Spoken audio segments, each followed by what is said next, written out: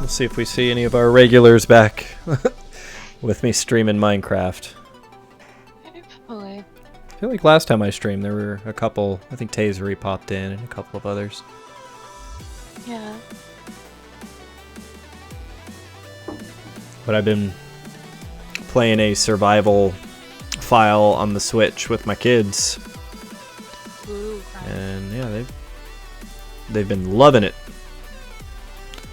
So it's cool to go through all of that and go through the beginning stages of a survival world again with them.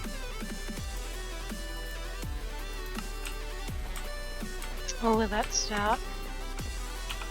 What was that? Oh, of that like early grind and start?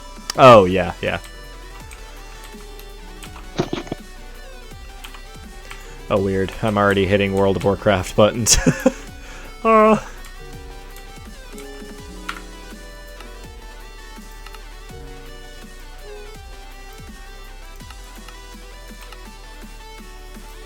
Alright, let's see here. Is my my stream looking good? Just making sure I set everything up right. I gotta say, it is really nice having a mouse and keyboard back for Minecraft. I fucking hate playing it on the Switch with the Joy-Cons. Oh, are they a bit awkward? Just playing it with a controller in general is awkward, and the Joy-Cons, as far as controllers go, are probably my least favorite controllers. Fair enough. They look kind of like they're made for a lot smaller hands. Yeah, they hurt my hands. They are, for being $80 for a pair, they design them like garbage. Like, they're very cheap and start having issues very easily.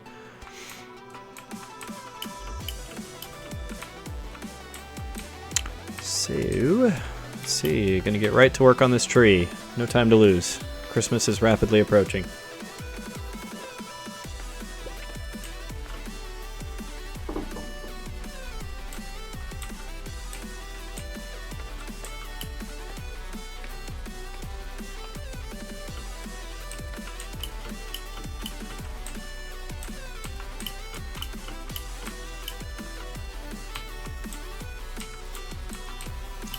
Okay, so we did that.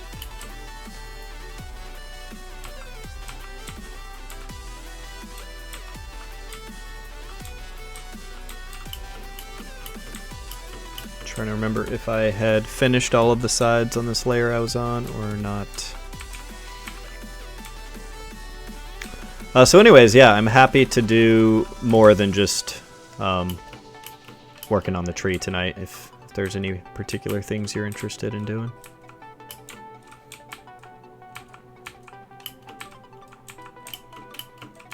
Yeah, I'm not sure.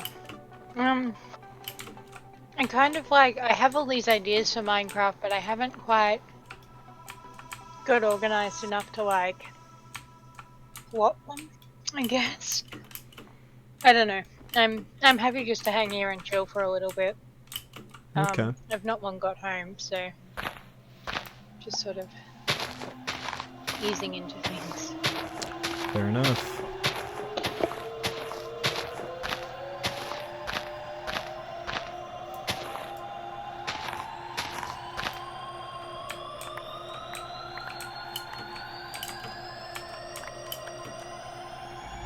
Okay, I guess I did get all of these.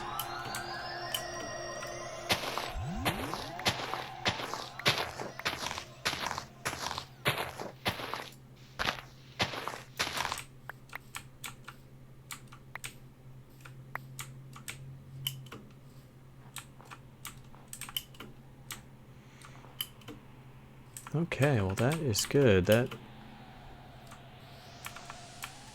looks to be everything on that layer, so now I get down a little bit.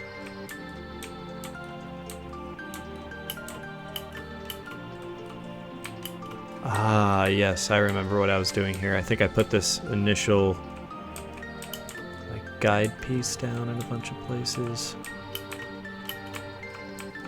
Yeah, and I was going all the way around on that.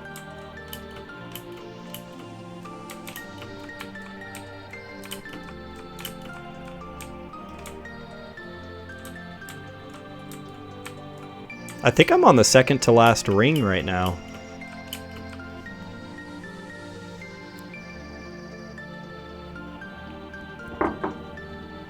So almost done?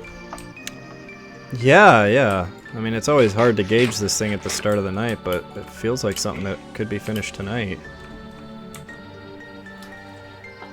Hey, puppy.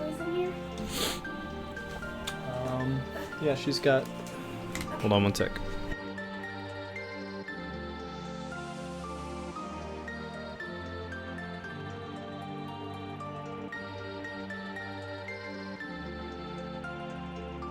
Okay.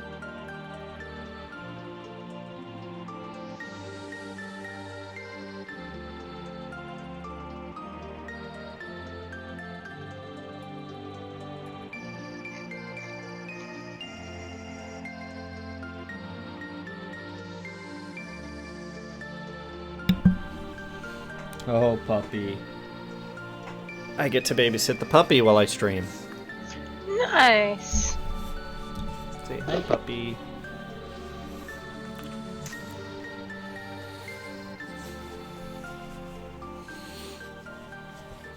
Hey, you. Hey, you. Hey, you. Look at the camera.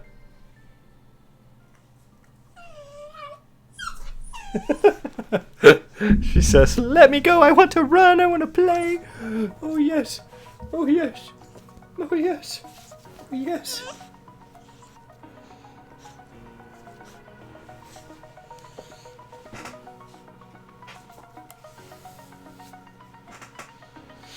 You know, despite some frustrations with her. Oh, okay. Well, I guess the puppy's going to be out there for a little longer, so.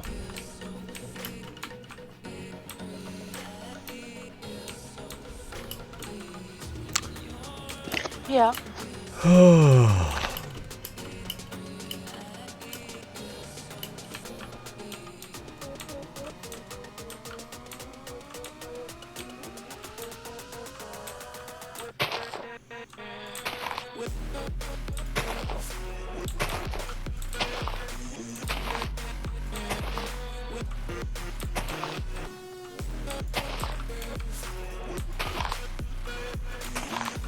Let's see how this strategy works.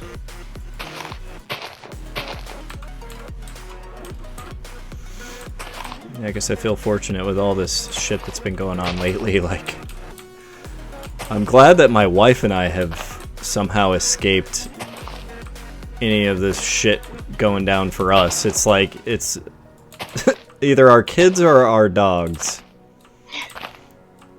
And they're all getting sick and injured left and right.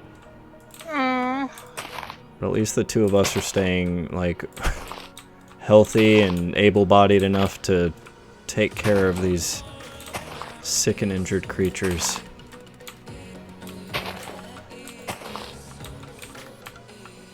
Oh man, I'm trying to like navigate like I would in World of Warcraft and this is painful.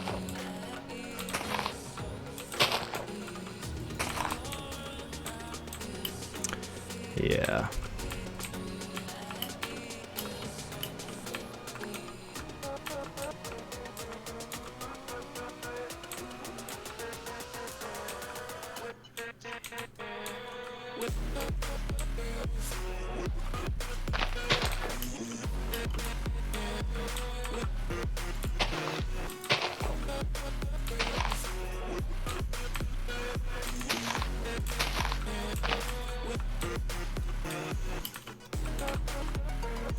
Yeah, I gotta say, if I ever had to do another one of these particular types of trees again, like a big, tall pine tree, I think it would look a lot better than this.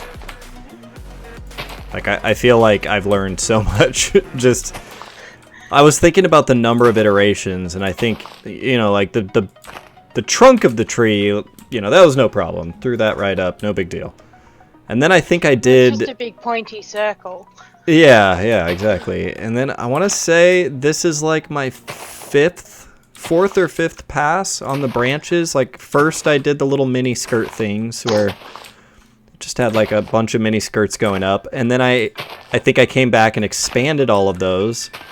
And then I came back through again and like added more of them in between because I don't think I did it thick enough. And then I made them pointy. And then I started adding the droopiness and whatnot to them, and I like every single one of those little tweaks was like a full pass up and down this tree, and now I'm on... I think I've officially been working on this for 2 years. That's a fairly accurate statement. Yeah.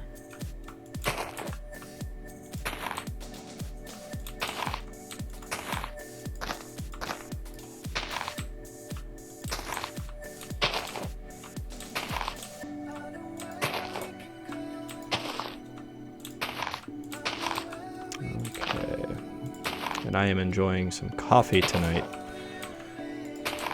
because I also got very little sleep last night. Oh yeah, that was another fun one. The puppy this morning woke up, let her out. You know, she went to the bathroom out there, let her back in, and she went pee and everything. Now keep in mind it's like 7 something in the morning, so I only got like 5 hours of sleep. You know, didn't get to sleep until 2:30 or yeah, closer to 3 really after our stream. Oh shit. And, you know, I had every intention of getting back into bed and getting a couple more hours of sleep after all of that. But, you know, she comes back in, runs around a little bit, and then I start to see that body language where I'm like, I think I better let her back out. And she starts to squat, and I say no, and she stops and starts to stand up, and I'm like, ah, yes, I got her. And I start running over. I go to start picking her up, and she just starts shitting. Like, as I pick her up, she's shitting. She shits on my foot. She shits on my leg. She shits in a spiral around, like, on the carpet because she's just shitting as I'm picking her up, like, swooping her upwards. And so then I'm like, oh, god damn it, I have shit all over me. Now I gotta go take a shower. And then I went and took a shower. And then by the time that was all said and done, my wife was waking up and like put on live PD. So then I hear the sounds of police sirens and there was no getting back to sleep. Yeah, I gave up.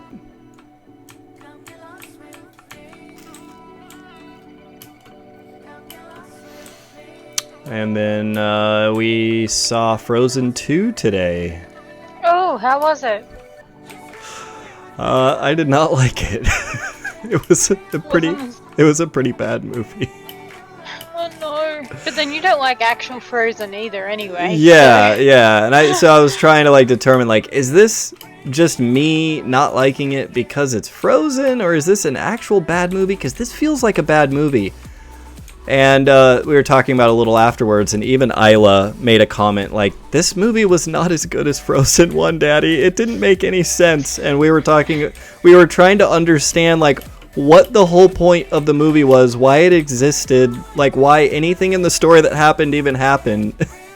It was like just such a poorly told, like, it's like someone said like, oh, we have no idea how to make a sequel. Here's like 50 ideas. Let's like draw like 10 of them out of a hat.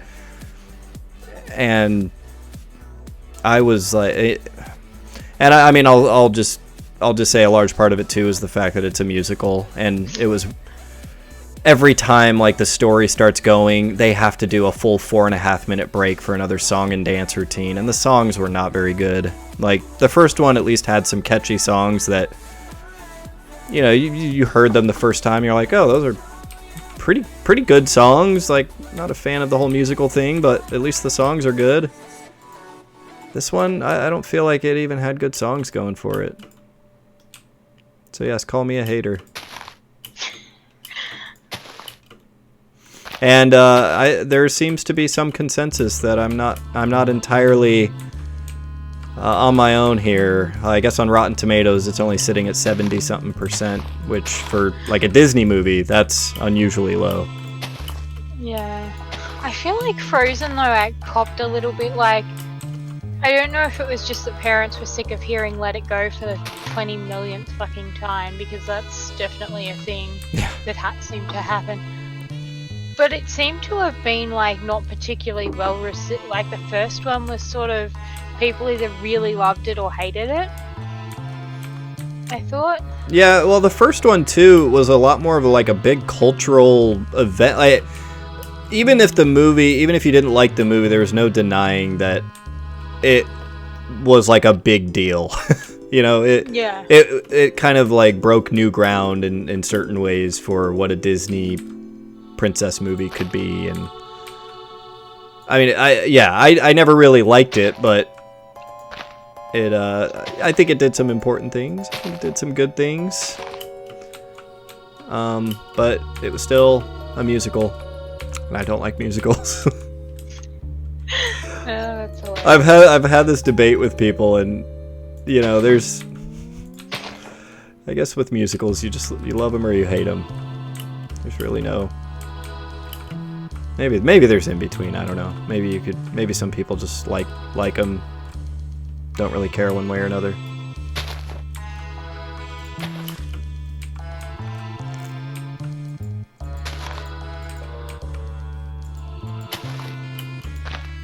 But yeah, it's a bad sign when a 10-year-old girl walks out of the movie saying, "That movie didn't make any sense. It wasn't as good as Frozen 1."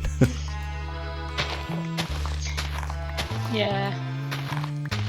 And I don't know. The fact that it took them 6 years to release this, and maybe the expectations were too high, but just expected something a little more special.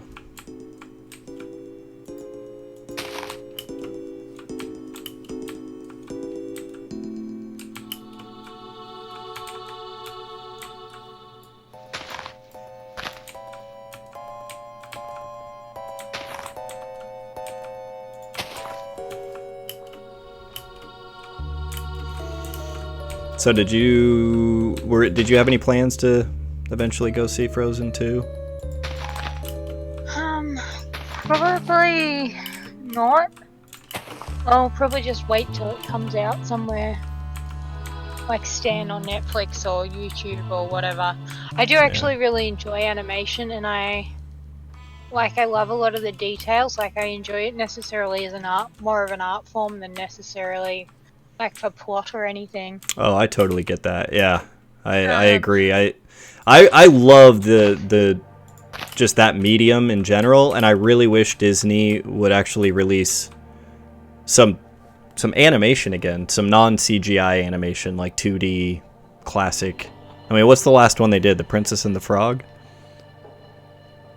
I think so. But yeah, I think it's a great medium, whether it's CGI or hand-drawn animation. There's just something. I think it really does add a lot to like some of these stories. I think The Lion King is like a prime example. Like, obviously, people vastly prefer the animated version. Yeah.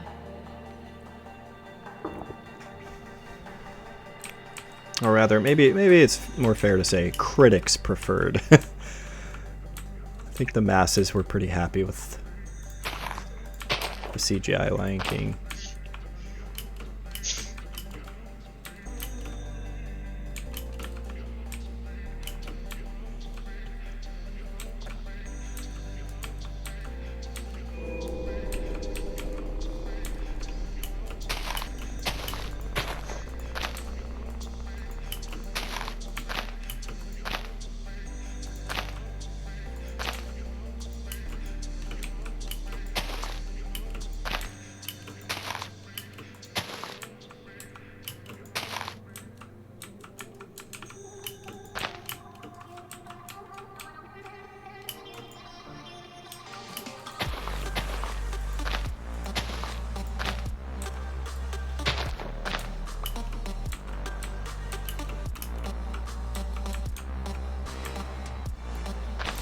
I'll let that one go.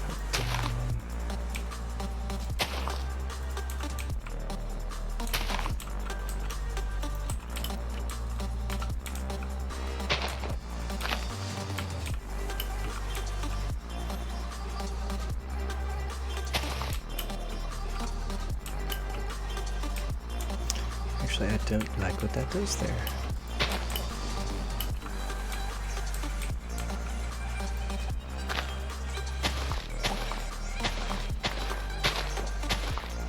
And I do think I'm going to have some leftover leaves.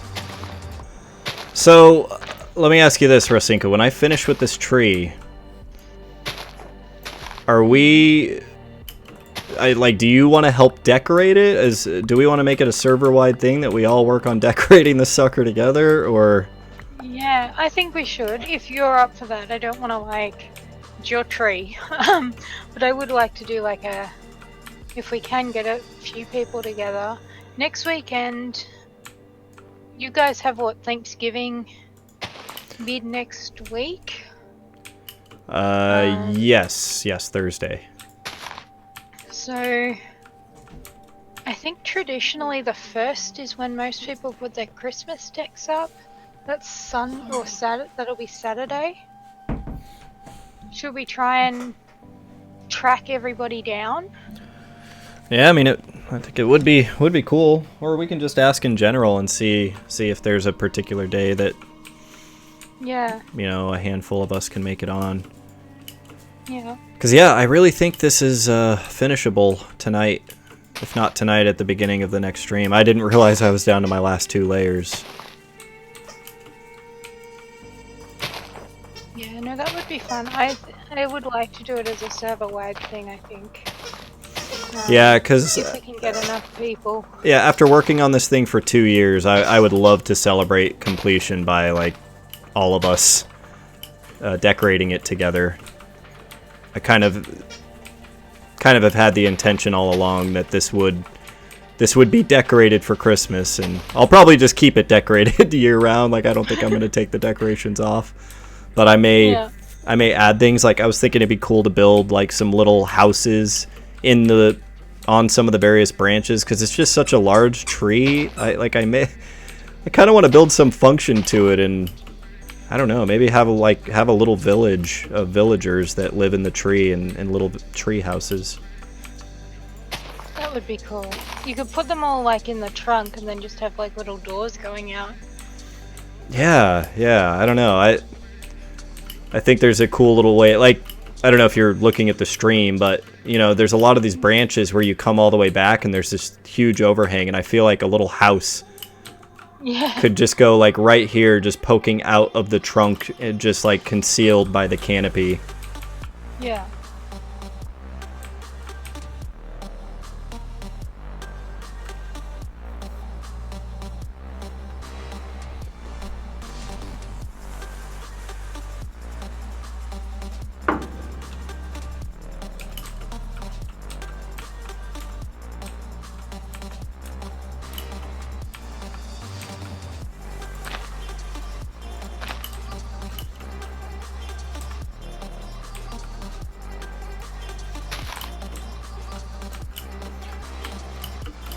Okay, Put that there. That there.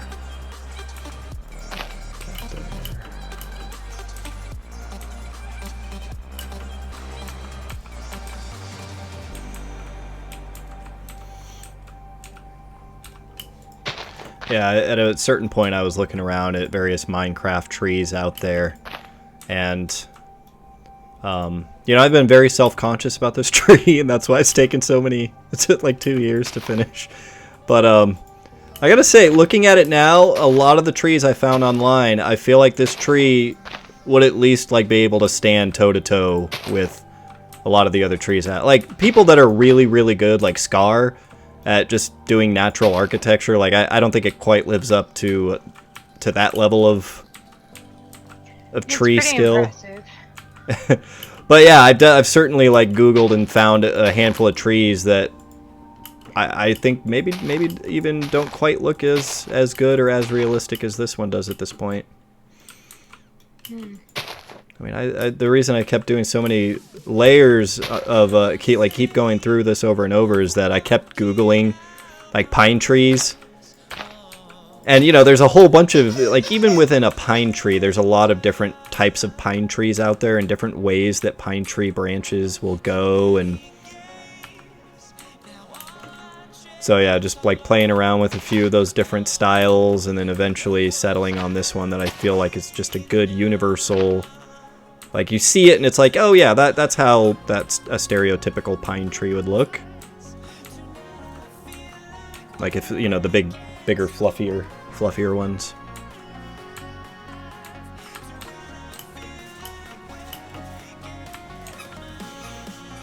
And then, yeah, I think the biggest lesson, too, is taking Minecraft's default trees, which is how I try to start this thing. Like, if you look at a spruce tree, it does do the whole mini skirt thing, where there's just a trunk all the way up, and then there's little mini skirts of leaves going up from bottom to top.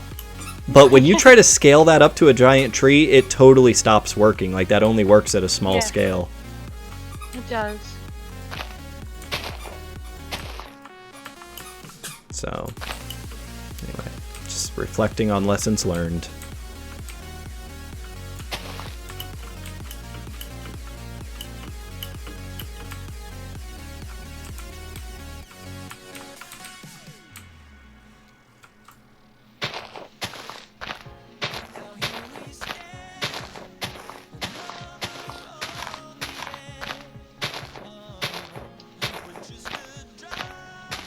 Also kind of tempted at somewhere somehow to connect my tree to my main base building. Maybe some kind of underground pathway that like gets you up inside the trunk of the tree or something. Yeah. I don't know. This has to become like a main fixture of my base. If I'm spending this much time, it cannot be a side attraction. It has to be the main course.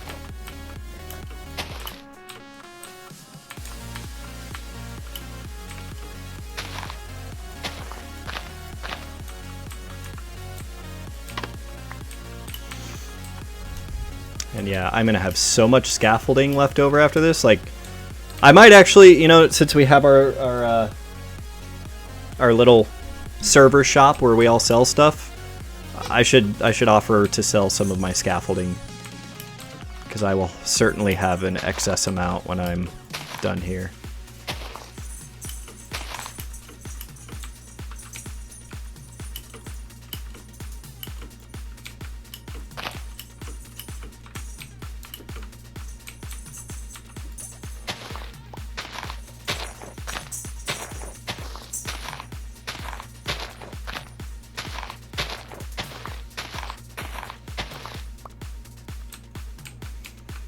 Yeah, what else can I have this tree do? Maybe fireworks should shoot out of the tree. One of the ornaments can be fireworks. That would be cool. You and Sierra will have to rig up some like fancy flashing lights too for it. Oh yeah, with redstone lamps and everything. That'd be awesome. Yeah. Really like that idea. I just like the idea in general of getting Sierra back on here and doing a project with him. It's been a while. Mm-hmm.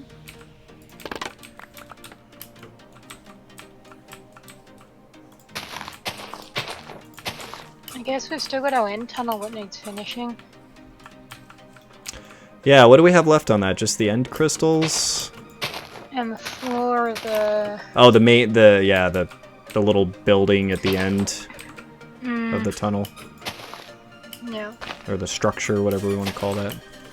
Yeah, actually I think I've got some glass or some sand in a shulker box somewhere. So I might turn that into glass at least so we have... Oh, heck yeah. glass.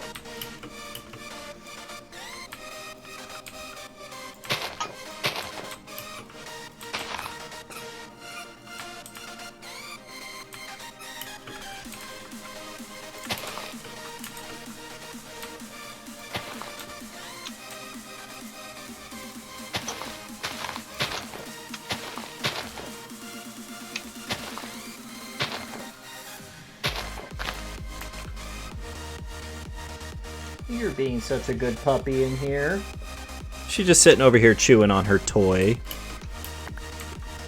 Yeah, we're in that phase of like heavy supervision with her to catch her doing all the little bad puppy things she shouldn't be doing, and to show her the things she should be doing instead. So every time she goes to bite something she's not supposed to, like, I try to immediately just put a toy in her mouth instead. Yeah. So that she just naturally thinks like, oh, I want to chew? I go chew my toy. Not mommy and daddy's shoes. I don't understand what it is about shoes. Yeah, there's something mystical. Maybe the smell. And just like the fact that they're tracking around all the smells from outside and... Yeah. She's still got one more round of shots to have done too, hasn't she? Yeah. Is parvo a big problem in the States? I don't know that it... I don't know how big of a problem it is. But we had a dog that got parvo. And, you know, fortunately she survived it. We took her to the vet and got her treated and everything when I was younger. But I think they get the parvo vaccine now, so... Yeah, you know, they do. As long as you take your dog, you know, you get your dogs vaccinated and everything, shouldn't be a problem.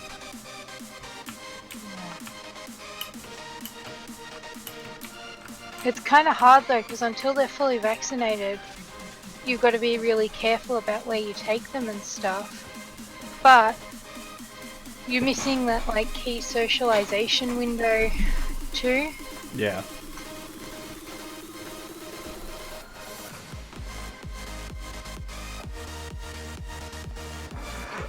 I feel a little wet spot there that I think might be a little puppy piss.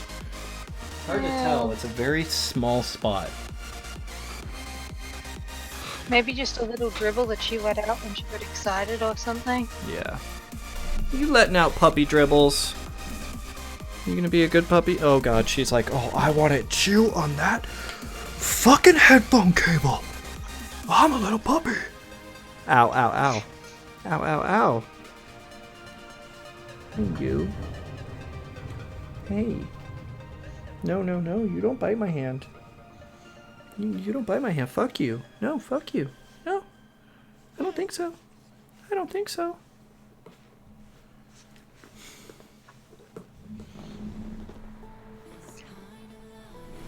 No, no, no. This is what you chew. Yeah. Yeah, your little gingerbread stuffed thing. So hilariously, Australia's getting Black Friday sales. Black Friday sales? Yeah. That's not normally a thing out there? Well, not recent. Well, it's kind of just starting to be a thing. Because I'm guessing it's all like hooked into Thanksgiving, which we don't celebrate, so... Oh, that's true, yeah. Let me take a quick break. I'm smelling a dog fart, and I have learned my lesson from last time, so I'll be right back. Yeah.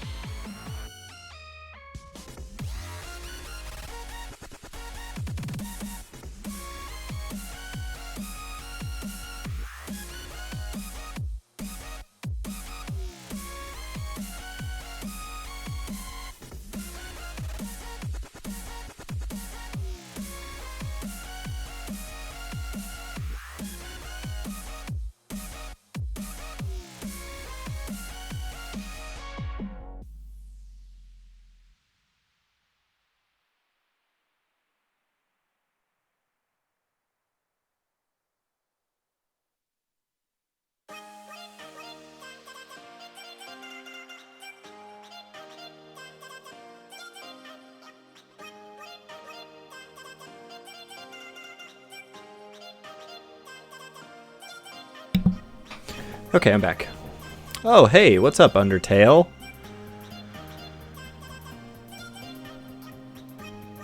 Undertale Sans 59. Hope you're doing well.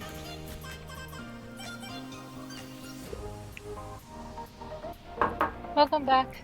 Thanks. My wife is going to bring the puppy back in here once she is done outside. Yeah.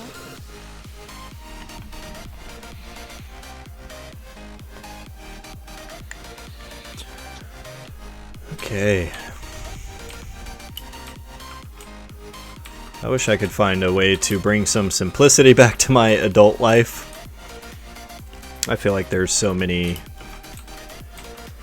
It's like my life just gets just a little bit busier every day. Yeah. Like, I want to make sure that I always maintain enough time to, like, do things like these streams and... Fair enough. I've been trying really hard to stick, you know, as consistently as possible to the 3-day-a-week schedule, and all things considered, I think... I don't know. Pretty well succeeded. I think I've had pretty good consistency, but it does feel like there have been a few weeks there that just...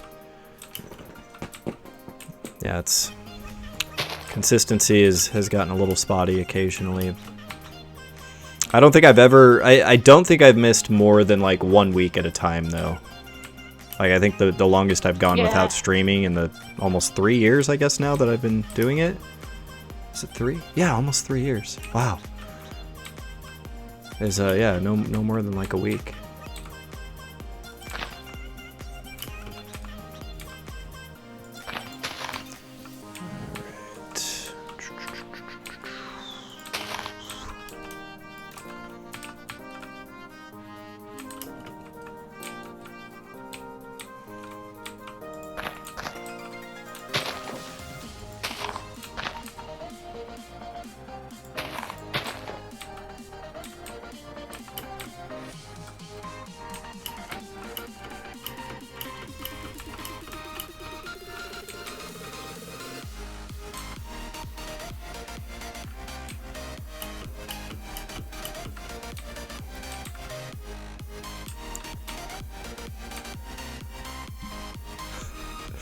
I just can't believe right now I have a cat laying behind my head. It's like if I don't have a dog in here piss, and that was dog piss on the floor, by the way. I did confirm and clean that up.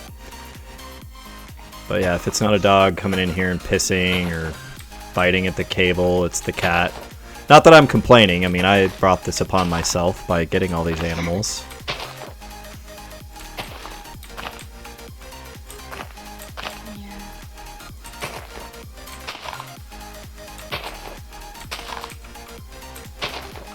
I don't know how I'd go with a puppy. It's been so long since we've had one. And like, we've kind of been a little bit lucky in that we've always had like 3 or 4 other adult dogs that have like helped raise it. Yep. But now we've got Flynn, who is absolutely lovely, but he was the only puppy in the litter. When he came out, he was like 3 times the size of a normal whippet puppy, and we joked that he ate all his siblings in the womb. And like, he was raised with like this collection of like spoiled aunts and, you know, aunts and uncles that had just like spoiled the absolute shit out of him. And he never really learnt how to be a dog. Like, because he was the baby of the family who got like spoiled rotten. No, jeez. So he's probably not one that I would want teaching my puppy like how to dog. Yeah. Here's how you beg for food. And get it every time. Yeah. Although Flinny's MO is that he doesn't beg. He's just big enough that he can like sneak up and steal it off your plate when you're not paying attention. Could you imagine what it'd be like if they had like dog YouTube? Like dogs could go onto YouTube to get tips from other dogs on on how to fucking own their masters more. Oh yeah.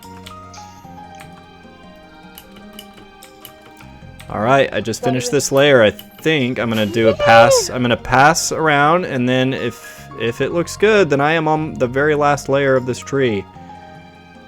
Nice. And I mean, yeah, I'm gonna try to stop judging it so critically, but because, you know, there's a few branches here and there that stick out a little more weird, but then I always remind myself when I look at trees in real life and all these pictures, a lot of trees have weird deformities and like special branches that do weird things, and I think this is working. Yeah, no, I think the curve down definitely helps sell it a little bit more.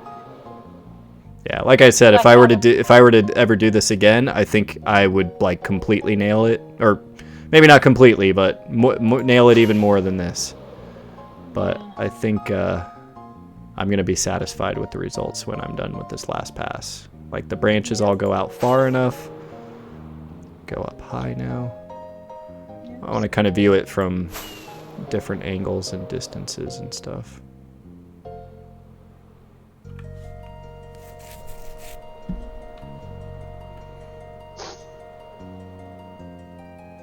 Yeah, that looks really, really nice from that angle.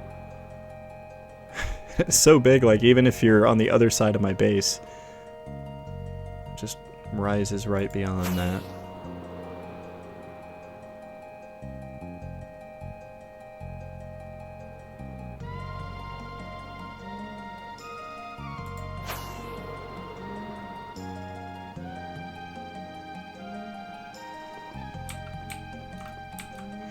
And that scaffolding, the idea of using scaffolding to do these last parts, definitely made a huge difference. Like, getting it done a lot faster. Okay, there's one part that's bothering me, and that is this. This, like, just sticks out here really weirdly.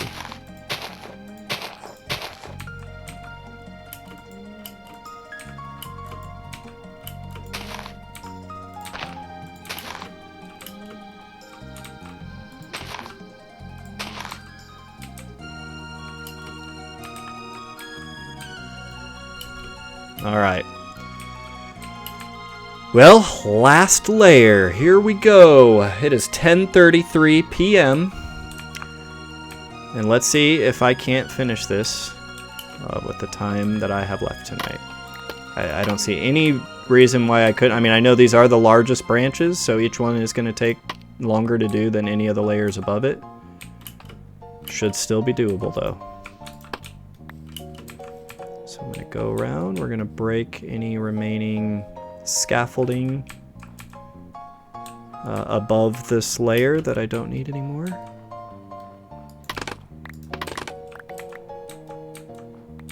Yeah, those all look great.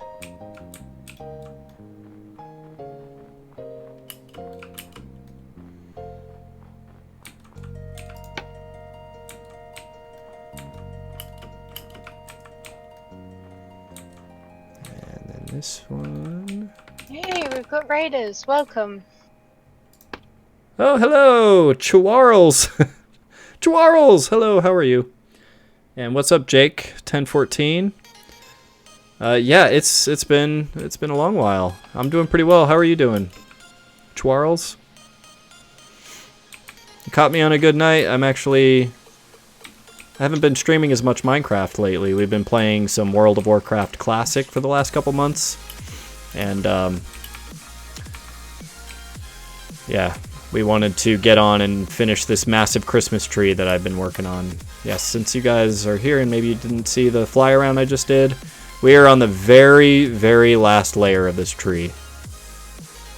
Like, holy crap, if you look down, I just need to add the droop. I'm going around and adding droop to all my branches to this bottom layer, and then maybe spruce up the trunk a little bit and get it? I said spruce up, and they're spruce trees. Yeah. Can't believe this is going to be done. This is 2 years of work, all culminating in this last final victory run.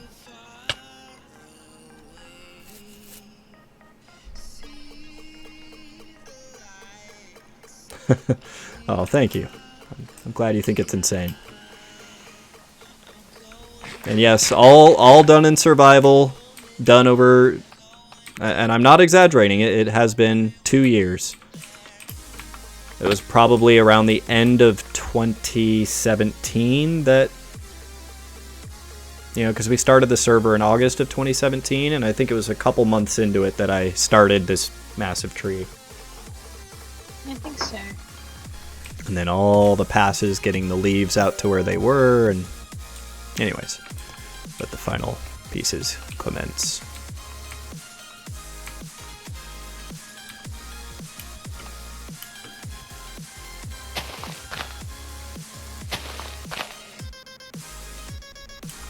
Okay, so this is where it's going to get a little bit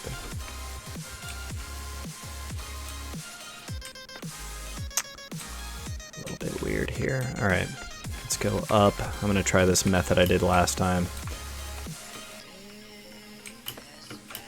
It's the hardest part on these is getting started on the next layer and getting the start of the droop. But if I do what I did last time, and we say like that.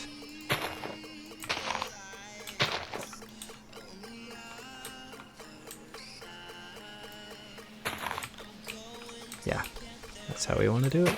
We're just going to go around.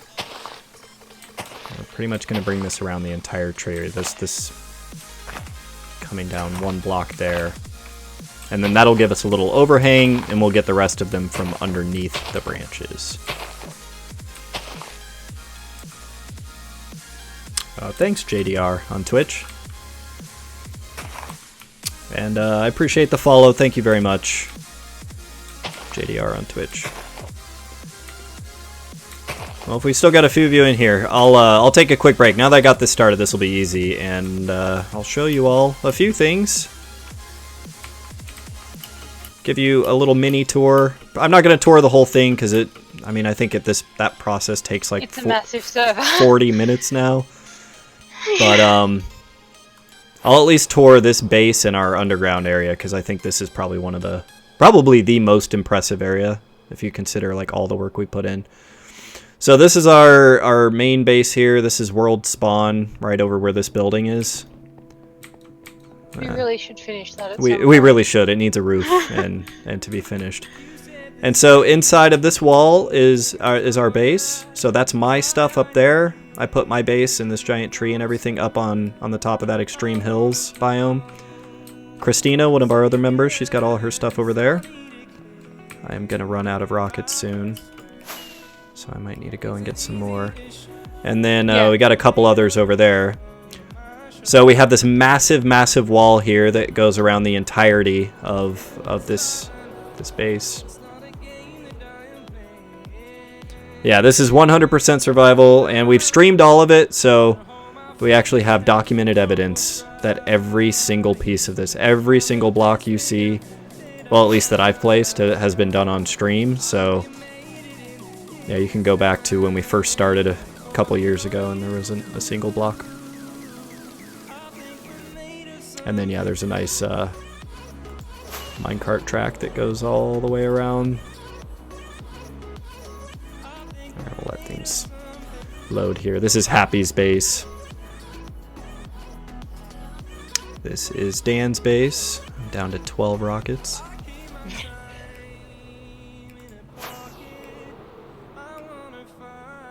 Alright, anyways, I think you get the idea.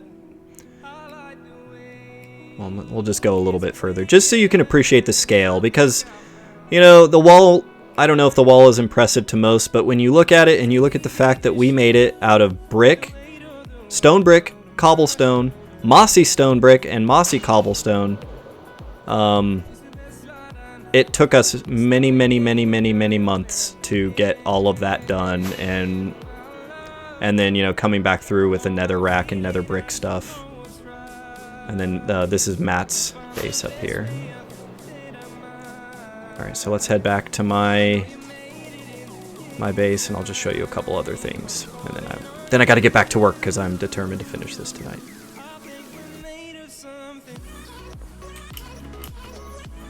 And then I'll get some more rockets while I'm out there. So this is my main base, my little stronghold, or my fortress here, and then I have all my crops. My various fields are these little discs that stand up and overhang around the extreme hills biome. Obviously my tree, gotta keep coming back and looking at that. And this is my forest of trees that have fed this monstrosity. We go in here. These are my materials, all the storage for all of this. I'm actually going to have a lot of leftover leaves, lots and lots of scaffolding, that's helped a lot. And go over here, and this is our kind of our operations center, so we got a nice map wall. I don't know why that's there, but well, maybe it's to be able to stand up here. But anyways, we are right here. This is our walled-in area here, and you can see we've got lots and lots of cool stuff. Coral Reef down there. We've got another base down there. Christmas Island, I think, is right up there. So that's Rosinka and Sierra's base. And then we've got a game district on a mushroom island in another area, and a bunch of tunnels in the nether that are super awesome.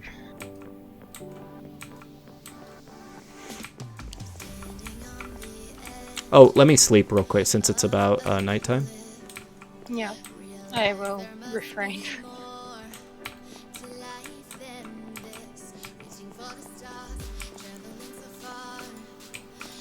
There it is.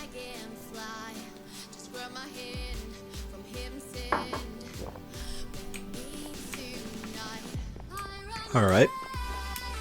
And then this, that's just a minecart track I can ride down into Christina's base. We kind of connected our bases together so that we can all easily transport between each other's bases. And then we go up here, and this is where all my items are. All my storage.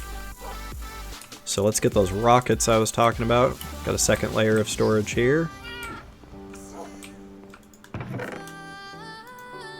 Awesome. Yep, I'm gonna need to stock up on rockets. Actually, I probably have more rockets in my ender chest. We can go up to the roof here. Appreciate everything from this vantage point.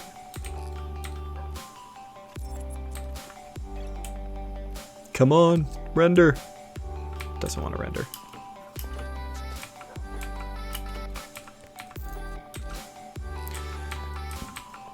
And then on this other side, we've got our furnaces and all that other good stuff. Hey, Jake1014, thank you for the follow. Wowf, wowf, meow. Okay. What else? Let's go down. We'll show the underground area. That's another good one to show. And then I'll. So the underground area was basically all dug out with mostly iron pickaxes for a really long time till we got diamond ones, and it was mostly dug out without enchantments until probably, I don't know, the last 3 or 4 months of working on it, or the last the period of time that we sort of did 2 passes, but the initial dig out was mostly just done with iron. Yeah. Because that's all we had. Yep. Yeah, and then the raising the ceiling up is where we really started getting more into the enchanted shit. Yeah. This is my stable here connected at the bottom. But yeah, let me go. I'm gonna go down there, and then when we first dug it out, we didn't have a reliable way of grinding XP. It wasn't till the pigment farm got built, I think, that we actually started using enchanted gear and stuff. Yep. So we come in here, and then you can see already huge area that we've dug out underground. We're gonna raise the ceiling even further at some point, but I think it's at a pretty good place. Like, it's tall enough that we actually have some full jungle trees growing in there. Yeah, we need to take out that back part too. Oof, why? Wait, what is Charles asking why about? I think that was about the talk about the iron. Oh, the iron. Okay, gotcha. Yeah, I don't think I can use Twitch delay as an excuse anymore because I don't think the delay is what it used to be. I think it's only a couple seconds now. No. All right, so coming back here, I keep getting ahead of myself. We have a little enchanting area, a little skeleton spawner there, and what we did is we decided to expand this out. We want to carve out a huge underground area, and we're all creating our own sort of custom biomes, staking out our own little plots in this underground area and building whatever biome we want to build. So what I did, I basically did like a big crater here. And so if you come in, you'll see that there's kind of like this little ridge of hills around the edge with these trees planted, and the trees get thicker and thicker as you get further in. I still want to do a little bit of work in here. Like I want to come back in and put some more custom trees, but as you come into the middle, there's this little lagoon here. And the idea is, you know, I want the foliage to be so dense here that you just feel like you're in some mystical underground oasis. We got a bunch of fish there too. I got some good tropical fish. Some sea pickles.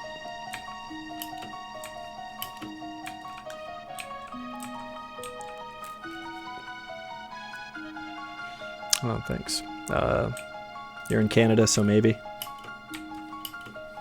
And yeah, we're all using fully enchanted stuff now. We've got that all solved. This is Christina's, you know, she was, I think, thinking of doing a western area here. Rasinka's area is going to be a crystal cave. Yeah, I think this is one that we kind of got started on, and one of the many projects we're juggling simultaneously with a bunch of others. Yeah. And then we recently expanded our beacons to where we have 4 beacons here. We're trying to just expand and make a big like grid of beacons so that we at least have the mining haste effect like everywhere. And this is the next big chunk that we're gonna mine out and extend, so it's gonna get significantly larger. Yeah. Lots of work to be done. Oh yeah. We just kind of fell into a WoW hole though for a little while.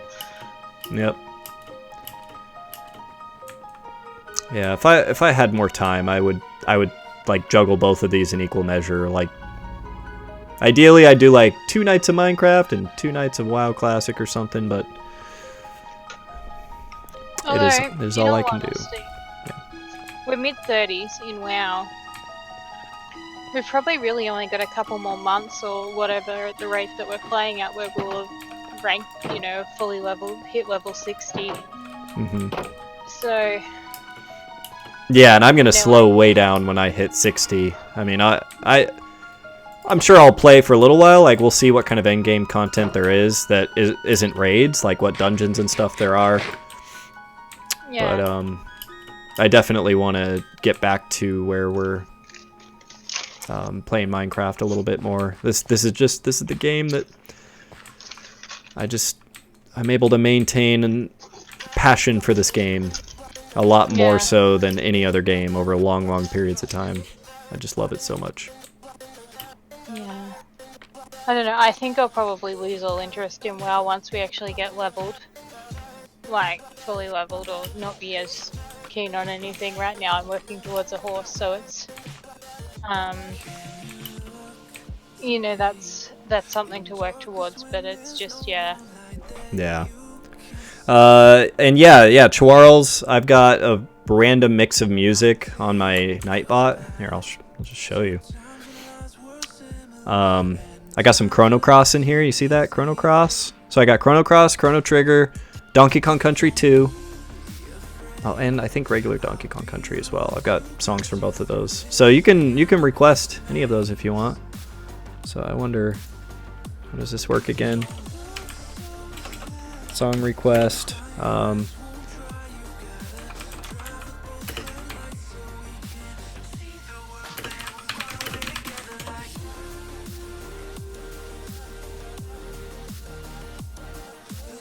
Huh, interesting. I just requested a Chrono Cross song, but it I think did the wrong song, not the one I intended to do. Oh well. All Chrono Cross songs are good. And yeah, I'm definitely an OG Minecraft player. I can't truly say OG because I didn't start playing until the game actually released. So I didn't play during beta or alpha or anything like that. I started in January of 2012. So realize I've got about eight years under my belt of playing this game consistently. And it's pretty much all been survival vanilla. I've had not really any interest in creative, and haven't really been super motivated to try out mods and stuff because I've been just very content with the gameplay loops as they are in survival.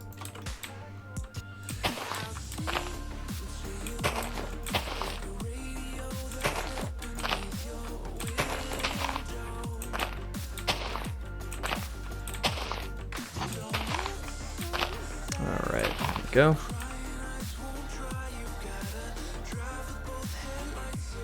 Played it on the 360 before PC. You don't know how many times you've restarted? Yeah, not so many for me. Like really, when I started playing this, I started playing with my friend Matt, who's usually online with us, just not tonight. And we started a world together, and we played it for like 3.5 years, and we didn't touch anything else. And then eventually, we finally decided to do a server reset. Because we just had areas of our world that were corrupt, and we had started it on like 1.0, and it was just kind of fell behind. The game had changed so much, then we had to go so far to find new things, but that was like really the only true reset we've ever really done. And then the nursing home, I mean, you could say that this was a reset from our first community server. Yeah. Although, technically the nursing home existed before the community server died its... That's true. Pain. It was in its death throes as we started this server. Yeah. Oh god. It's funny going back. I've actually gone back and watched some of those clips and parts of some of those streams just because, like, just to remind myself of how we ended up where we are now. Oh my god. And also, when you're tempted to add any more of the community server members to the thing, it's like, yeah, I'm gonna go back and watch that and just remind myself why that would be a terrible that's right. idea. Now people are bothering me in my base all the time. And oh, my little trampoline thing that I made to be able to jump down from my base. Someone put a pillar and I died when I tried to jump. Oh, look, somebody's dropping TNT on my head now and an ocean is falling on me. This is exactly what I want when I'm mining underground. Oh my god, I need to see that fucking clip of you going splat on your trampoline. I don't know. I wonder if we were to see Ancient again, if he would just finally own up to all the fucking cheating he was doing and just like blatantly playing in creative mode and flying around and like Tasery just like watching him flying and saying like, how are you saying you're not in creative? I am literally watching you fly right now. He's like, no, I'm not playing in creative. I'm doing all this legit. Or like that base that was literally made out of all of that fucking prismarine that there is no way his shitty little farms could have generated that much. I know what he tried to say. He built all of that in creative without anything in the amount of time that he supposedly did that. Oh my god, it was so stupid. Oh shit, this tree is totally in my way. I gotta actually cut down some of these trees.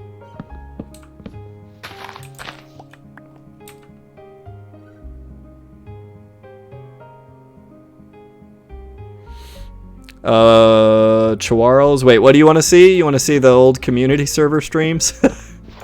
Yeah, if you ever want to watch any of them, go to my YouTube channel. I've exported and archived off every single stream we've done, and that includes all the original community server streams.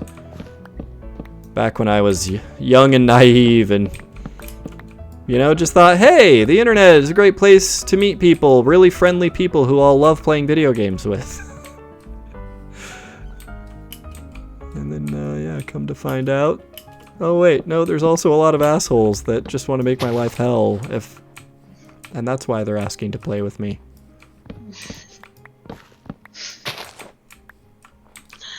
Yeah. It's like every single time we logged on, there was something new. Like, you had, what was his name? Demon, like, stealing Christina's horse. Like, just taking her horse and riding off with it.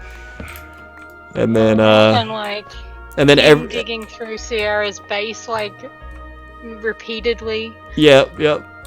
And then every time I log in, I try to do anything. I've got, like, King and Tasery and Ancient all just like, no, come see all the stuff I did. Come see all the stuff I did. No, oh no, look at what I'm doing. Oh, why aren't you over here looking at my build? I'm just like, I just want to build Minecraft shit. What have I gotten myself into? And that was why we founded the nursing home. Yep. We took the cream of the crop. We were like, hey, aww, there were a lot of really, really great people. Not to make it sound like everyone was annoying as hell. There were some fantastic people, and those are the people that we are that are still playing together today on the nursing home.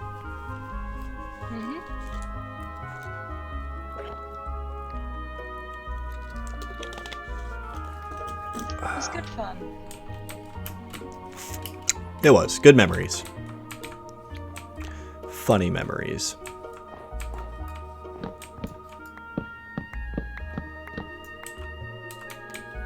Okay, let's...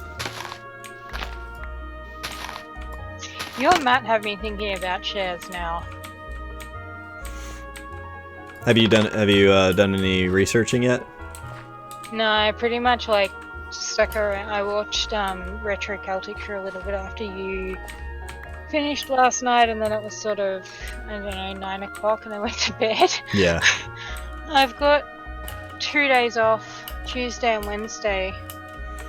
So if you do decide to stream Tuesday, I will be there and on time and shit for it. Yeah.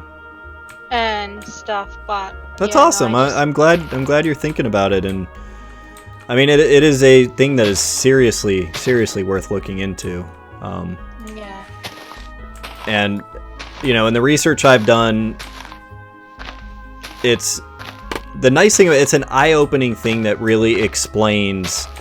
You know, I don't know if you've ever spent any time thinking about it, but when you think about people that are just like super rich, and it's just like, well, where do they get all their money from? Like, is that coming from their like 9-to-5 job and their salary? Like, do they just have a magical savings account full of millions? Like, how do rich people get their wealth and maintain their wealth?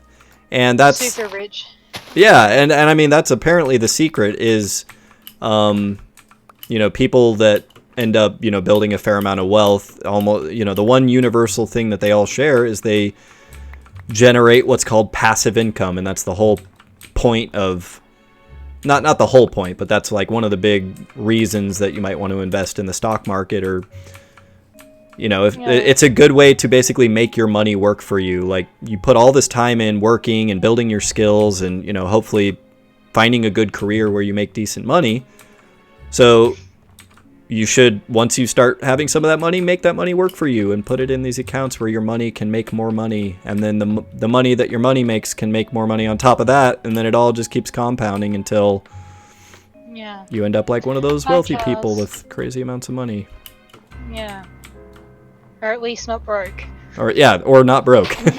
I mean, not that is like, I don't think that's necessarily an end goal people should strive for. Like, oh, just I want to be rich, but I think everybody can appreciate being somewhat financially independent and able to like make decisions in life that aren't completely dictated by finances and all that stuff.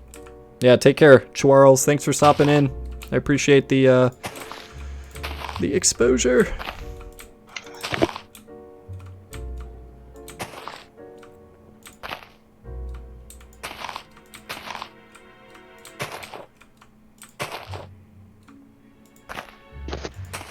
Yeah, I don't know. I honestly feel like one of the things that would be the best thing for me to do would be to like move out, find somewhere, and get that shit together. Yeah.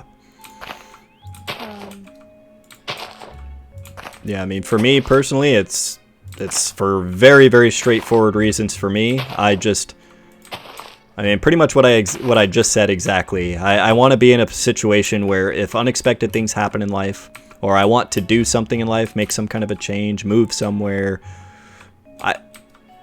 you know, money is the one thing that can truly dictate what you can and cannot do in life in a lot of regards. Like if you don't have money, that locks you out of just certain possibilities.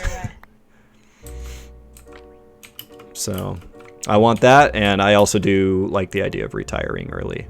You know, if I were to somehow get to a point that you got enough money or you're earning enough passive income to where you can retire and your passive income is as much or more than when you were working. And that's what a lot of people are able to achieve is their money is earning enough money that they could go the rest of their life if they keep their spending below a certain level, and their wealth will just continue to grow. Like, that's just it's a fucking insane concept to me, and I don't know why. Again, I don't know why they don't teach it in schools. Like, why so few people seem to like really get how all those pieces work together, and how, you know, it's such a like powerful tool to kind of free yourself from, you know, being a slave to the 9 to 5. And hey, Reaper. Hey, what's up, Reaper of Digging? How are you?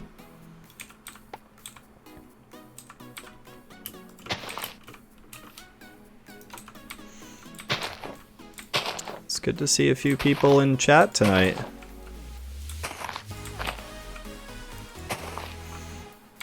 Yeah, I would definitely, I think with WoW, it's like if we're not doing dungeons and raids and stuff, I think that's probably the majority of people that are like tuning into WoW streams are looking for that kind of, yeah, looking for some of that high level play. I don't know. I think it's cool. Like, I'm looking forward to completing the playlist on YouTube so that I love that idea of having the whole thing documented, being able to go back and see the entire journey from level 1 to 60. Yeah, definitely.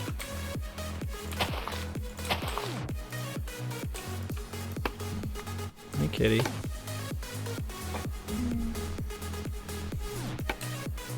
All the share houses in my town are bloody furnished. Like, it's a uni town, so like they're obviously marketed more towards like uni students. Yeah. And everything's furnished, and it's just like I have so much stuff. Like, the last thing I want is to like have to deal with. Yeah. Yeah.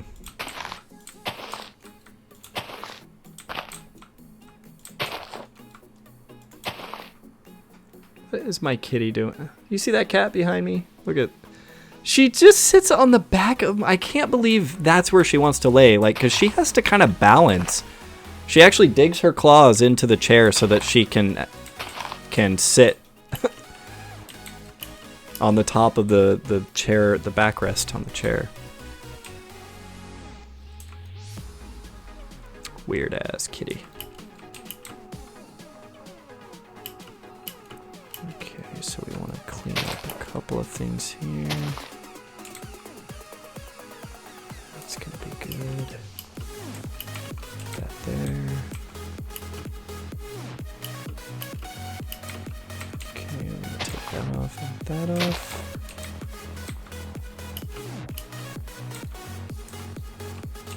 That's fine.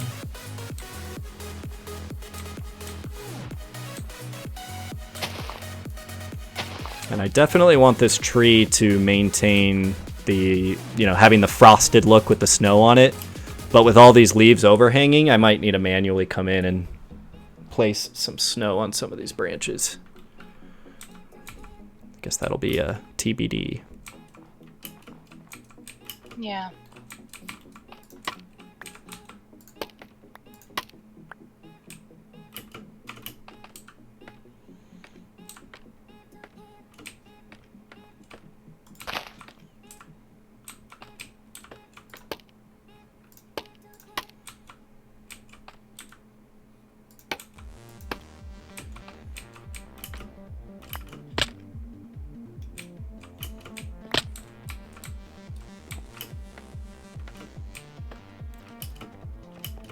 this all lit up here? It is. And my cat is digging her claws into my back now. She's like, oh, I have to hold on to you to balance on this chair, because this is where I choose to lay.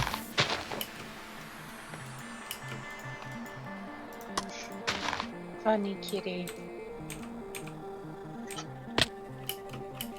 Yeah, she is my favorite cat, though. You want to be careful, the others will hear you and start puking in your shoes and stuff. Yeah, they will. They're already doing that, though, so. Ungrateful bastards.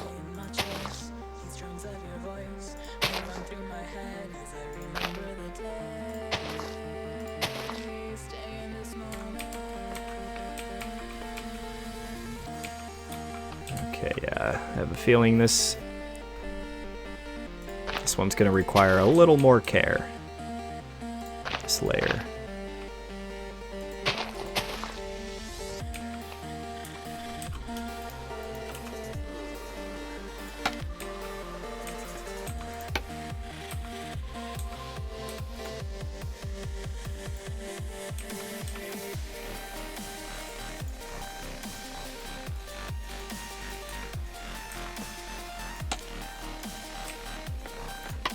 Okay.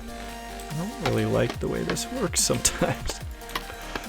I just want to be able to, yeah, I guess this is how I'm going to do it.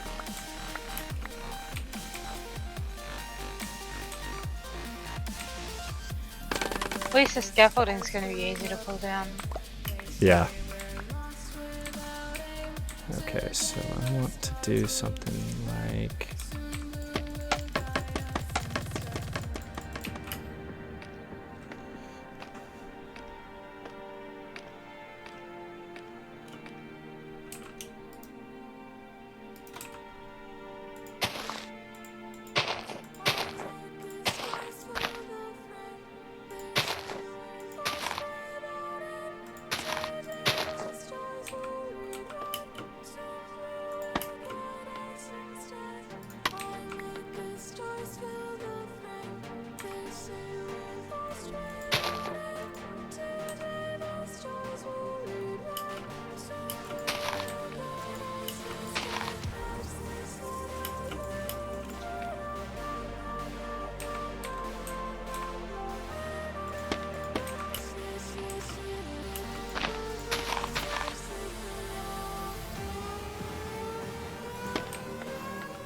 Okay, so that's starting to hang down a little better there.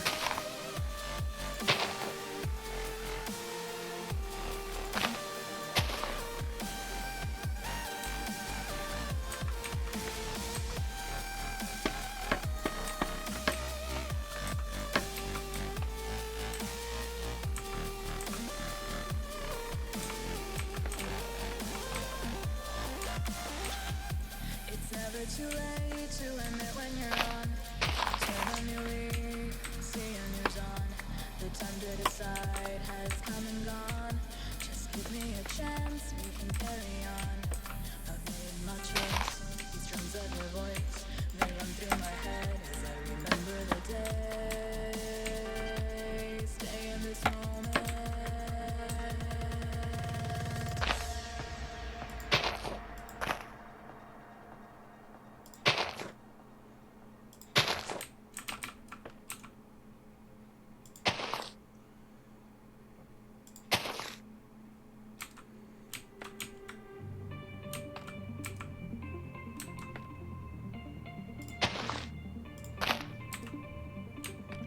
Okay, yeah, let's do that.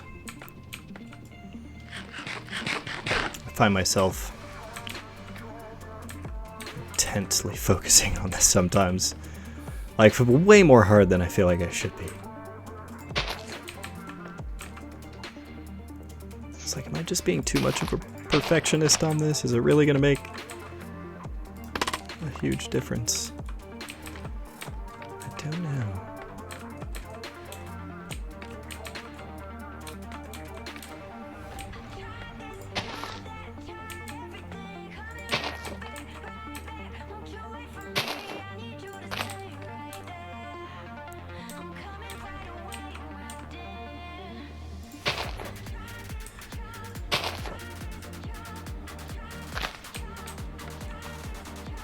Why is my cat sniffing my head? Yes, kitty. Come here.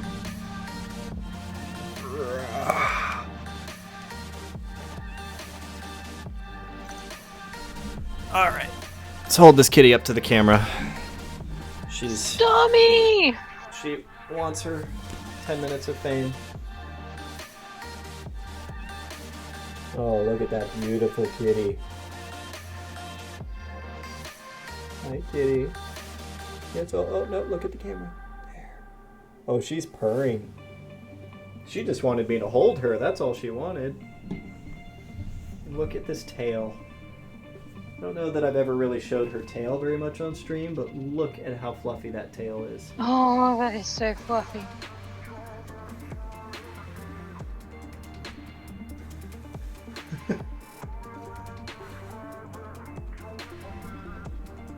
So cute because when she walks in front of a fan, like her fur starts blowing in the breeze.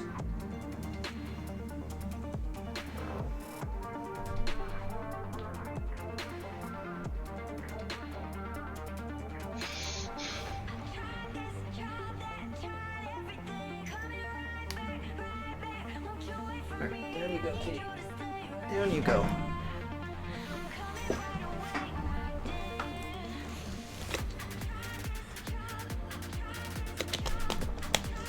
Isn't it weird that the personality that we ascribe to animals is inherently tied into how they look? Like imagine your dog one day lost all of its hair and it became a hairless dog. Or like George, you know, I see her with her big fluffy fur. If she one day just became a shaved cat, I would feel like it. Like I would just feel like a completely different cat at that point. Like her personality is like derived from the fact that she has long fur.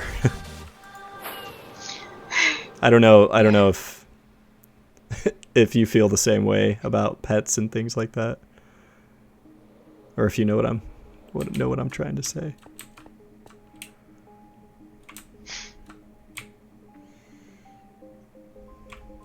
You don't ascribe personalities to your pets?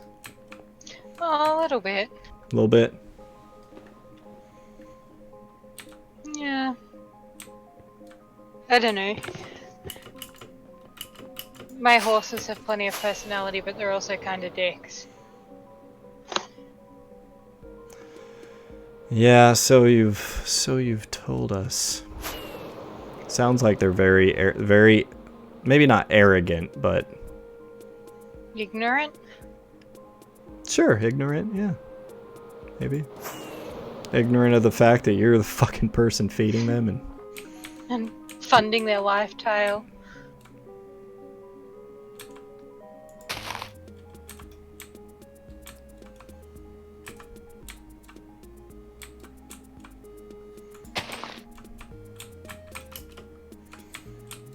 Okay, I'm gonna try something here.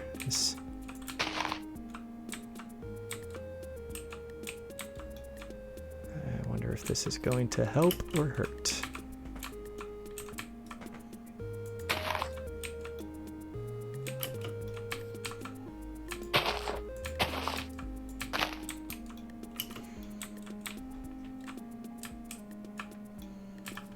And we maybe go like that.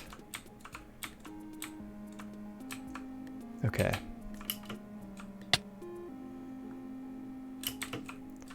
So now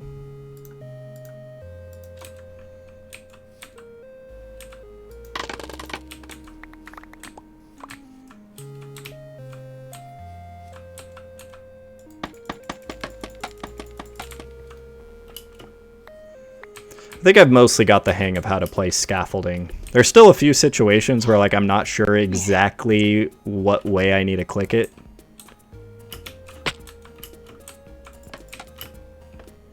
But I know now looking at it and clicking on the side will extend it upwards, which I feel like is really counterintuitive if you think about it. They're a bit weird.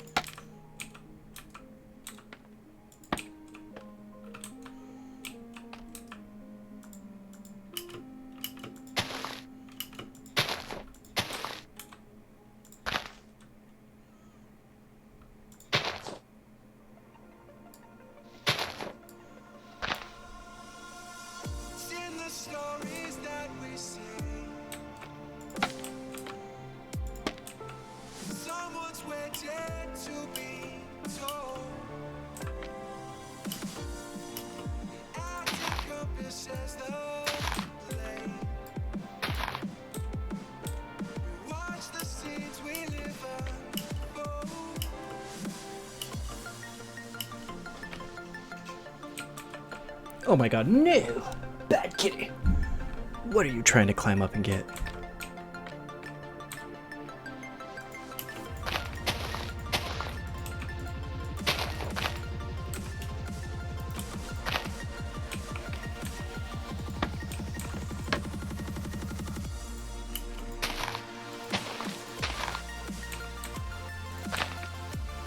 I'm gonna have to duck off in about 10 minutes too.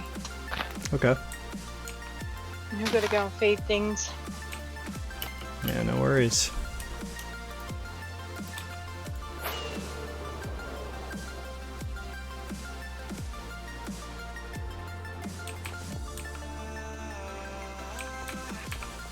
Okay, does that work? Yeah, might need to mess around with this a little bit more. Yeah, it definitely is a little bit different on this bottom branch because of how large these are. Like, I have to kind of alter my strategy a little bit.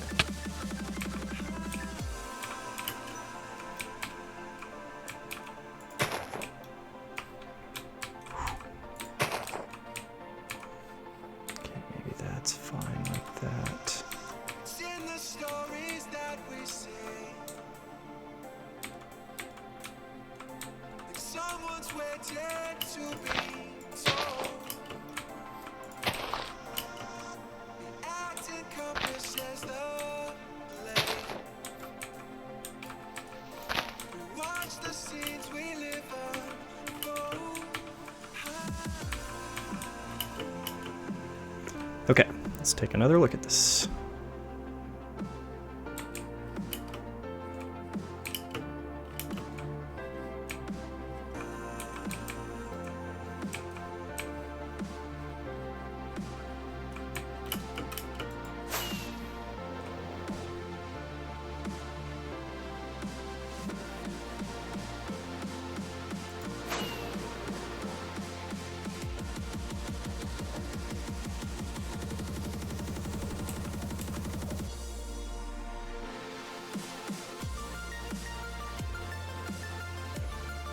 All right, I think I feel good enough about this. We are going to proceed. Proceed with the scaffolding. Yep.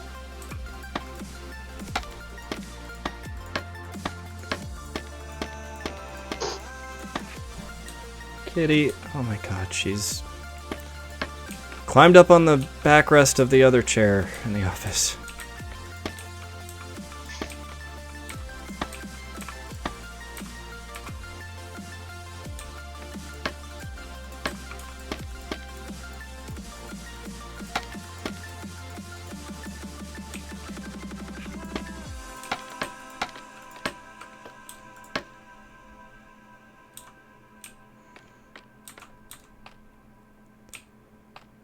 Okay, now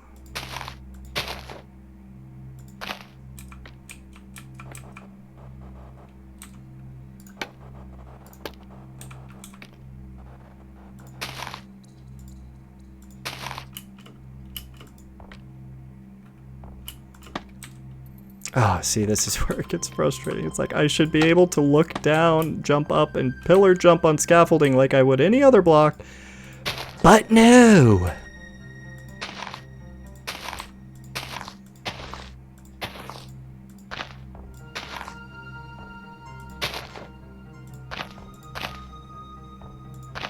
Oh, there's that Donkey Kong Country 2 music.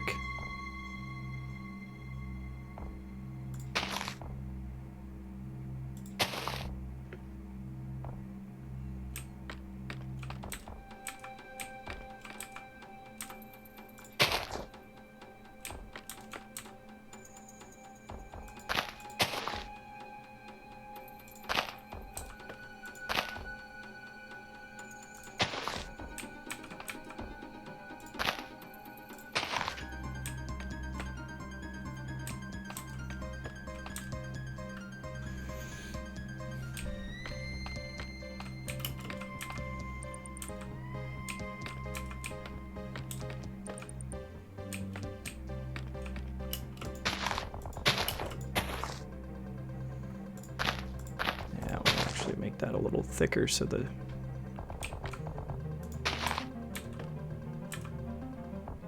just so it looks a little denser, the leaves.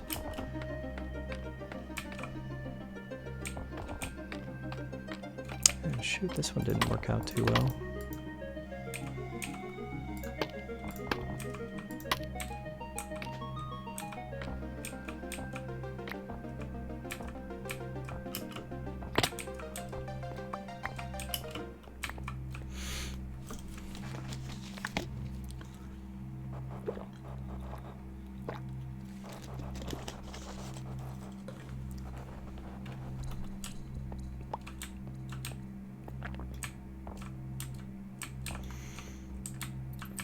That's right, I forgot I also like wiped out all the gravel on these hills too.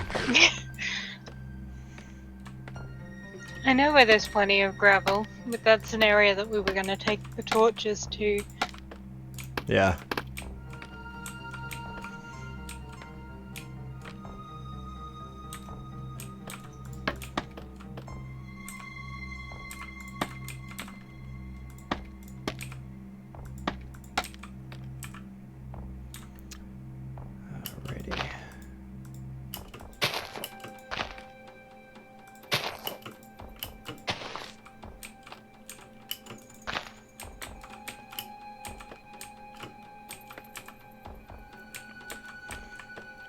Okay, now we go out to this one.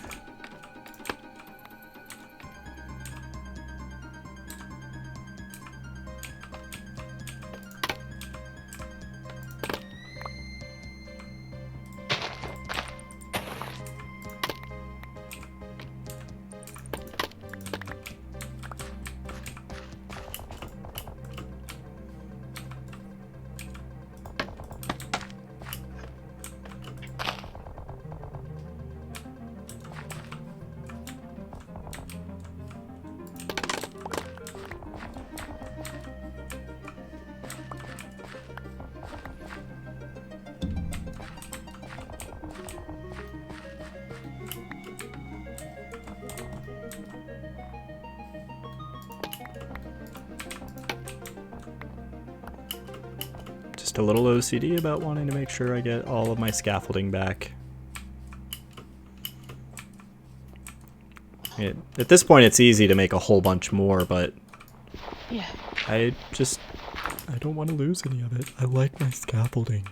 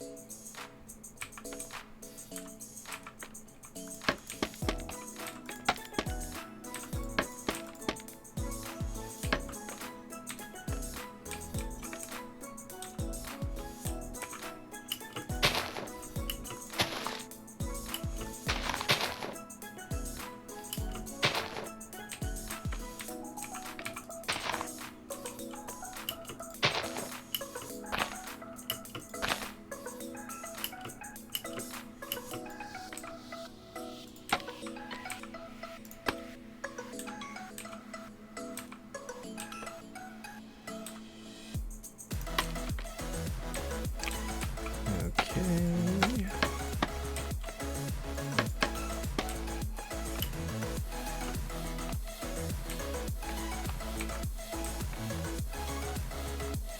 All right, let's get this part brought down a little bit.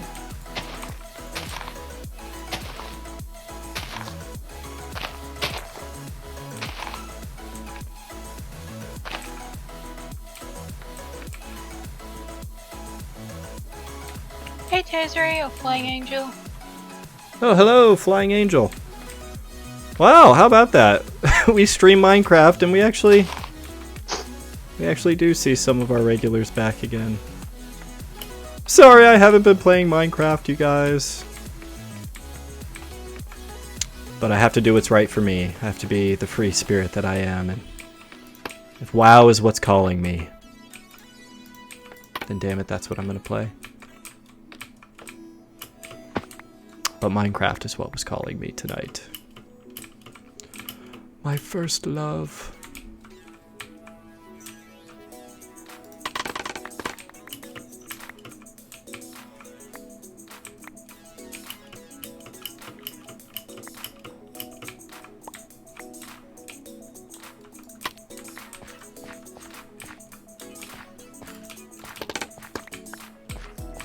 Yeah, I don't think these are gonna do me much good from...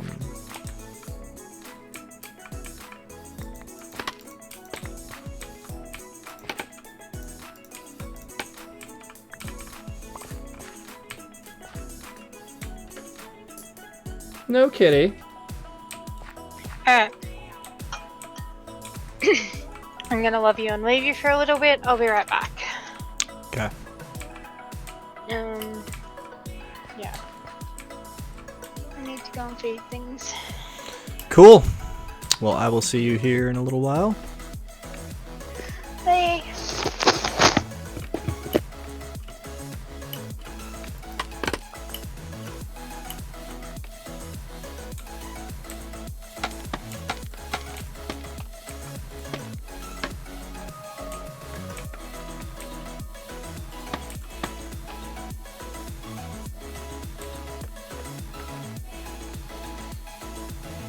How dare I playing another game? Sir William Stone, what's up? Wow. No kidding, it's really good to see you guys. I feel like this is like a reunion stream. We're seeing so many OGs tonight. Really happy that Flying Angel, aka Tasery, and Sir William Stone both here, same night.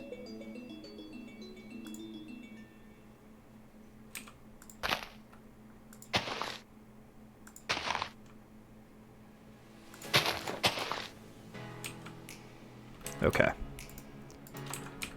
Let's take a look at this.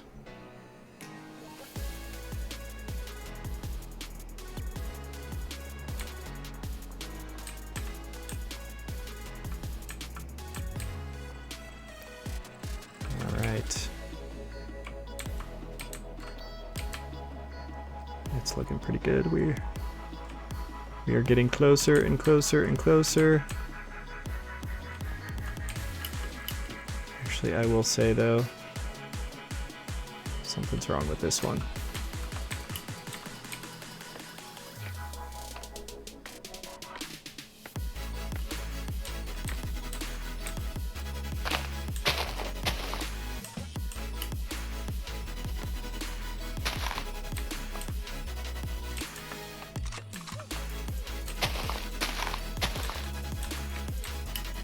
There we go. I think that fixes that weirdness there.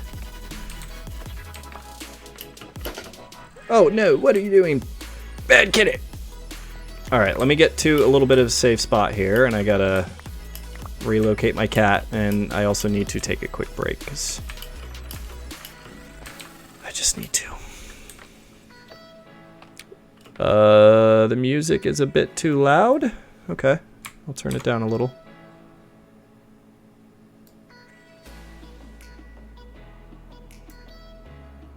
There, hope that's better for you, Sir William.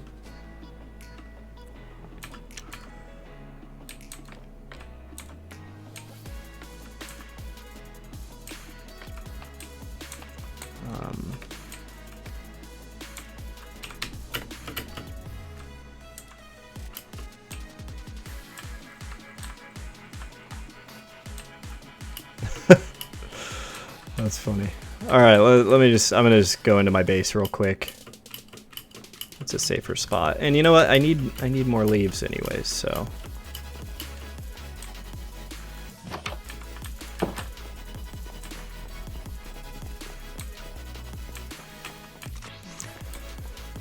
All right.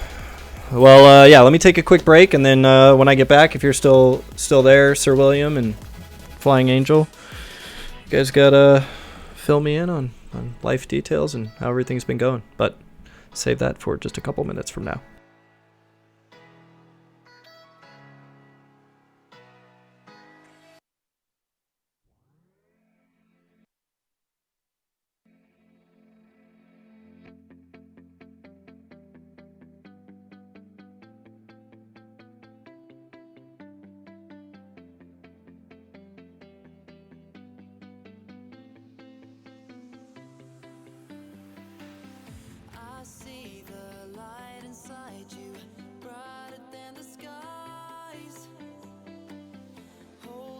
just let us escape and fly away tonight.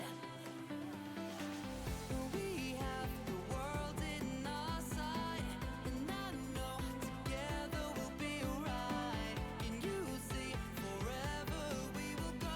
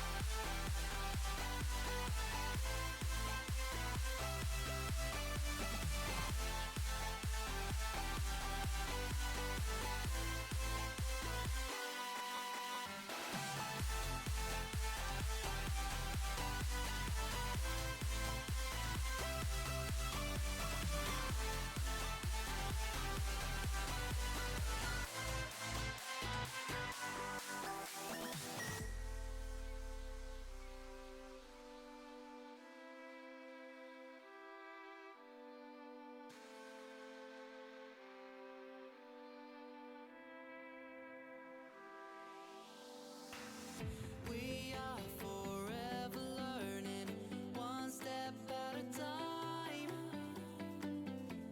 As long as the world is turning, I'll be by your side. We'll keep the fire burning, I'll never see you hurt. You know I can't explain it in a way of words. We both know that you'll understand, and you'll see if you take my hand, and I'll go out of my own way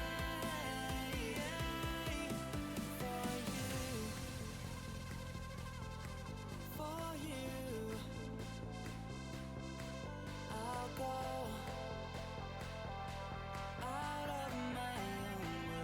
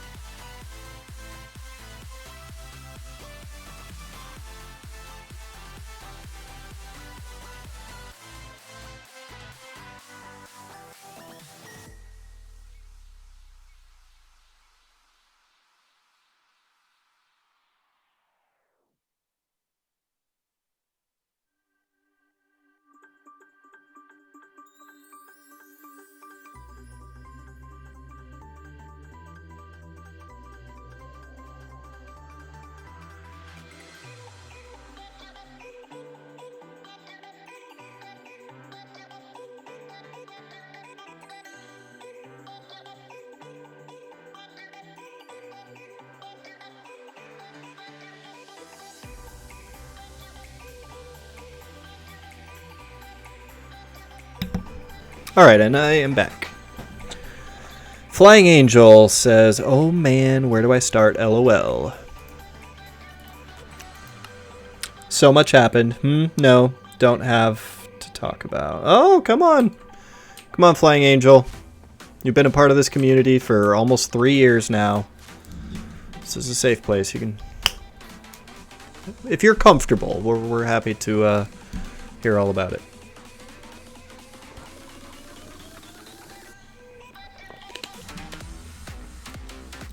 Alright. before I leave here, let's put some of the scaffolding back again. Let's keep my inventory somewhat clean.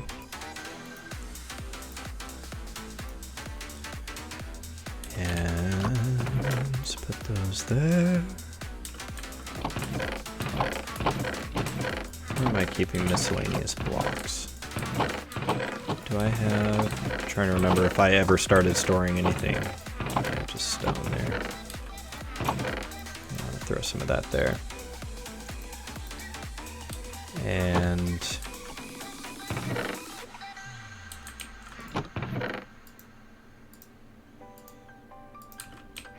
okay, before I get that, let's go ahead and break these.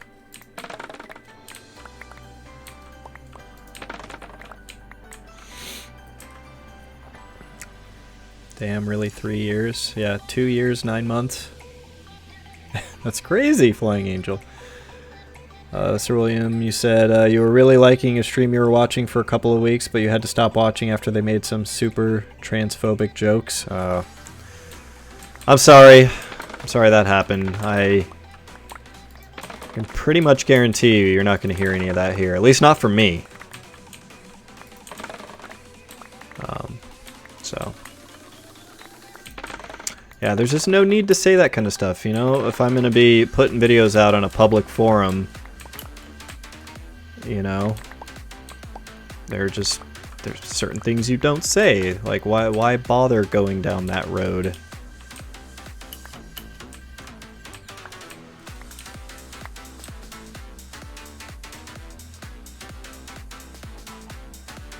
You can tell me, Flying Angel. You can tell me.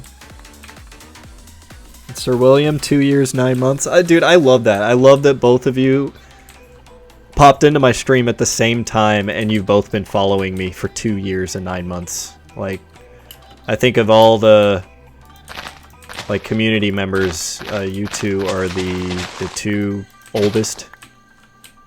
Like the absolute OGs, even before Rasinka and Bird and all of them. So, like, that's some serious street cred there. Alright, there we go. Let us...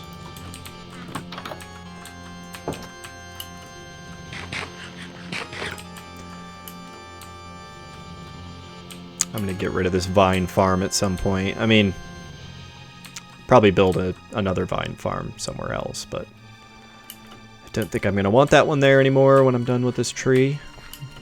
I have other plans for my base area up here that I can finally start kicking off once this tree is done.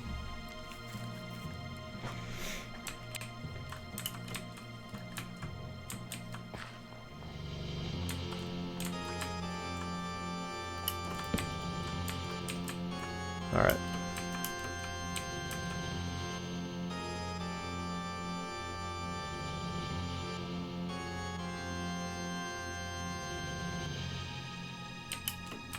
Yes, you are, Flying Angel. I think you followed this channel when I had like 15 followers.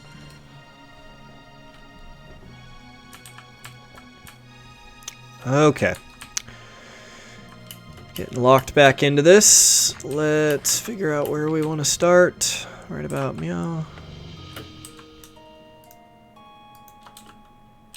My kitty is biting my toe. She's like, meow. I bite your fucking toe. I am a cat. I will bite your toe.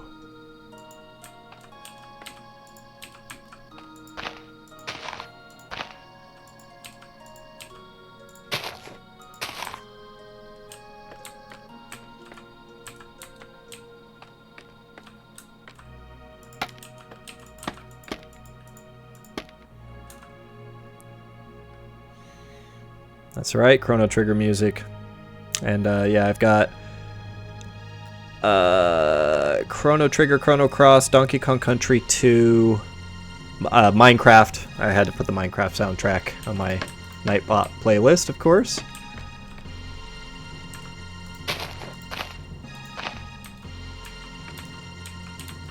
Okay, well, this tree has to go.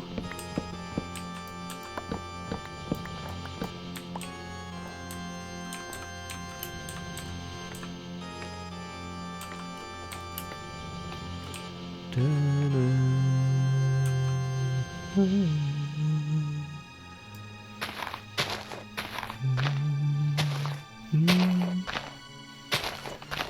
these leaves are all gonna decay anyways.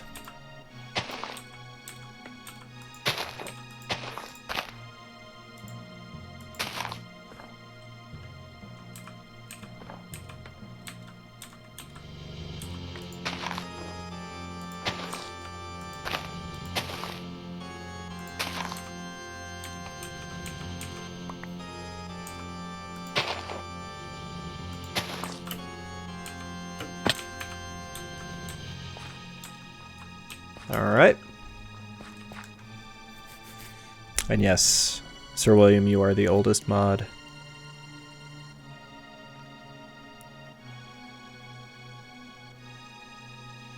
Should visit the 50 follower shrine for the 3-year anniversary. Oh, definitely.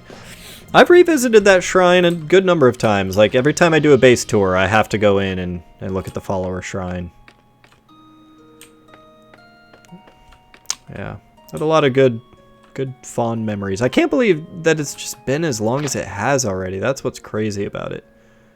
Like, the fact that I started all of that 3 years ago already. I'm just happy that I've stuck with it that long. You know, I liked to think at the time, like, yeah, I think I could just log in and play Minecraft for the rest of my life, or at least for a long time, and yeah. So I certainly am going to blow past the 3-year mark and keep going. It's just so cool to see these worlds continue to evolve. Like, it's just such a treat being able to go around the server and just see so much history, so many things we've built at various points.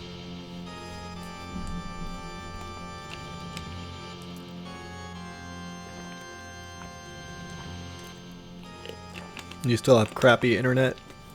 I'm sorry. Fortunately, my internet is good internet now. I still occasionally will have issues, but I can't say it's bad internet.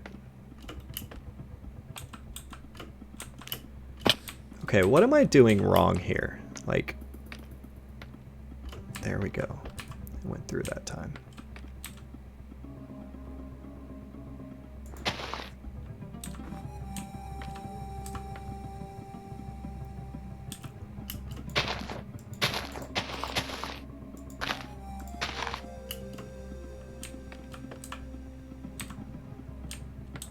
Okay. How do I want to get this next part? I guess let's start over here on this one.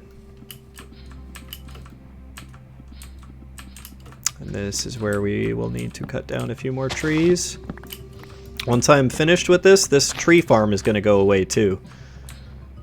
I have big plans for the top of this hill, you know, because right now we've got my big base on one side. We'll have the tree right there, and then all these, all my crop fields kind of going around there. So what I want to do is I want to properly develop the top of this hill here, and there's a lot more I want to do with it than just having it be a forest.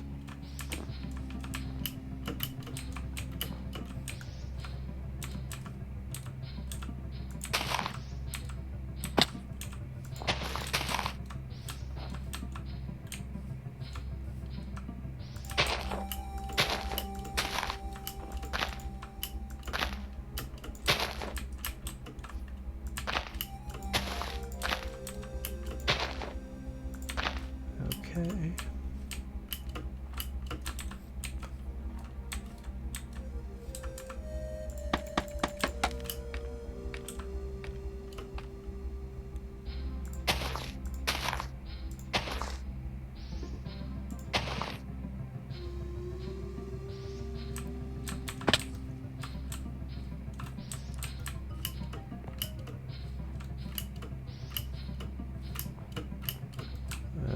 Okay. Makes it very hard when all these other leads are still here. So... I'll show you another good game that I know.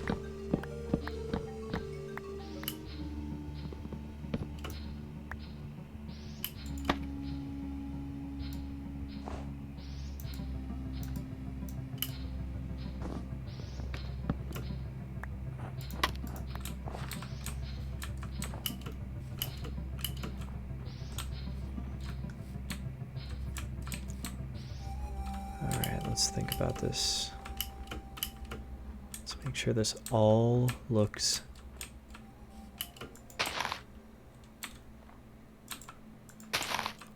proper.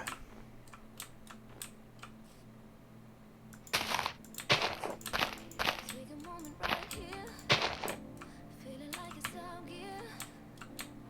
Driving towards the sun, with a rose and a gun. Feel the wind in my hair, going nowhere I swear. Like an outlaw on the run, dangerous but it's so fun. Running, no. Hold on, don't let go. Man, it's so cool seeing all that snow popping off. Verizon internet is the fucking worst. Yeah, I have Cox internet, but fortunately it's fiber now. Yeah, I think it was about a year ago maybe that we were finally able to upgrade to fiber internet, which has been fantastic.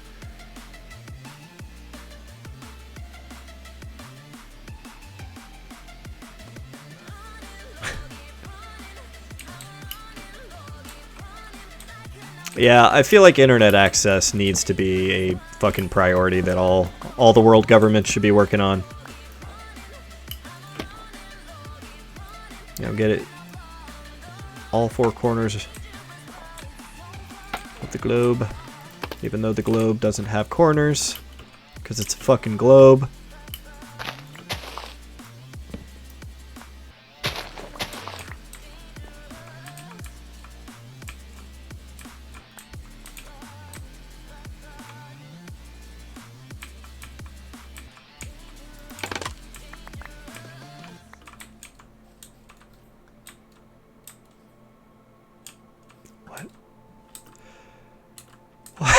I forget why that exists over there. Gonna need a refresher on that one.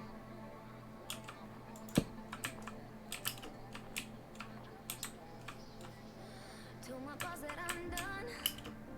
Had no luck with my mom. Say, what will you do with your life? You know it's hard to survive. A cigar in my mouth. Maybe guilty but proud. Now I'm an outlaw on the run. Dangerous but it's so fun. Running, no. Hold on, don't let go. Running, no. Keep running.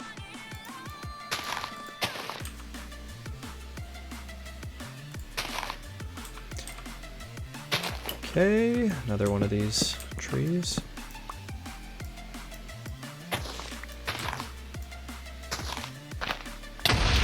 Oh my god. What the hell was that?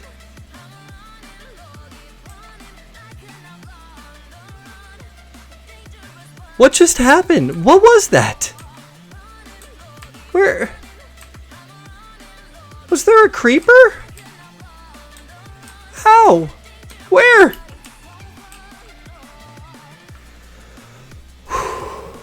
Oh my god, that really got me. I was not expecting that.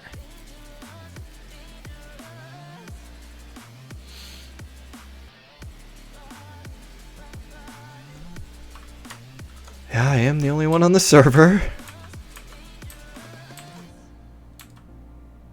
Oh man, I'm gonna have to go watch that back because maybe I glanced away from the screen, or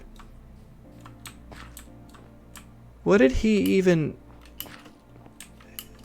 He didn't explode any of the ground down here?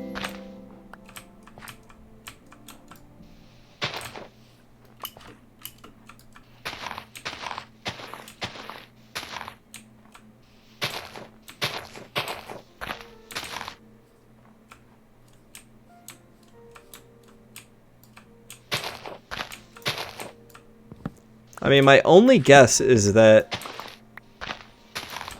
the creeper must have, like, maybe I had the like top of the tree exposed, the log on the top exposed, and it like spawned on top of that and then walked down onto one of the branches, and I just somehow didn't see it.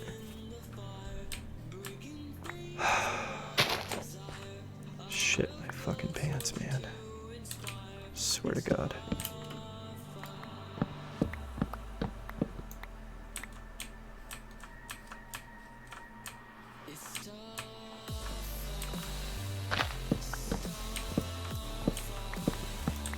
Yeah, these definitely need to come out a little further. Oh, you know what? This is part of the problem too.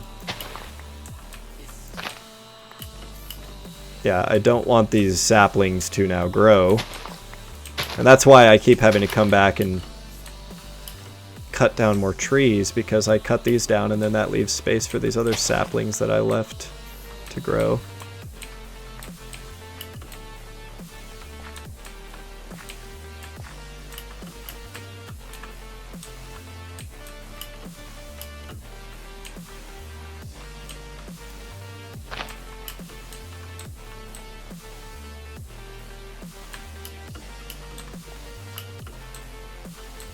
Okay, yeah, let's... Yeah, it definitely helps when I have a little more space to run around down here. Alright, and yeah, let's get this spot here. This is definitely where I need to go next.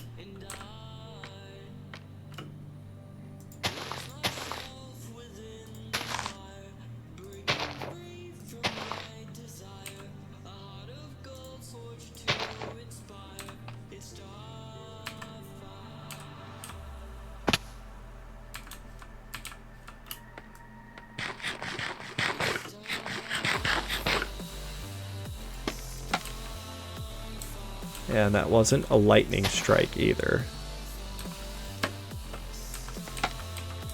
I just, oh man, how could that have been a creeper? That's all.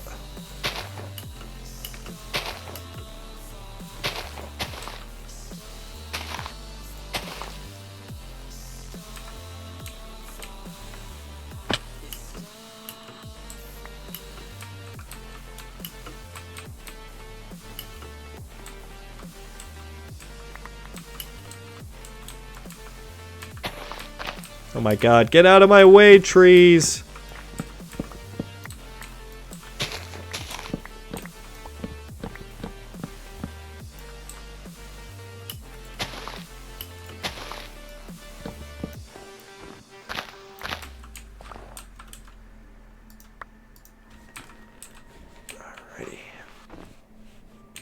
Alrighty.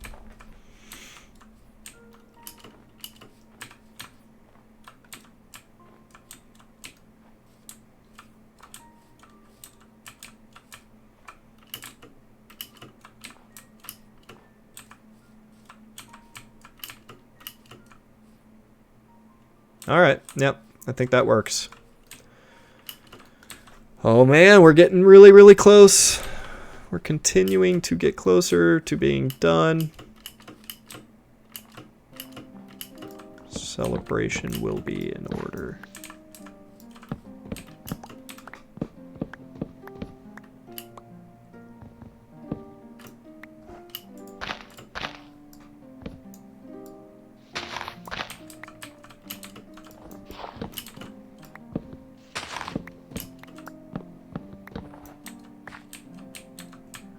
I will leave that one tree, as has been requested.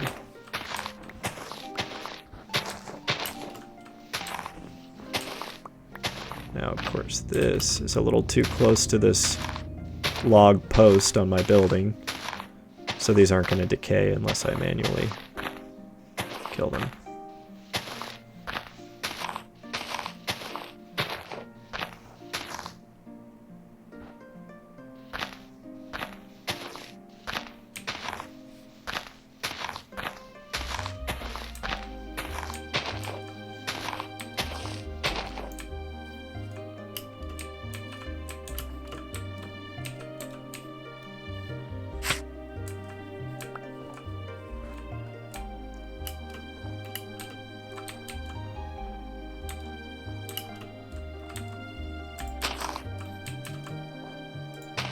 Okay. Do.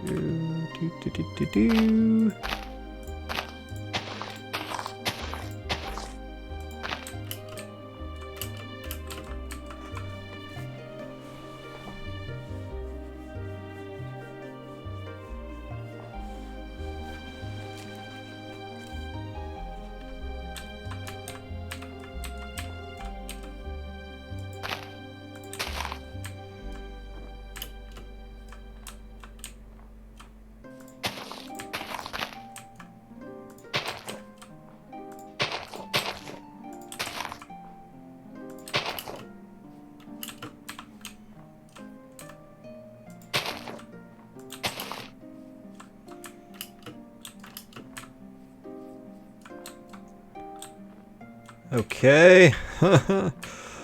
Oh man.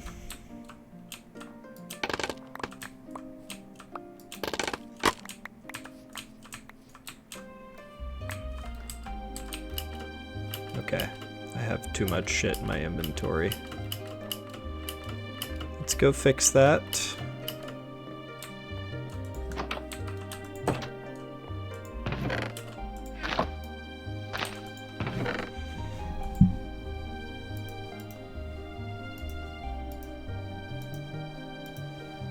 There, that's probably a little bit better. And then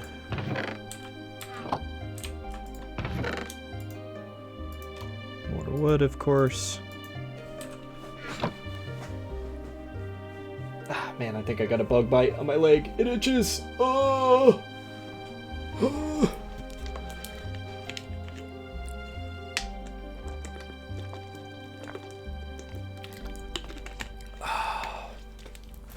Delicious water.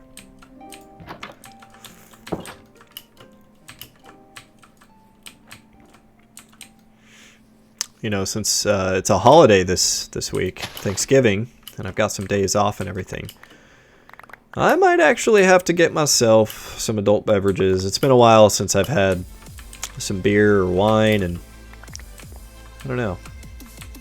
Might want to enjoy some festive beverages this Thanksgiving.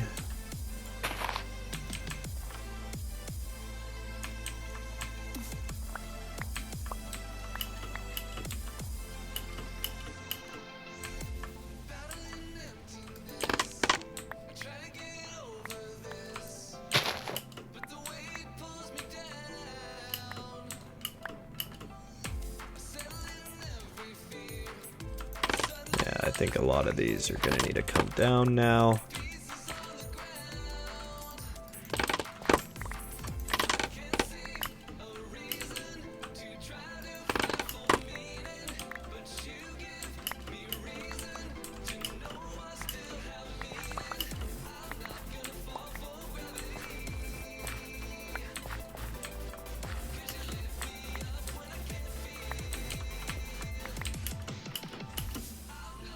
Let's not leave any of these behind.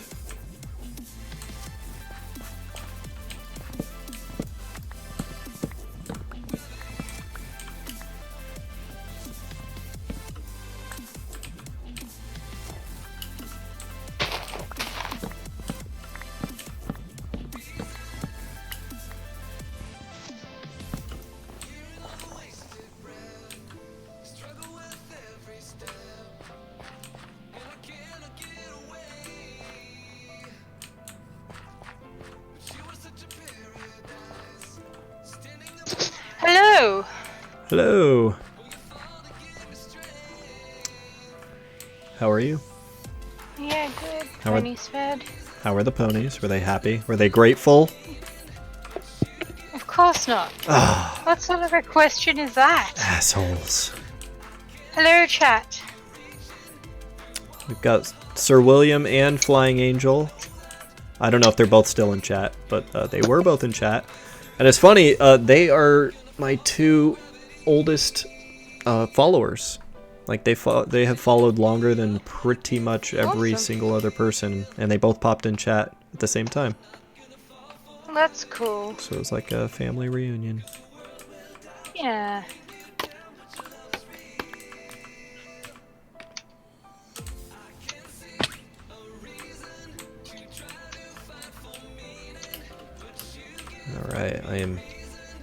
Getting closer and closer to being done with this. It's amazing.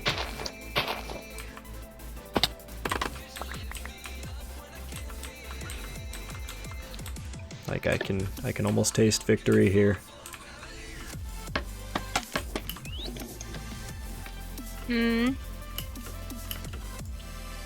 What does victory taste like? Peppermint? No, it tastes like sweet Honey Nut Cheerios mixed with golden grams. Okay.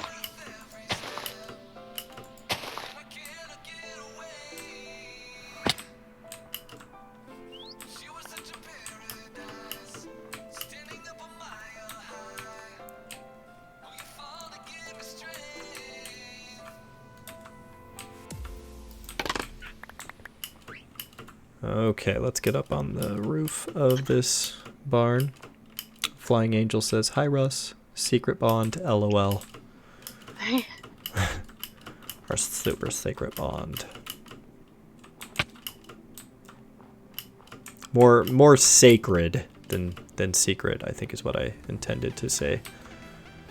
May have come out as secret.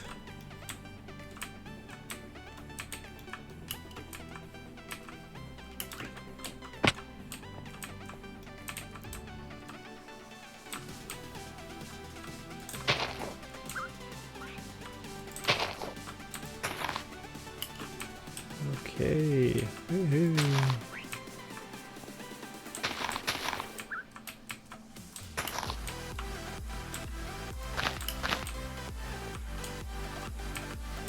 Limits on what I can do here because this comes on top of my little building.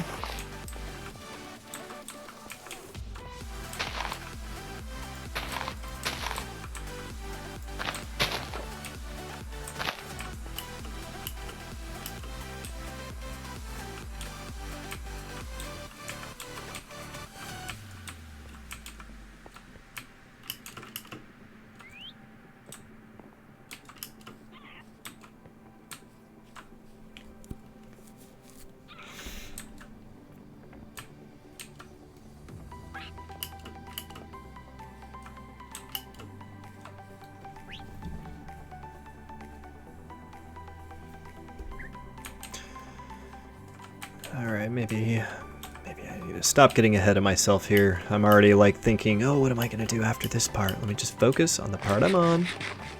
Get that done.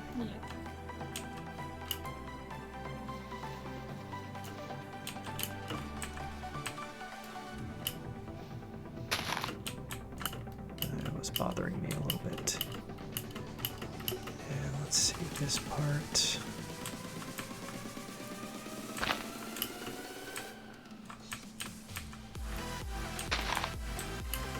That actually works a little bit better.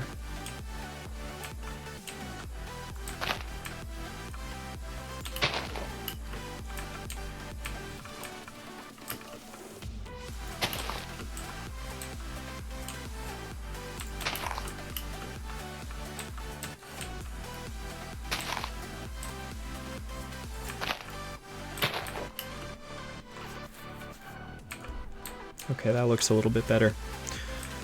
On to this side. We're on the last little corner here, and then I'm going to make a final pass around the outside and just fluff out the branches a little bit in a few spots. Gonna fluff it real good.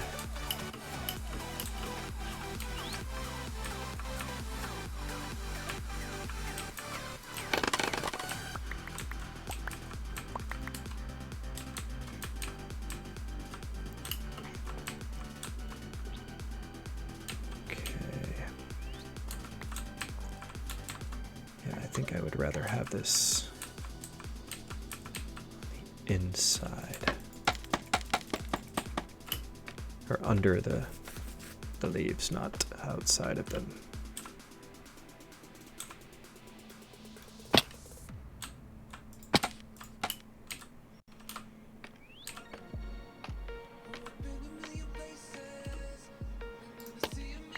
Okay, that's like the perfect level right there.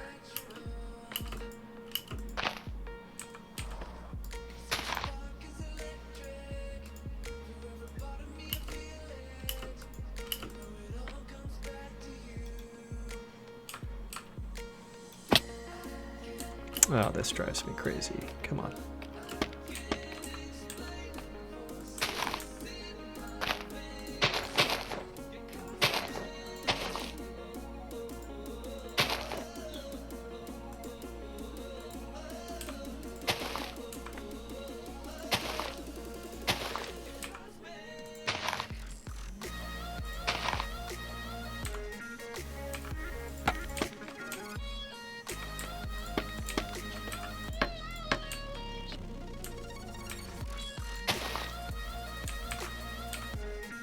Hello. Hey, what's up?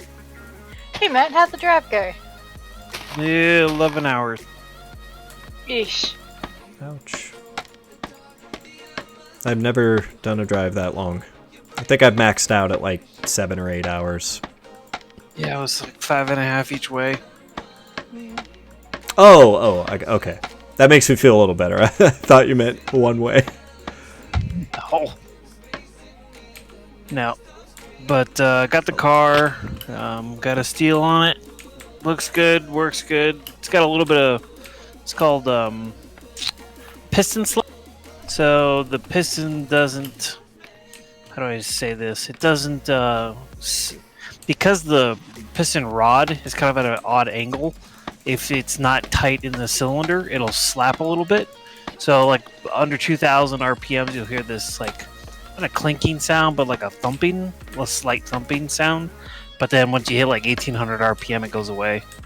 So that could be caused. It could be caused by a bazillion different things. Yeah. Doesn't necessarily mean there's anything seriously wrong with it. I mean, over time it can cause a problem because it'll wear on one side of the piston.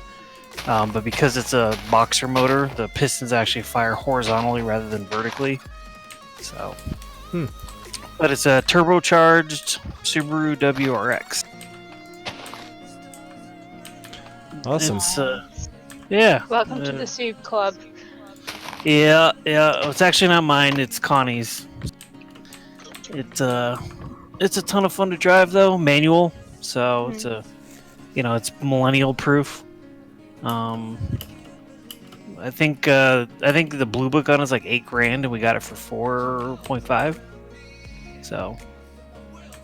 Very sweet. Yeah. Great condition. Nothing really wrong with it. Kept in a garage mostly. Still only got 60,000 miles. So. Yeah, it was a fucking hell of a steal. Sounds like a good deal. Soups go forever. Yeah. Yeah, it's those boxer motors. And they're, German, or I think they're German. Japanese. Same thing.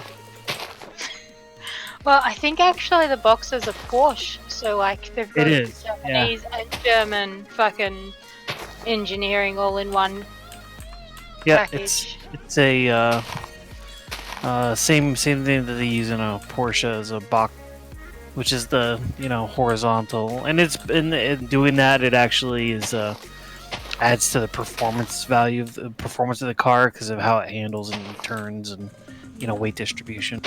So yeah, they're a pain in the ass to work on though.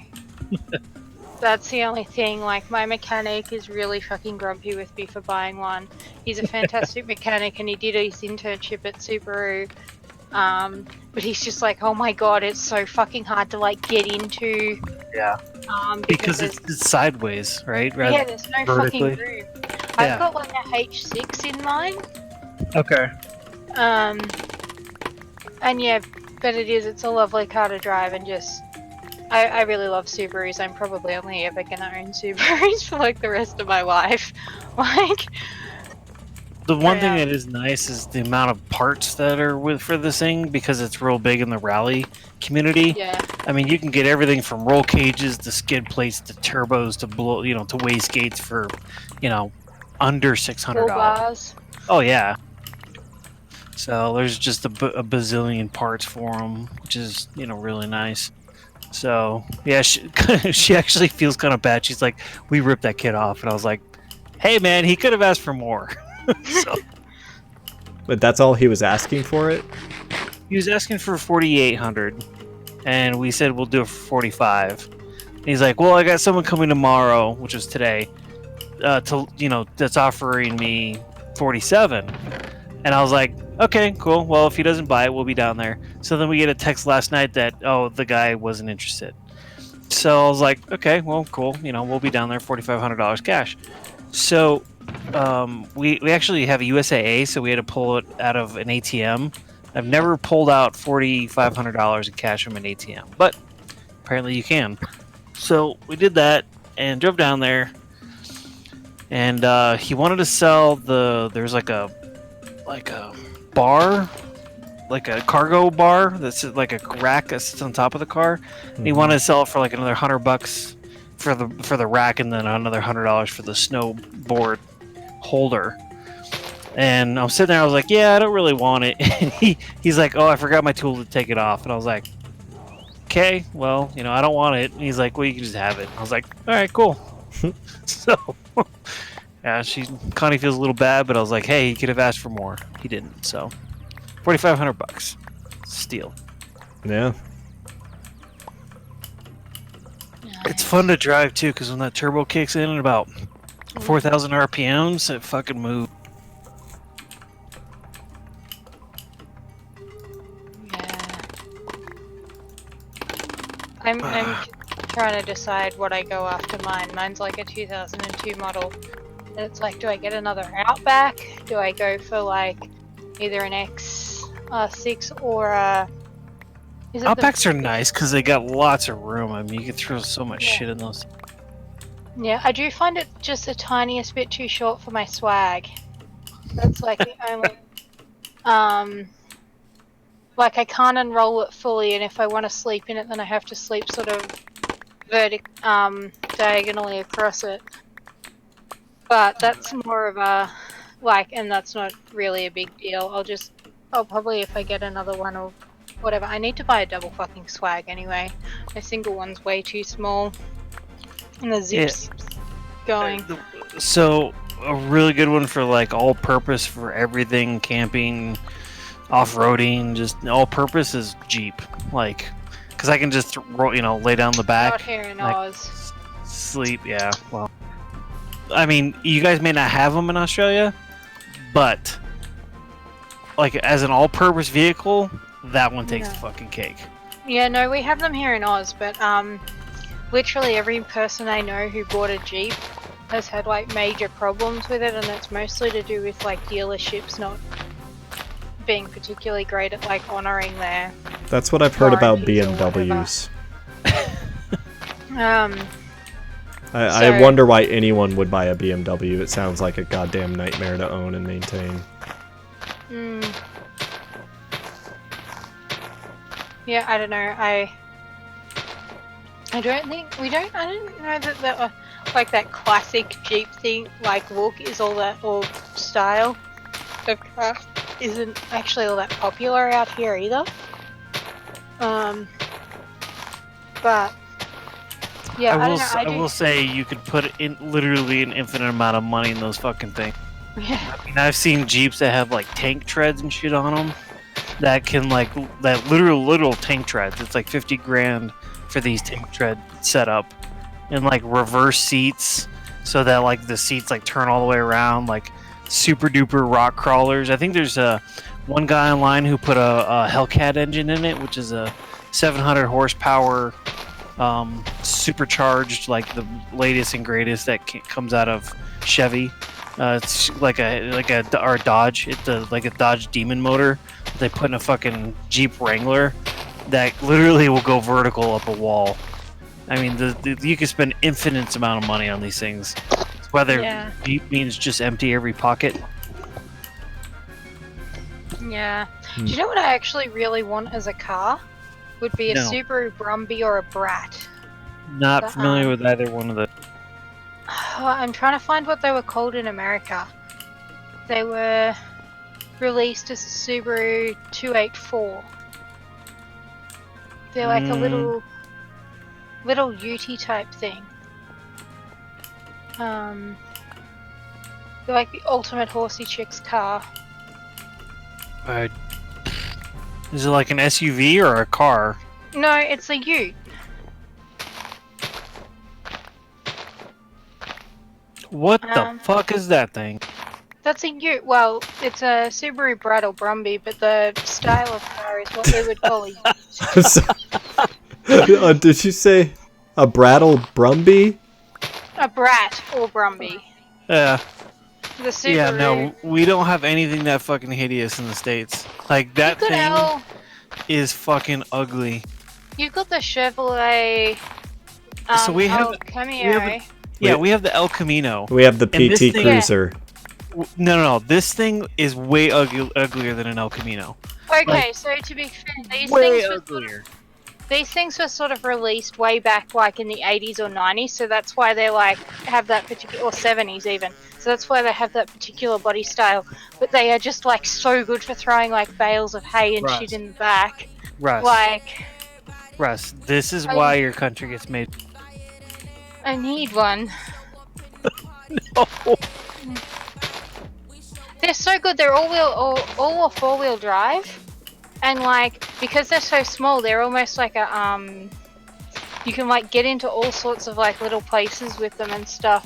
They're so good for horse people. Like you can't tow with them; they're too small for that. But You like can't compare that thing to that. You cannot in a million years. I'm just saying though that style of like car with the tray back and the cab is what we would call a Ute out here. Like, and they're really common. Holden and Ford both make them.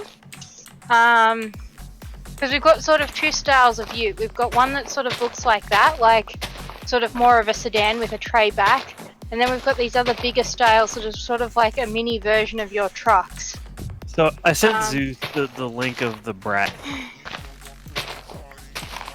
Let's see what Zeus's take. It's short for bi-drive recreational all-terrain transporter. It was called the Brumby here in Oz because that's what our wild horses are called. So I guess that was how they like marketed it. And it's a light-duty four-wheel drive coupe utility, which is. It sounds like it's a car meant to do everything, but none of it. No, they're really like handy. My Aegis owner has 4 of them. I'm not okay. So no bullshit aside, I would actually take the Brat, and I would totally, I would pimp. I would totally pimp it out. Yeah, they're really like they're just a fun little car to drive. And yeah, that particular one that's in the Wikipedia page is a particularly ugly, like I guess it's an older version of them. But just like, my owner's got I think 4 of them because they stopped making parts for them. So you kind of have to have like 4 to keep one running. So if I had the Brat, this is what I would do. Right there. Yep. Like, fucking, and Zeus knows what I'm talking about.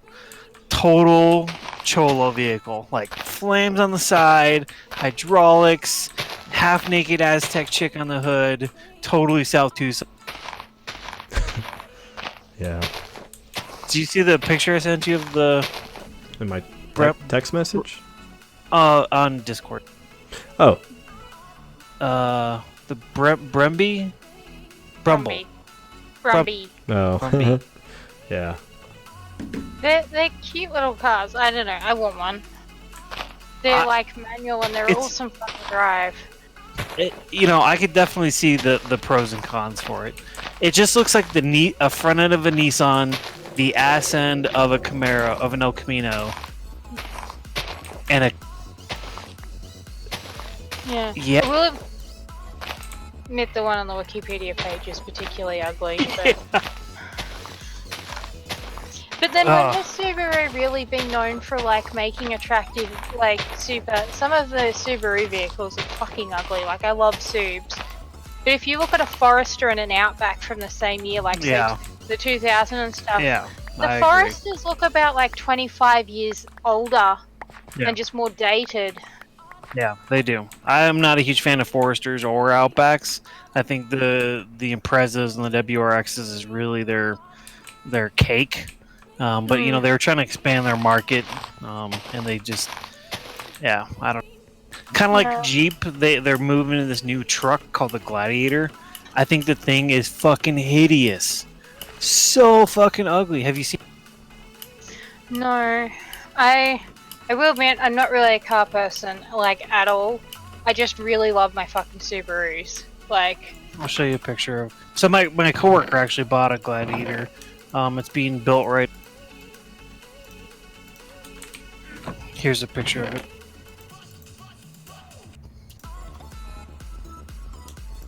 oh yeah, I think they're fucking hideous. yeah, But he bought one, and you know it's kind of like, so if you own a Wrangler, there's actually a thing called a Jeep Wave. So if you own a Wrangler, you wave to other people who own Wranglers. It's like some like Harley club, you know, you like wave to other Harley drivers, right? yeah. So it's like a tight knit, you know, it's supposed to be like this tight knit like exclusive club where Wrangler people help out other Wrangler people. But this thing is kind of like, hey, we want to market it, we want to dip into the truck market while making it look like a. Yeah. I think they're fucking hideous. But Yeah, you know what's no. even more ugly is the Tesla pickup truck. That Oh. thing is fucking. I wondered when we were gonna get to that. That thing is like Cyberpunk 2077, but it's still so- fucking. It's kind of dated even now. Like, I know it's supposed to be this futuristic thing, but it looks like something that was designed in the 80s. Like, it was the 80s interpretation of what cars would look like now. Yeah. If that makes sense. Like, it's... The thing that worries me about it is, if you get into an accident, and that thing's got bulletproof glass, is anyone gonna actually be able to, like, get you out? Right. And- So those cars have to be. You have to be able to kick them out. Like the windshield's supposed to be able to break from the inside. So that's how most windshield nowadays are actually designed. So you can actually hit it from the inside and the whole thing cracks. But what But if if it, you hit it like, from the in- What if you're, like, in there unconscious and it's, like, got fire or some shit? And the other thing about it is that it looks like it would be really fucking dangerous for pedestrians. Like, it's silent because it's, like, doesn't have a motor. Or, like, it has a motor but it's electric. And it's all those hard fucking angles. Woogie, That, woogie, like- woogie, Yeah, I don't know. Thank you. I just... I woogie. Pavlovian feel like response. It's just dangerous all round. Yeah, I agree. I think it's ugly and dangerous. Like, if you hit the front of that thing, you just go, like, straight across the... I don't know. Yeah. It looks like a terrible goddamn idea.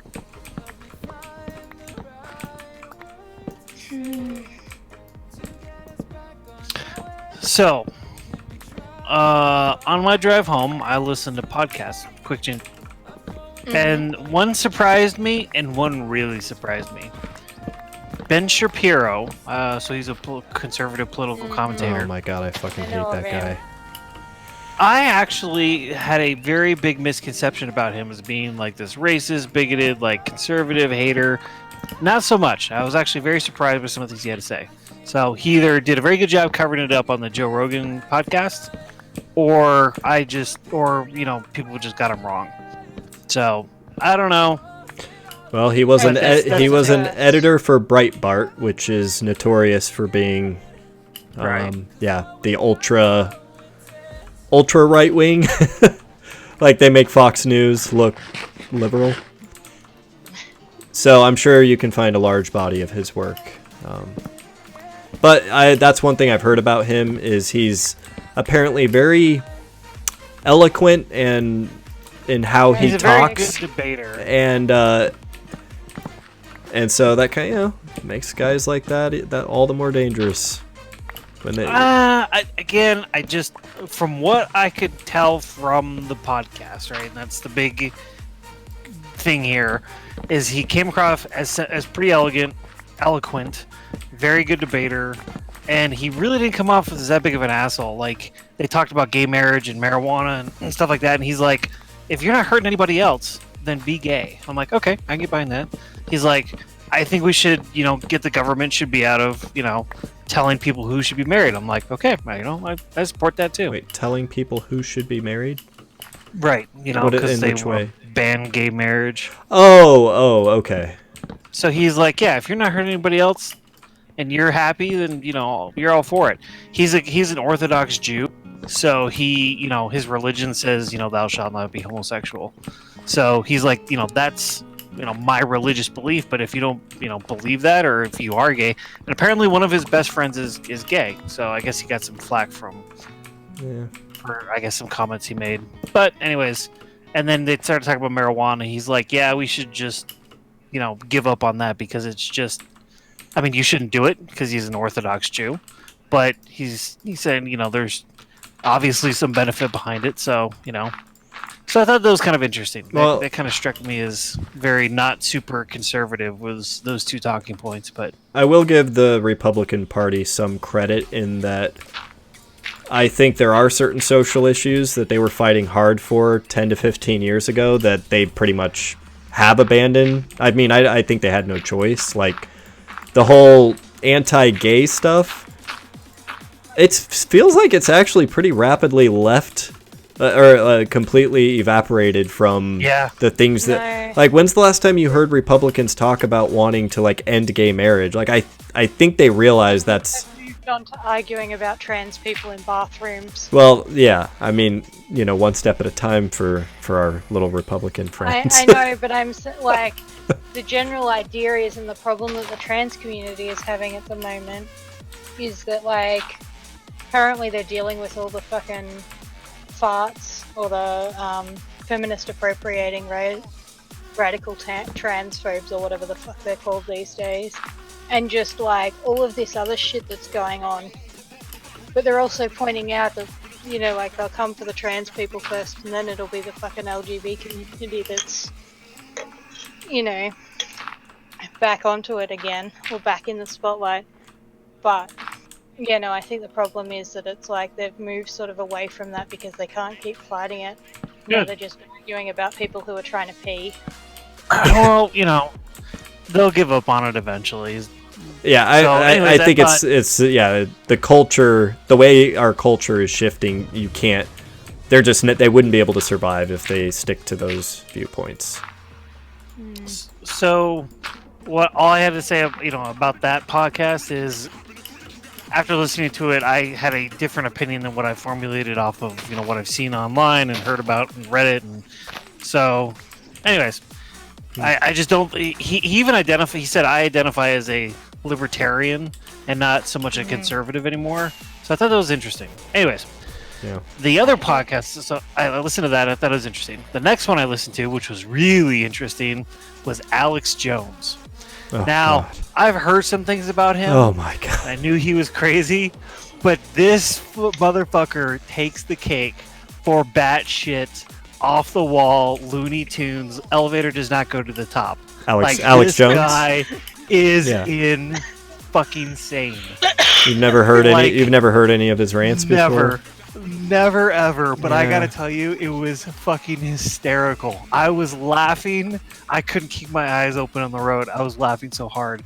That dude is fucking Looney Tunes. Like, 100% Daffy Duck. Yeah, he is. In the matter of 3 minutes, he covered the what did he call it? The populist super government, underground super government controlled by NASA and the CIA. Mm-hmm. Babies being harvested to be reproduced in the wombs of pigs and cows. Okay. Cyborgs and 5G telephones used to program us. Like, this motherfucker is wow, so he's all crazy. of the conspiracy theories all rolled into one. Fucking package. he is the package deal when you talk about batshit fucking crazy. Oh man. It was awesome. Sierra Ghost, what's up, Sierra? Hey, Sierra. So if there's 2 podcasts I recommend from the Joe Rogan Experience, it's those 2, or at least the Alex Jones one if you want to get Wait. Oh, Alex Jones went on Joe Rogan's podcast.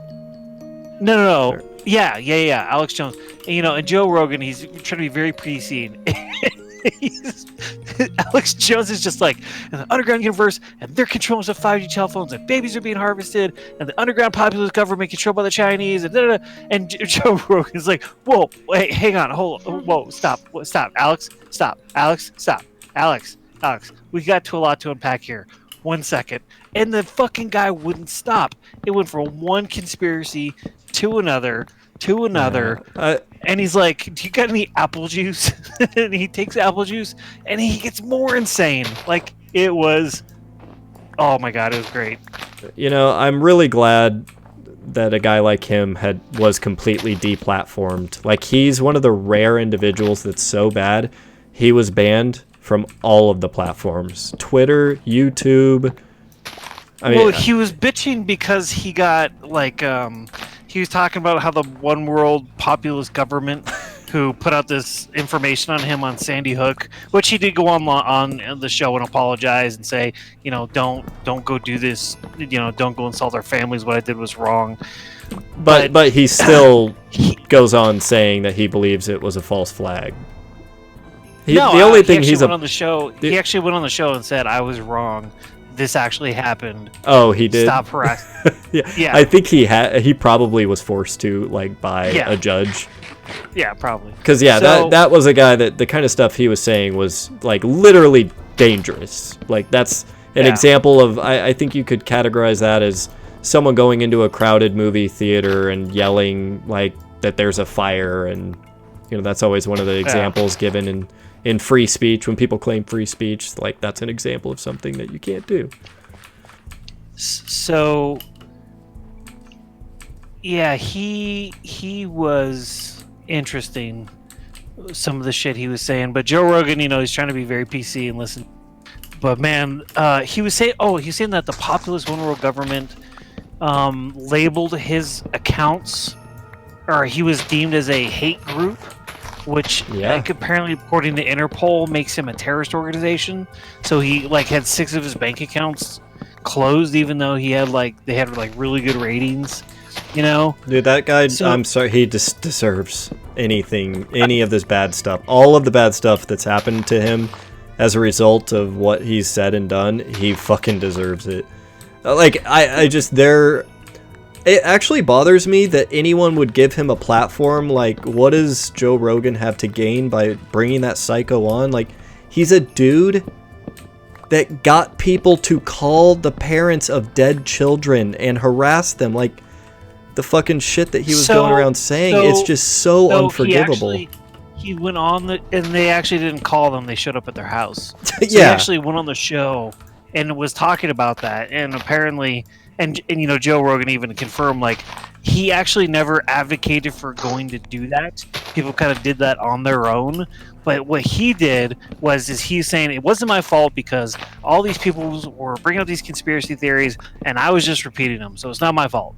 So that was his excuse. And Joe Rogan has everyone from Bernie Sanders to Tulsi Gabbard to, fucking everybody. So he runs the fucking gamut of people on his show. So I don't know. I think some people do not deserve a voice. I don't think we should.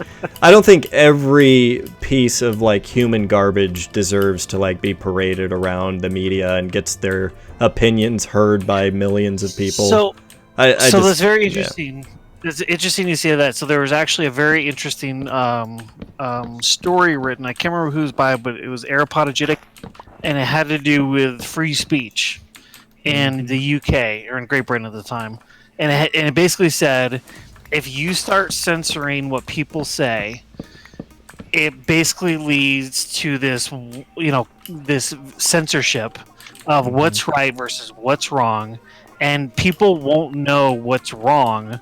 Like, you can't identify who the crazies are unless you give Well, them free speech. These are private Right. corporations, so that argument doesn't apply at all.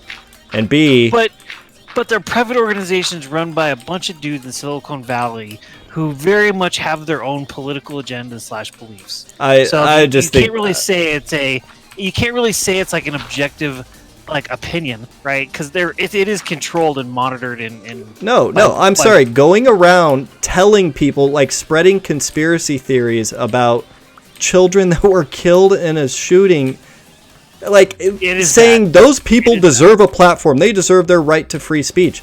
That does not fucking qualify as free speech. But it does under our government. No, that's the It equivalent does. of Yeah, going it does, into a man. crowded theater and yelling fire. It's a similar. It can. I think.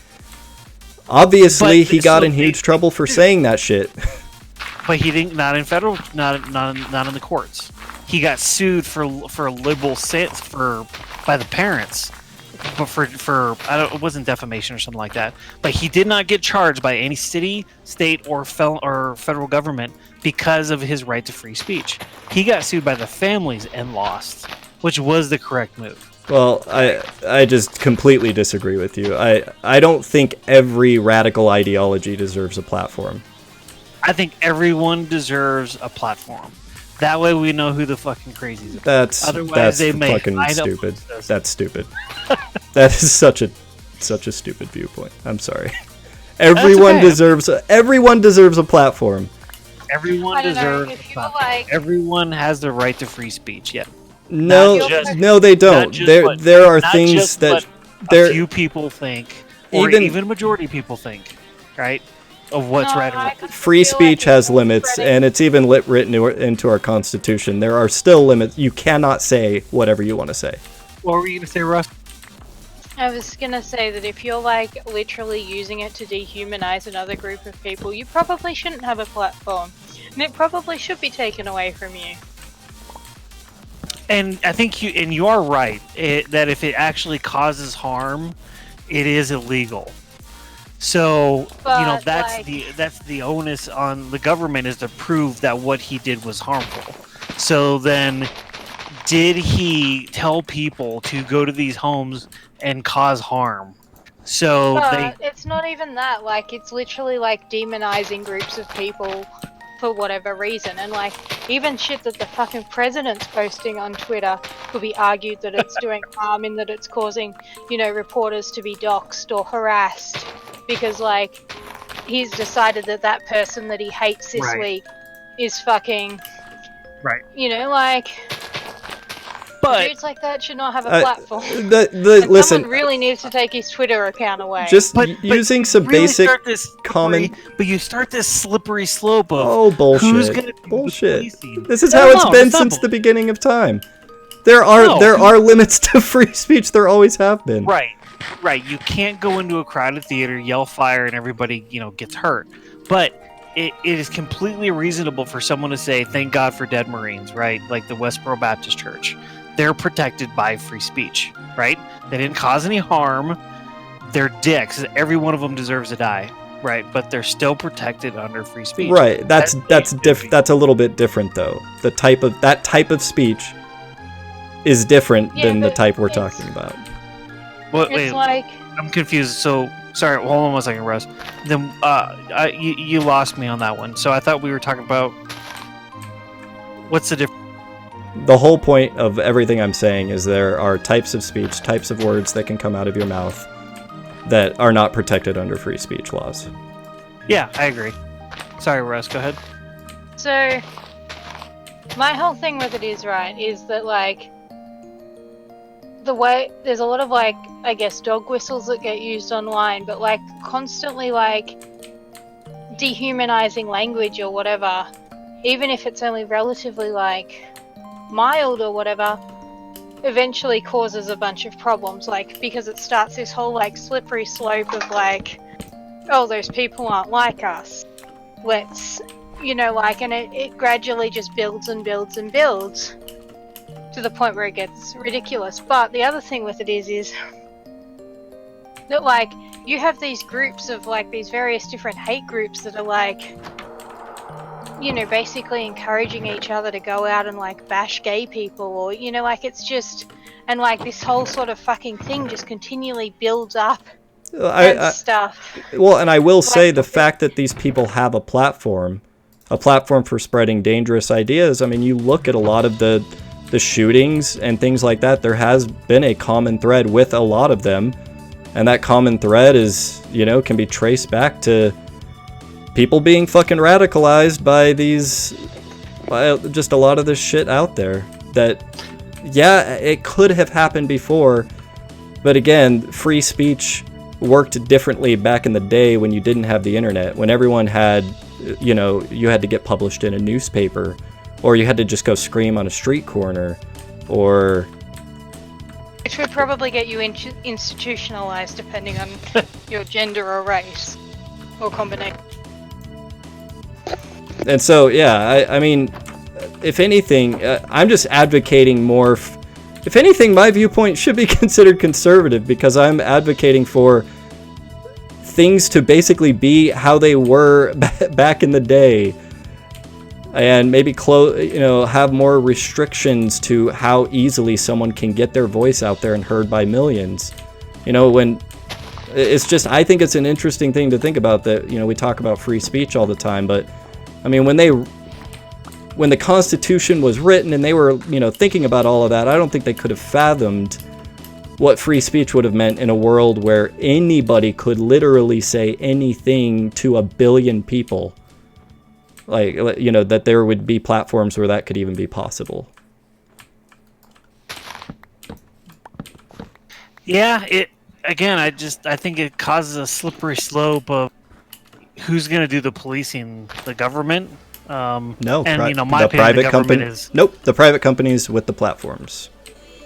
And okay, because the way I look at it, I think that's the great equalizer, right?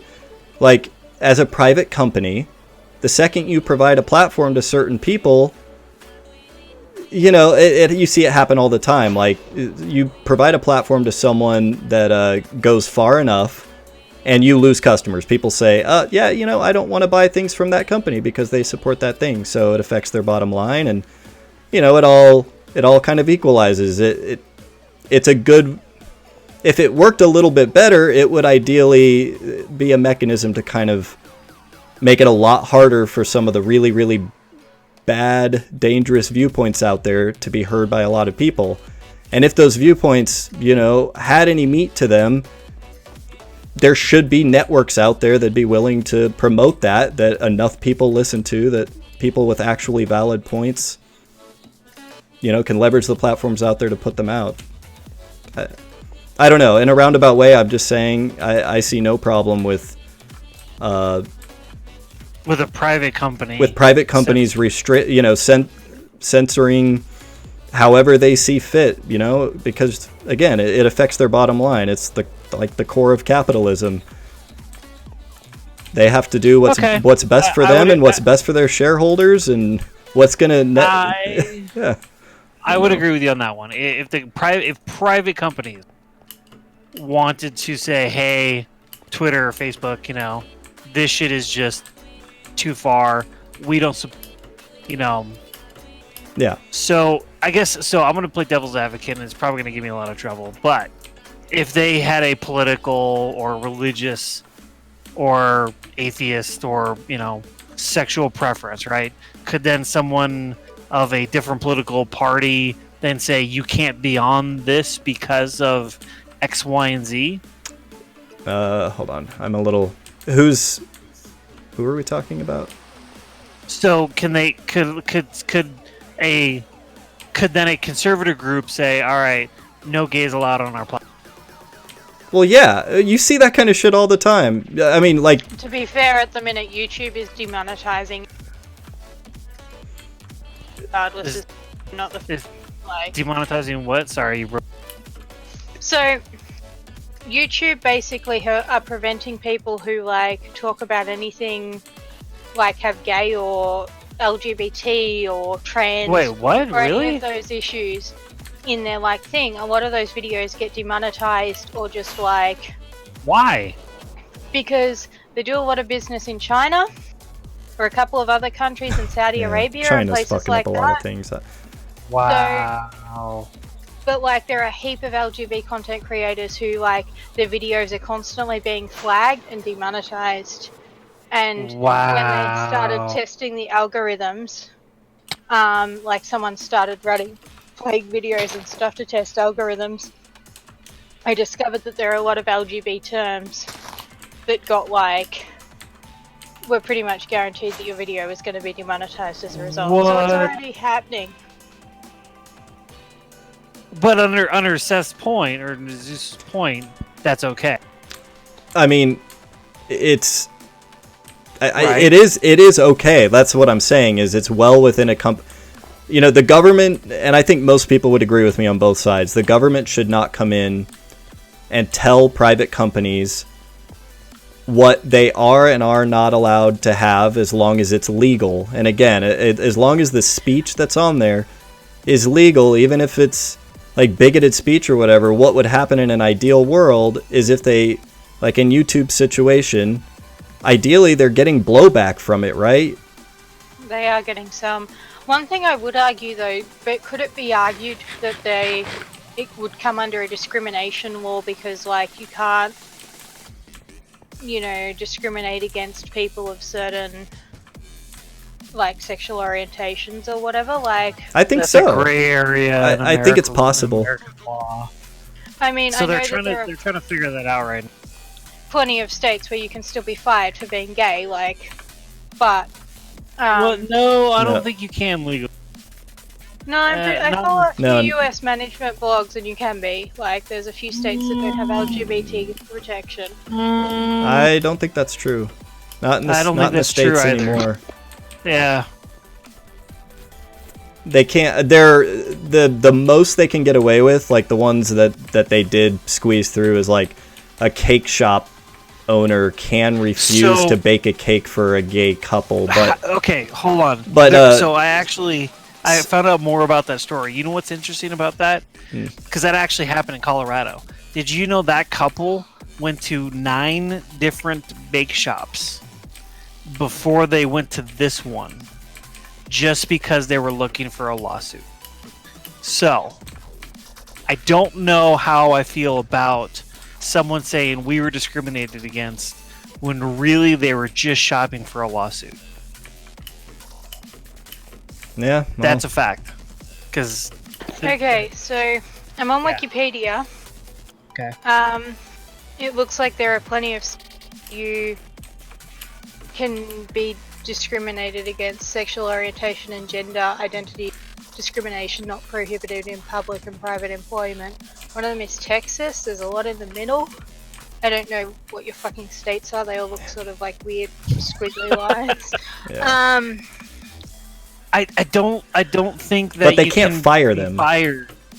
Yeah, I don't It's- think you So could they be can all- fired for like, hey, we hear you're homosexual, you're fired. Because I have They a can't. They well, they they can't- they always send us the updated employee handbook, and that's based on the federal laws, and those all have been updated to my knowledge to have sexual orientation as a Yeah. protected characteristic. now there are states that have a But discrimination is, yeah, I could see how in Texas they can probably get Yeah, away with it's- being fucked up to those people. I'll be So- honest, Texas is literally the only state in there that I actually recognize that's grey. But there's like Well- a little... What's the little boxy one above Texas? It's got a squiggly line and a little... Oklahoma. probably Oklahoma. Yeah, no, that's grey. The two that are sort of... Is that north and south something or other? That's like next Dakota? to Texas? Yeah, next to maybe? Texas. So Like- they're kind of up north next to Canada. No. Colorado is northwest. Just east of Texas is Mississippi and Louisiana. Yeah, Jim- well, Mississippi's okay. Really? Wow. So what are the states between sort of like Florida and Texas? There's two that are Mississippi, sort of... Georgia, Louisiana, Alabama. Okay, so those... Okay, so I was going the wrong way, but like, pretty well most of those states are sort of like grayed out. There's one that's kind of... So you can be, so a lot of these states you can be fired for any reason, and they may have cases against them for discrimination, but they can't legally fire you for being gay. I don't think that's correct. Yeah. It's something that definitely happens because the laws are loose enough that, like, yeah, they can just come up with some other arbitrary reason and say it's because of that. But you can't explicitly fire someone and have that be the cause. So I think it's got, like, it happens. It's definitely happening, and Rosinka's right about that. Yeah. Oh yeah. But you could I not. found another website. States with no LGBT non-discrimination protections. Arizona, Okay, but those Texas. are explicit. But those are explicit protections. But you could still theoretically use that as a means of firing someone without. No. Okay, no.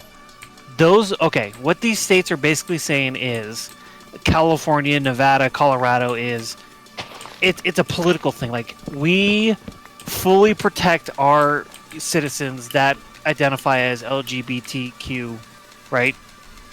But they're already covered under federal discrimination laws. You can't be fired for being gay. You cannot.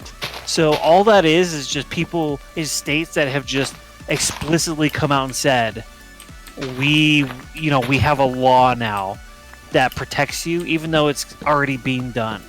So it's not a, it's I don't want to say it's a political show, but that's kind of what it is.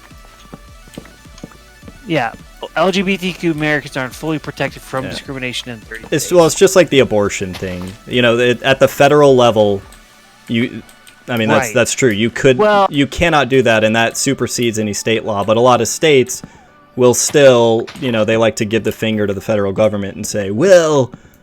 Yeah, well, all of the shit that's currently being passed now is just like there was this bill in fucking Ohio that means that if you have an ectopic pregnancy, which is one that's growing in the fallopian tube for anyone who's not... Yeah. Oh, I know what that is. No, I know, but I'm just saying, any viewers or whatever who are out there. Yeah. They actually have to take that pregnancy and implant it in the womb.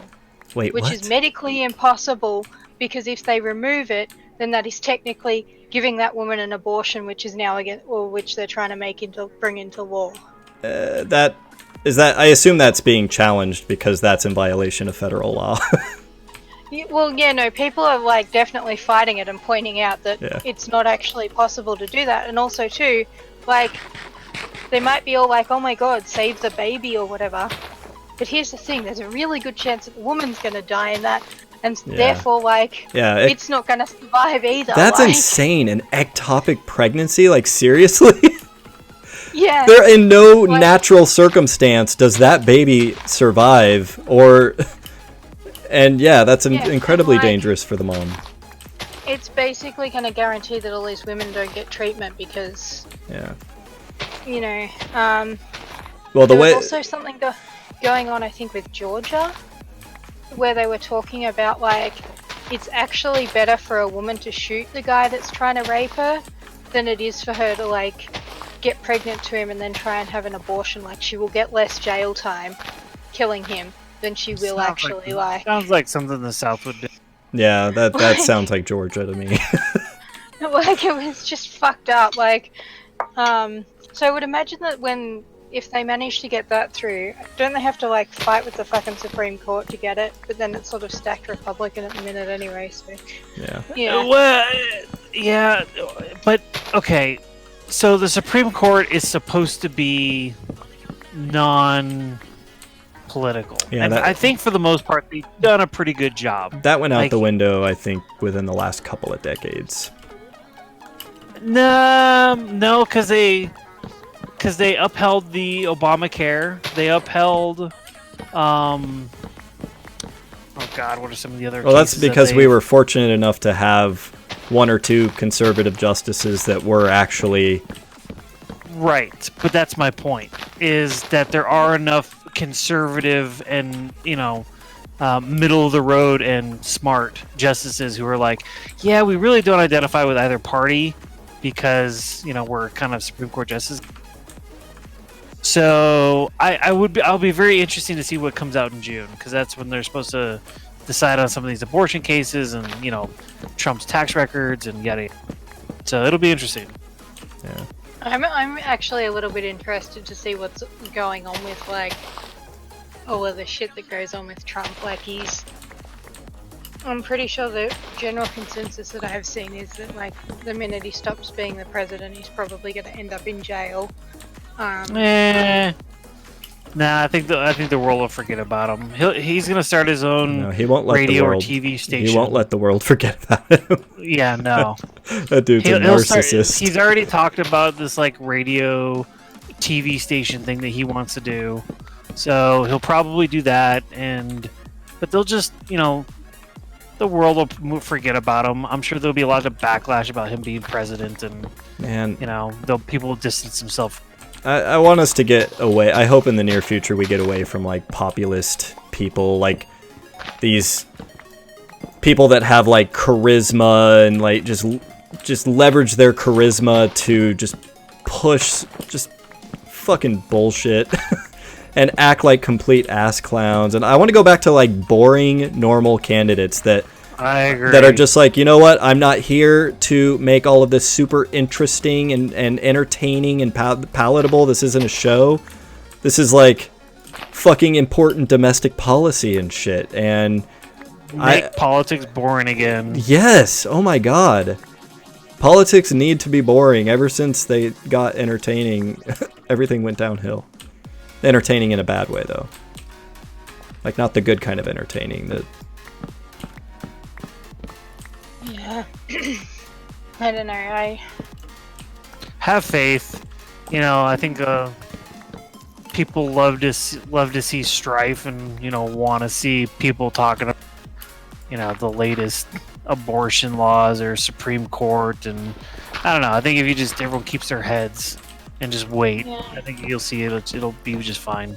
I don't know. I think it's hard to keep your head though when it's like you who's like going to be affected by that. Like, I would be absolutely terrified to be a woman in one of those southern states while all of that shit was going through. Not even just like if it didn't succeed in because it may or may not succeed in going through, just because it means that the people who are writing those laws have such a disregard for 50% of the world's population that I happen to belong to. Like, that's fucking terrifying. Like, just what are they going to try? It really is bad too. Like, but for them, like a lot of them are conservative Christian, so some of them are for it. Not a lot, granted. Well, I watched a documentary on Roe v. Wade and all the effort they've been putting in to overturn it, and some of the horrific fucked up tactics they're taking to do it. Since they haven't been able to repeal it, they're attacking it from all sides and like shutting down clinics to where you only have a single, clinic in an entire state, and they're basically putting up so much red tape that they're effectively working around the around the law to get what they want. But most of that's getting stopped at the federal. Yeah, well, the thing is, and what they're planning on, the reason they do this is that takes time. It takes time for these court cases to work their way through, and so the damage they're able to do, it takes so much longer to undo that damage that it's political. But no, they get stopped, right? So they're saying, hey, we're cutting funding from these organizations, and then the federal judge comes in and says, no, you're not, right? Yeah, but then they're saying, fine, we're gonna. Yeah. But that's for that one state, and then there's another. It's more that they like shut them down or limit access and stuff like that.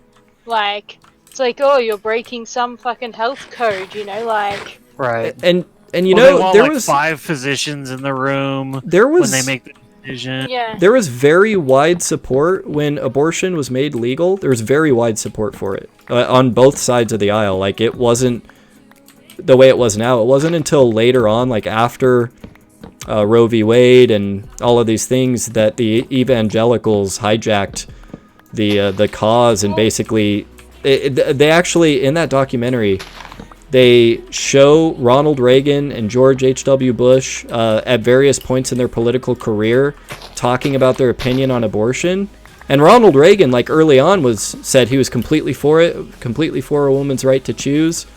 But then later on in his presidency, he came out as against it, and Politics. and it was because that was around the time that the evangelicals kind of started to get a lot more heavy-handed with their influence on the Republican Party. Yep. And, Need that rule of base, baby. Yep. Yeah. It's all politics. It's all just a show. Yeah. I don't know. It's really frustrating though that this particular show is like at the expense of people's lives. Like it's. I know. Well, it's not at the expense of their lives. It's at the expense of their right to choose. Well, no, in some cases, it pregnancy is. can kill. That's a Like you guys have a really fucking high maternal Yeah, we death do. rate. We have the for- highest. We have the highest maternal death rate of like almost all developed nations. I don't think that's correct. It is. No, it It is. is. No. No, I Rasinka's just- right. Hey, I agreed with you on the other one you were right about. Yeah, but that doesn't mean I can't fact check you. Go ahead. Well, Our maternal death rates are far higher than most developed nations. More than doubled from 10 from in 1901 to over 700 die a year. 2/3 of those deaths are preventable. pregnancy So what's can kill, interesting, man. And even if it doesn't kill you, it can totally fuck up your body. But- like, but so yeah, okay, we'll agree with you on that one. But that we still had abortion on the books when those things happened. So you can't say like because but if access is being limited or women don't have the ability to get to it, like, for example, when I was living in New South Wales, I was absolutely terrified about the risk of getting pregnant because abortion hasn't been decriminalised there. If I'd wanted to have an abortion, I would have had to have come back to my home state of Victoria, and it probably would have cost me between like $2,000 to $4,000 by the time I'd like factored in taking all the time off work, driving home, all of that stuff, and that would have been money But- that I would have had to have found. but in 2015 is when they last did these numbers, and in 2015 is when the peak death rate was recorded for these maternal pregnancy deaths. That was long before we started pushing this whole like reinstate, Either way, you should be able to choose whether or not you get pregnant, like, Yeah. and whether or not you Absolutely. terminate and make the decision about Absolutely. whether or not you're going to risk your life on this. Like, that is. Well, yeah, I totally agree with you. I'm not disagreeing with you on that one. But I don't think that we are the highest. I'm still trying to figure out if we're the highest among. We're the highest Develop- among. Or you guys are the highest among developed nations. Yeah, like they obviously third world countries are. They're going to be beating us in this race, but But. Yeah, not because it's really got like right. Sudan. well, and it's a simple fact that our it's tied to our healthcare system. It's because our healthcare system is so much further behind, and so fewer people have access to healthcare because it's not universal. I think And that's the also direct because kind of they- link to why we would have a higher maternal death rate. Like, Would you Yeah. call Russia third world? no, Oh, parts of it. Okay. nope, no, they're certainly a first world power. Definitely Argentina's third world. Yes. Peru, yeah. Yep. North Korea. I mean, we're one of the only developed nations. Like, if you think about most of the first world nations, especially Western nations, So- we're like the only ones that don't have universal health care of some kind. Hold on. So we are ranked 14th, but they kind of like group. Oh, I'm sorry. Hold on. So we're ranked maternal mortality ratio per 100,000. So 14 deaths per 100,000. Hmm. We're ranked. That's about how many dies. 14 baby deaths per 100,000 Right. births. Baby or women? Mother. Babies. No, this No, would be babies. mother. I'm talking Oh. maternal Maternal death rate. mortality ratio per 100,000. Yeah, live that's the births. mother dying. Maternal. The mother dying Oh. during childbirth. Death of a woman while pregnant. Oh, yeah, you're right. So 14 out of per 100,000. We're ranked. We're actually tied with Puerto Rico, which is actually one of our fucking states.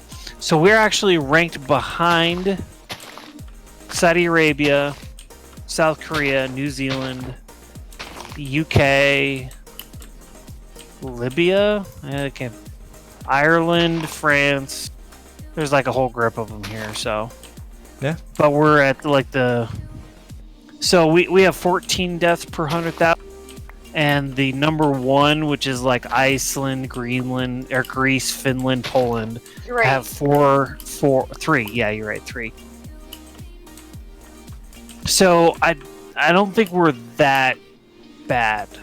Like we could But, be like- better, granted, but we're Dude, not. fucking Qatar and Saudi Arabia are beating you guys. Yeah, And they Yeah, have terrible but women's rights. you're Really supposed to be the patriot here in the group. Do you really And, believe like, those? Number fucking one. Libya. Number two is if you get pregnant with someone else's kid, or whatever the circumstances, usually you get stoned to death. So I'm not really confident in counting Saudi Arabia or any of the Middle Eastern countries. I don't even remember how we get started in this conversation about like the whole abortion thing, but I think it has something to do with like was it the Supreme Court or something like that? Like they got to decide Yeah. soon. So going back to that, I just think that if you just let it play out, watch to see what happens, everything will work out. It always does. It's just Yeah. I wouldn't say it always does, but I think yeah, for the most part, we as a country, even as a society, have done much better year after year. as a yeah. So I will agree at a fundamental level. There is no denying. At a micro scale, like you see steps, us taking steps back all the time. But if you look at a macro scale, like look at the last 50 years, last 100 years, there is at the very least a steady march of progress towards more inclusivity, more. So I mean, it's happening, but in a lot of ways, it's not happening frustrating fast when enough. we take a step. Yeah, Yeah. right. I agree. But I Hey, so- definitely am not a doomsayer. So just have faith. Have faith, sister. Have faith. So Australia's like apparently is in like as 6. That's maternal good. deaths per 100,000. Yeah, we're basically. Well, you guys have universal health care, so Yeah. we don't. We like. I If just- one wife's like $400,000 in debt. Nope. You know what would make you? You want to know what would make me really proud to be an American, Matt? Is if I'm not we sure if I want to have this conversation with you. and the reason I don't honestly- count myself so- as the most patriotic dude ever is I wish that we as a country were like super passionate about being the best at shit. Like let's have the best education, let's have the best healthcare. Like we're fucking America, we're the best, right? That's what I was told growing up is we're the best country on earth. Like in school and everything. I will agree with you on that one. I will Come agree on. that we should be more like leading the charge. How are we going in to a go lot- around being so arrogant? Like I feel like we're the most arrogant country in going around talking about how great we are to all the other countries, and they're all just like, yeah, okay, America, yeah, you're real we may be great. laughing at you guys just a tiny bit. And it's like, man, I don't know. I would like to see us put our money where our mouth is and like solve a lot of these fucking problems that we could solve if we could just get our shit together. I mean- I think we're moving in that direction. You hear- I think over the past. Hold on, hear me out. Over the past 7 years, I'll even say 5 years, I think we've made more progress towards addressing climate change, towards addressing the great garbage patch in the ocean, towards addressing, killing of endangered wildlife, whether it be orcas or dolphins or like the extinction of the Great Barrier Reef or the Amazon. Like these things now are becoming more apparent, and more people are speaking out against them. From damage that has been done over the generation of our parents. Okay, so they have set the foundation for a terrible ecosystem. We're trying. I think we as a people, as a world, are fixing that. So I honestly, because I'm an optimist Yeah, and I am pessimist, too. depends on the day. I'm mostly not. I think that this is the best possible time to be alive, from our technology to our health. I know we don't have universal health care, Yeah, but no doubt. I think that we are definitely leading as a society, not necessarily the United States, a revolution towards being more in tune with our planet. I mean, Yeah, we totally didn't agree. address climate change or extinction or even gay rights or trans rights 10 years ago. I mean, that was never on the gay rights. They've been fighting that for a long time, but you know it's no longer an issue. So I think that you got to look at, again, microscale, day after day. Yeah, it can get ugly.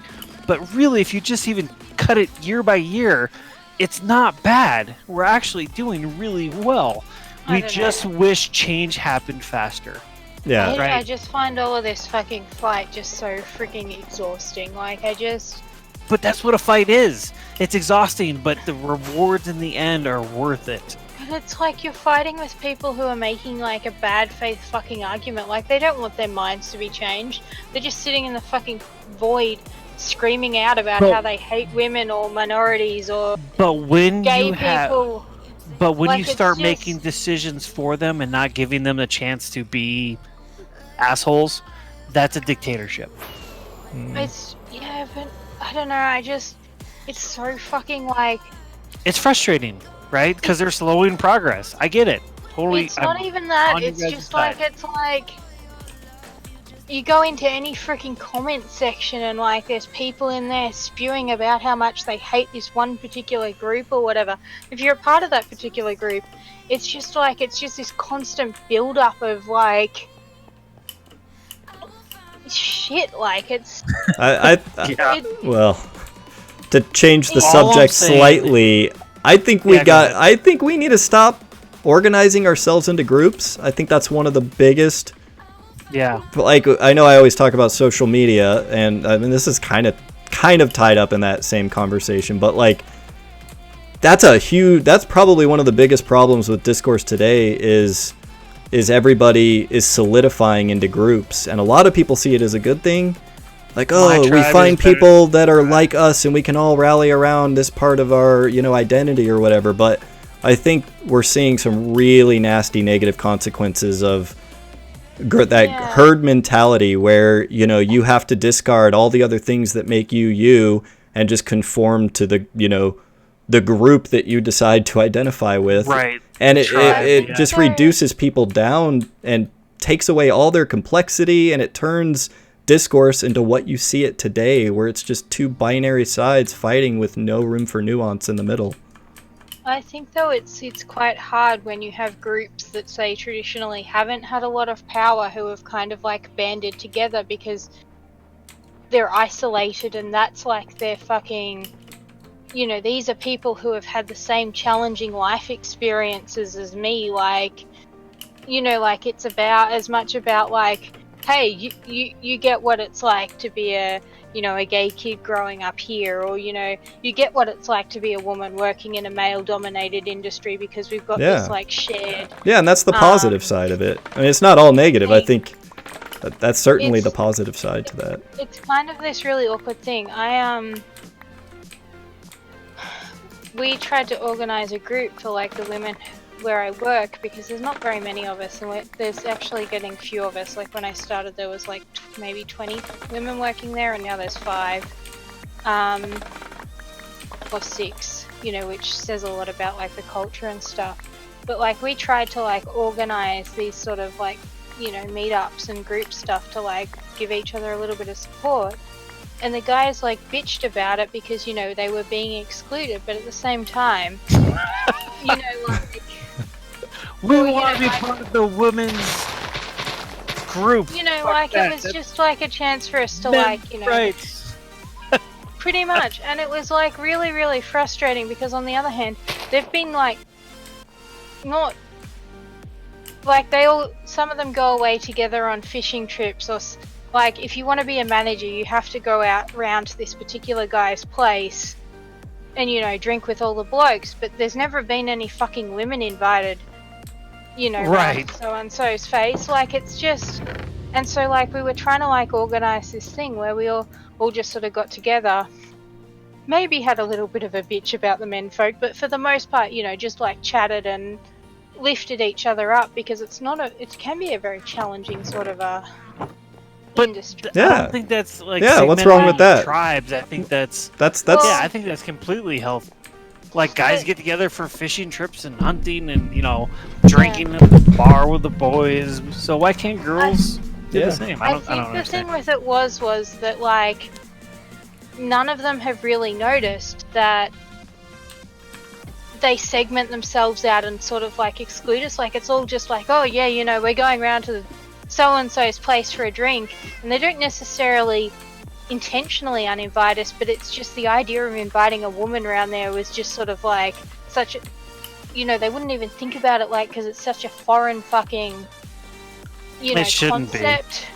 But like it is, because like that's what the boys do, and it's for a long time it's been like, we're gonna go around to the boys and crack a fucking cold one as part of this male bonding fucking experience. Like, it's just I find it really awkward too, because a lot of I'm quite good friends with a couple of co-workers.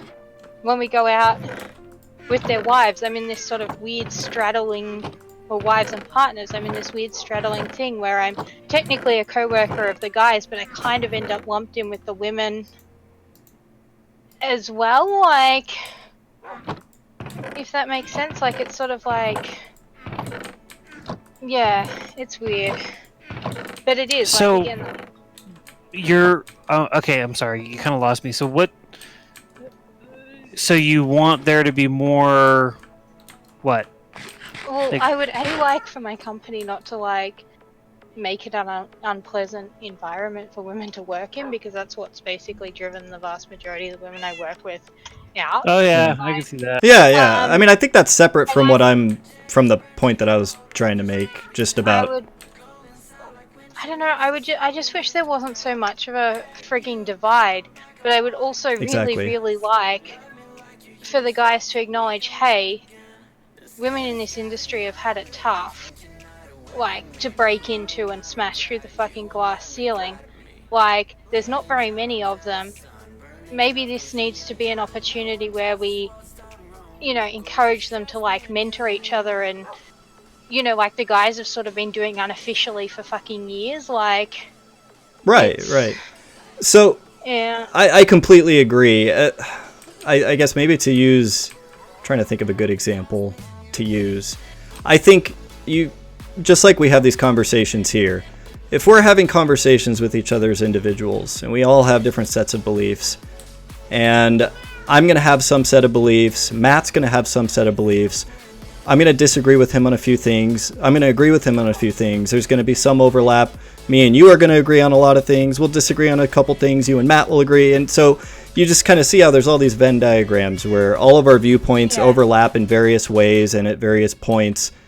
But You mean if we start having the argument as, which, we sometimes do, as a liberal versus Republican, suddenly, now that instead of having, arguments and debates and conversations as individuals, you are having it as a representative of your group, that all of that nuance goes out the window. Like, I may disagree with certain individual policies, and I may not agree with, maybe even 50-60% of what the group that I would still choose to vote for or support or whatever agrees with. But that's the way discourse, and again, I think it is exacerbated by social media with hashtags and all of that kind of stuff. Like, people are encouraged to segment themselves off and, put themselves in these little boxes, so that just all these groups are just constantly going to war at each other, where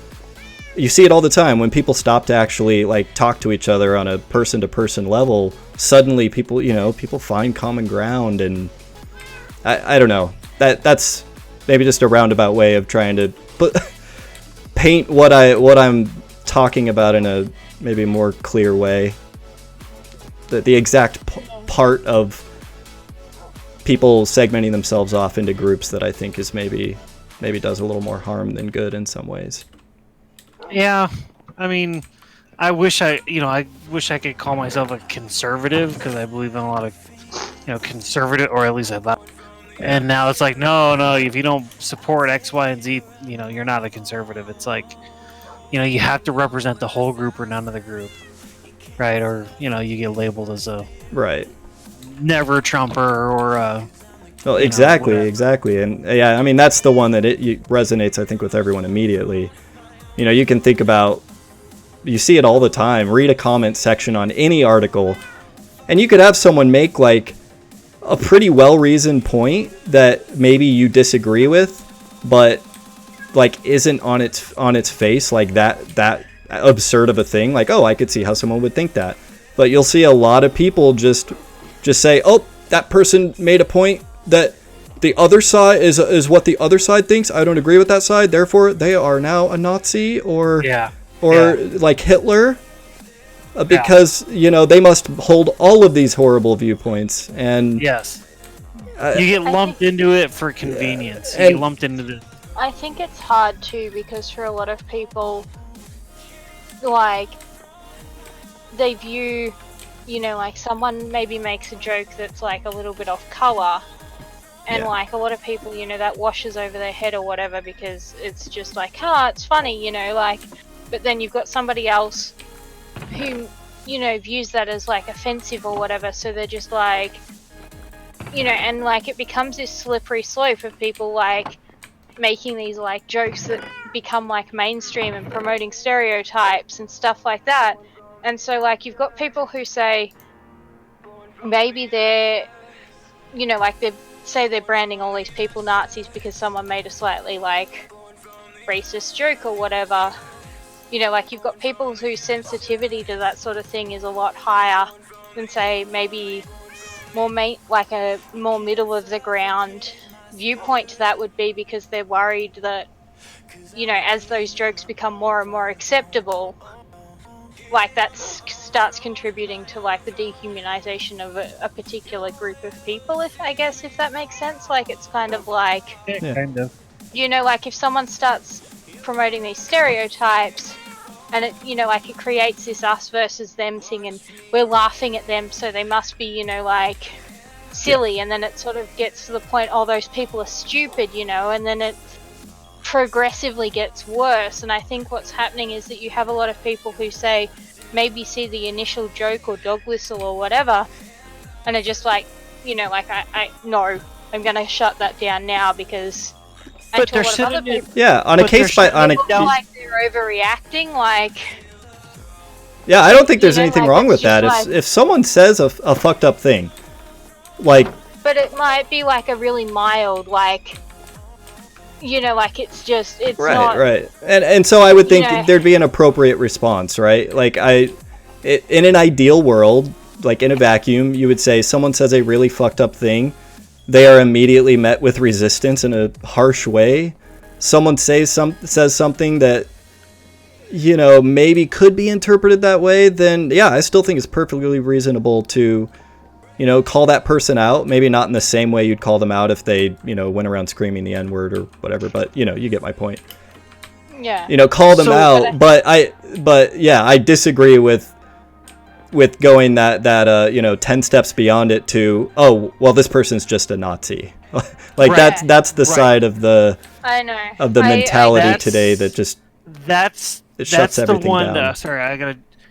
That's the one that I absolutely hate. It's like, oh, you're a conservative, you hate Jews and blacks because you're a Nazi. And I see that if so it's their much. narrative, if it's their like narrative talking point to just rather than discuss or debate with you, it's like you're a Nazi. It's like, how am I a Nazi? Because I support President Trump, right? I like President Trump. Doesn't mean I'm a Nazi. Like, to make that like level leap, it's just so stupid and insulting. And there is so much of that going on. I kind of feel like though when you're promoting someone like Trump, like he's openly racist and no, he's not. Disagree 100%. Sexist maybe, but not. I don't know if he's openly talking about like sexually assaulting women, like how he can go up and grab a woman's private area and not. He's Like- said Yes, said he did. enough in my mind that if someone wanted to say I think he's racist, I'd say yeah, you're probably right based on some of the shit he said about. But he is not openly racist. He may Well- have said some racist shit, but he is not openly racist. I kind of feel like No. that if you're saying Don't. racist shit, you are. But he never said. Okay, what? Okay, he may have made, and I don't want to use the term off color because that probably not the best use of the term, but I don't think that he's openly sexist. I think he's a pig. I think he's a dickhead. I think he says some No, really he's- horrendous shit. I do not think he's openly racist. I don't. I'm sorry. I know people don't like him, but that's kind of like lumping all, everyone in with the Nazis group again. It's just convenient. He Just called say- a black woman a monkey. He Like- didn't. He made some other, again, analogy. He never said she's a black woman, she's a monkey. You know what? I never think came out of I his think mouth. this is one of those things where I don't think you can necessarily say there's a right or wrong answer. I think it's going to depend on where you draw the line at like what qualifies someone as being racist. Like for me, I think Openly racist. I think what he has said and done qualifies him for that label, but for Openly some racist- others, it may for require him openly to racist. to To literally me, shout. openly racist is I hate black people.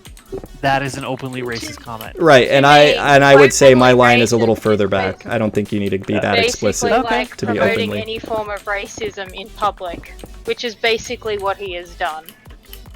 I disagree with you there. Have you heard? I think You should I go think back he's and listen a- to a lot of his rally speeches because there's Yeah, so much there- material to pull from there that backs up what there we're is, saying. and that's the problem with that guy. It's like he's like, I am not a racist. It's like, dude, you're making this so hard for us to defend you. Yeah. like, So But I'm like, gonna that's side the with thing, like, Rasinka, just based But on You're some of gonna the shit I've heard. support him, then like I kind of, Mm, I'm not saying I do. I'm just talking. like I that's feel in like there. though that if you are supporting him, like not necessarily you, I'm more talking a general Right. Okay. you're definitely supporting somebody who has not been an ally to minorities or that is a other fact. groups of I will people. agree with But you. on that I do not think it's And fair to you call are- that person a Nazi. I I wouldn't make agree. that link. That No, leap. I know, but Yes. he's definitely encouraging the fucking neo-Nazis. Like, he and he made Yeah. definitely gives them a platform. He sure does. Yeah. Yes. um, But I wouldn't call him openly racist. I think he is just simply riling up his base, because those are the people who got him elected. He's a celebrity talk show, like he's like Howard Stern, right? He's a kid in And a if you, candy like- store where the American government is our candy store and the He kid is the is. president. Like he literally, like he, like I kind of sat back the other day and I'm like, okay, I think I understand this guy a little bit more. He literally went in there as a reality TV show host and just had a fucking heyday, right? He's like, I got elected, kind of like Mr. Garrison in South Park. Yeah. I could not have thought of a better character. He's like, oh fuck, we won. What are we gonna do? It's got, Kylie Jenner's or Kate or oh god, Kim. what the hell? No, Kim no. Who's the mom? Kris Jenner. No, the mom. Yeah, The mom of Chris, who? isn't it? What are you talking The about? the Kardashians. Kris The- Jenner. Yeah, Kris Jenner is the mom. Oh, is it? I hate that I know that, Okay. and I hate that you've just made me Google Caitlyn. it to like confirm. Caitlyn Jenner. Caitlyn Jenner. Okay. And Caitlyn Jenner is like his running partner, and she's like, I don't fucking know. you told everyone you wanted to do this. He's like, I don't know how to be fucking president. I figure I just sit back and fucking win Let this everyone shit, else right? run the show. Yeah, like that's honestly like he's literally. I think he's just out there to just stir shit up and be a celebrity jock, The like a prob- Howard Stern, and he's not taking the job seriously. So The he's problem jerking with that off, is, though, and he's that texting he's- on his phone, and he's insulting people, and he's like, "Look at this, X, Y, and Z color doing X, Y, and Z," and it's like, dude, you can't say that shit, but he does because his base supports him and they love it because they hate the opposing group of individuals. I shouldn't say hate. They've had this beef with them, right? Or, Also, there's they just- feel like they're morally superior to this other group of people. don't agree with you there either. I don't think that they feel that they're more morally superior. You're telling Wait, me who? that like the evangelicals don't fucking believe that they're morally superior to the rest Some of do. the world? Wait, Some do. Some do. I think for the majority part, evangelicals feel like they need to save everybody's soul. if True you evangelical. identify as an evangelical, you definitely feel that way because evangelicals, they are that special breed of Christians that are like Is that the term evangelical? yes, Where you're like evangelical going to hell? is Okay, someone who like an evangelist is someone who takes the book very literally, very seriously. Like they're I agree definitely with- the more I yeah. will agree with Rasika on that one. Yeah. So but I want I to think he's just playing to his base and he's stirring up the pot, but I don't think he's openly racist. He definitely does not help yeah. Well, his own fucking. I think we can agree to some of the disagree. I think our lines are in different places, and I think that some of the shit he said qualifies him for that label. Qualifies? Yeah. But that's Well, just because particularly too, as like, I probably wouldn't view him to be like as openly racist if he didn't have the fucking platform that he has. Like, he has to know, like I it's don't think alright. he's that smart. Like, yeah, I know, but I'm saying though Yeah, that that's like for some sure. guy screaming into a Twitter void who's got 2 followers, like, okay, fine, whatever. Like, I think you're a fucking nutcase, but whatevs. But like, when you're the frigging president of the United yeah, States, there you really have that there really is a platform. different standard. There Like- is absolutely, but he Like, doesn't and have that's- that little voice that like, hey, you're the president. You probably should stand above all this and be the leader of the free world. Like that, he doesn't have that little voice. That little voice, he grabbed it in the pussy. Like it's gone, right? This guy God. fucking has no clue. I, And Yeah. and people fucking love it because they just like they hate the government so much that they're like, like the South Park episode where Garrison's like his platform is fuck them all to death. Like, yeah. that's his platform. Also, I apologize if we scared off all you viewers. That's okay. I'm It not. wouldn't be the first time. But yeah, no, I don't know. The thing that annoys me so much about Trump would be with him is not so much that like, okay, it's shit that he's doing that to America. It's that he has made that kind of attitude and that sort of thing a lot more like acceptable Yeah. in the rest of the world. I really couldn't agree with you more, Rasinka. Like as far as and I think I try a lot more than a lot of my liberal friends to look across the aisle, try to see the perspective of the person I'm debating, understand where they're coming, because I like to think deep down we're all humans. We all had parents that raised us and shaped us and influences throughout our life. And I don't know, I just try to always keep that in the back of my head, but there's just no getting around just based on just all of the shit that I've heard throughout his debates, throughout his rallies, the just things he's even said as part of his like national addresses to the nation, the way he's boasted about things. I mean, I cannot give that guy the benefit of the doubt here. Like he is so egregious, so much worse. Like any other politician that. Like, you He's see not a politicians politician, trying to do what he does, and they can't do it because it is so extreme that like He's not a politician. He's I a know, Howard I know. Stern. I'm not arguing It's- that. It's just like, it's really, really frustrating, like, here, because, like, our fucking government is conservative. The Lib Dems got in, I think, and they basically, so much of, like, how a lot of the stuff that would have been considered socially unacceptable to say in Australia, the minute Trump sort of got in, suddenly became, Right. shit that was stuff. And I can't help but wonder how our government would have gone if Hillary had won that.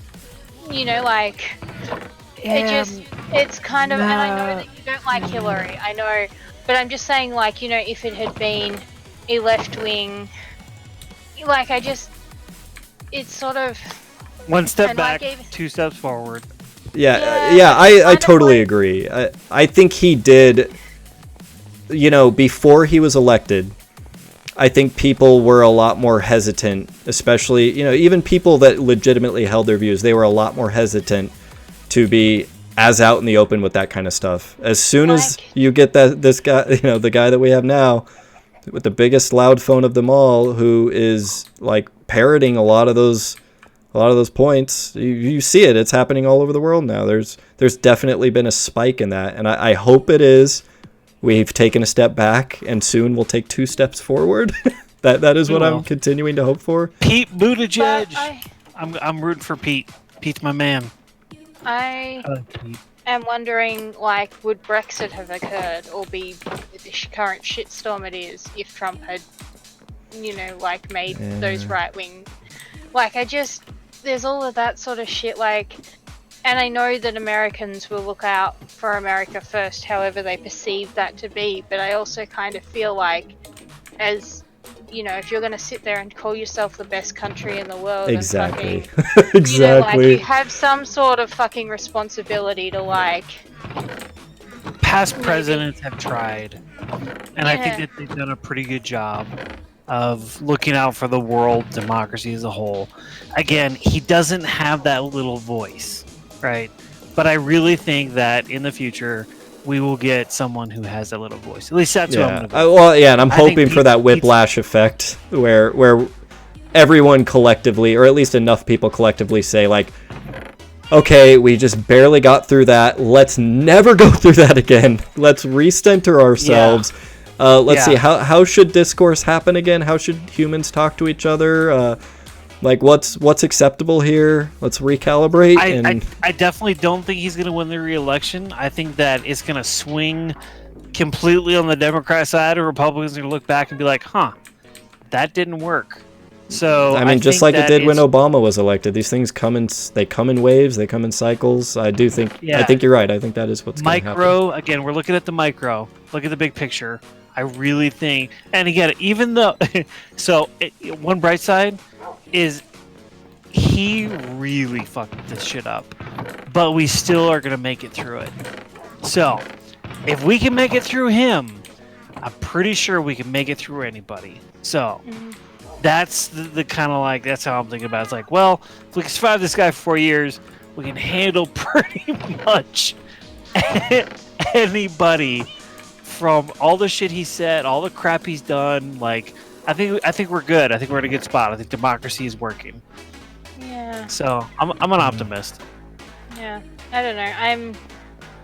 I feel bad for Australia because you guys, or for any country that looks to us for guidance and support and like, hey, support a free Hong Kong, and we're like, but the China deal. It's it's like when they really needed us, we weren't there. So that part does suck. It's, like, I don't know. I'm a little bit sort of, I will admit to being slightly more pissed off about a lot of this too, given, like, what's happening out here with, like, bushfires and shit at the minute, because at the minute we have a conservative Christian Prime Minister who I'm pretty sure doesn't believe in climate change, and even if climate change is a thing, believes that God will provide. Managing our fucking policy, and who's in bed with the fucking mining magnate companies and all of that shit. Like, it's not just... Trump's fault, though. That's not Trump's fault. Oh, come on. It's not like he's actively been pushing for climate change, environmental protections. You but also can't possibly blame our president for your prime minister's fuck-ups. Well, I can blame him for basically making Scott Morrison, like, palatable.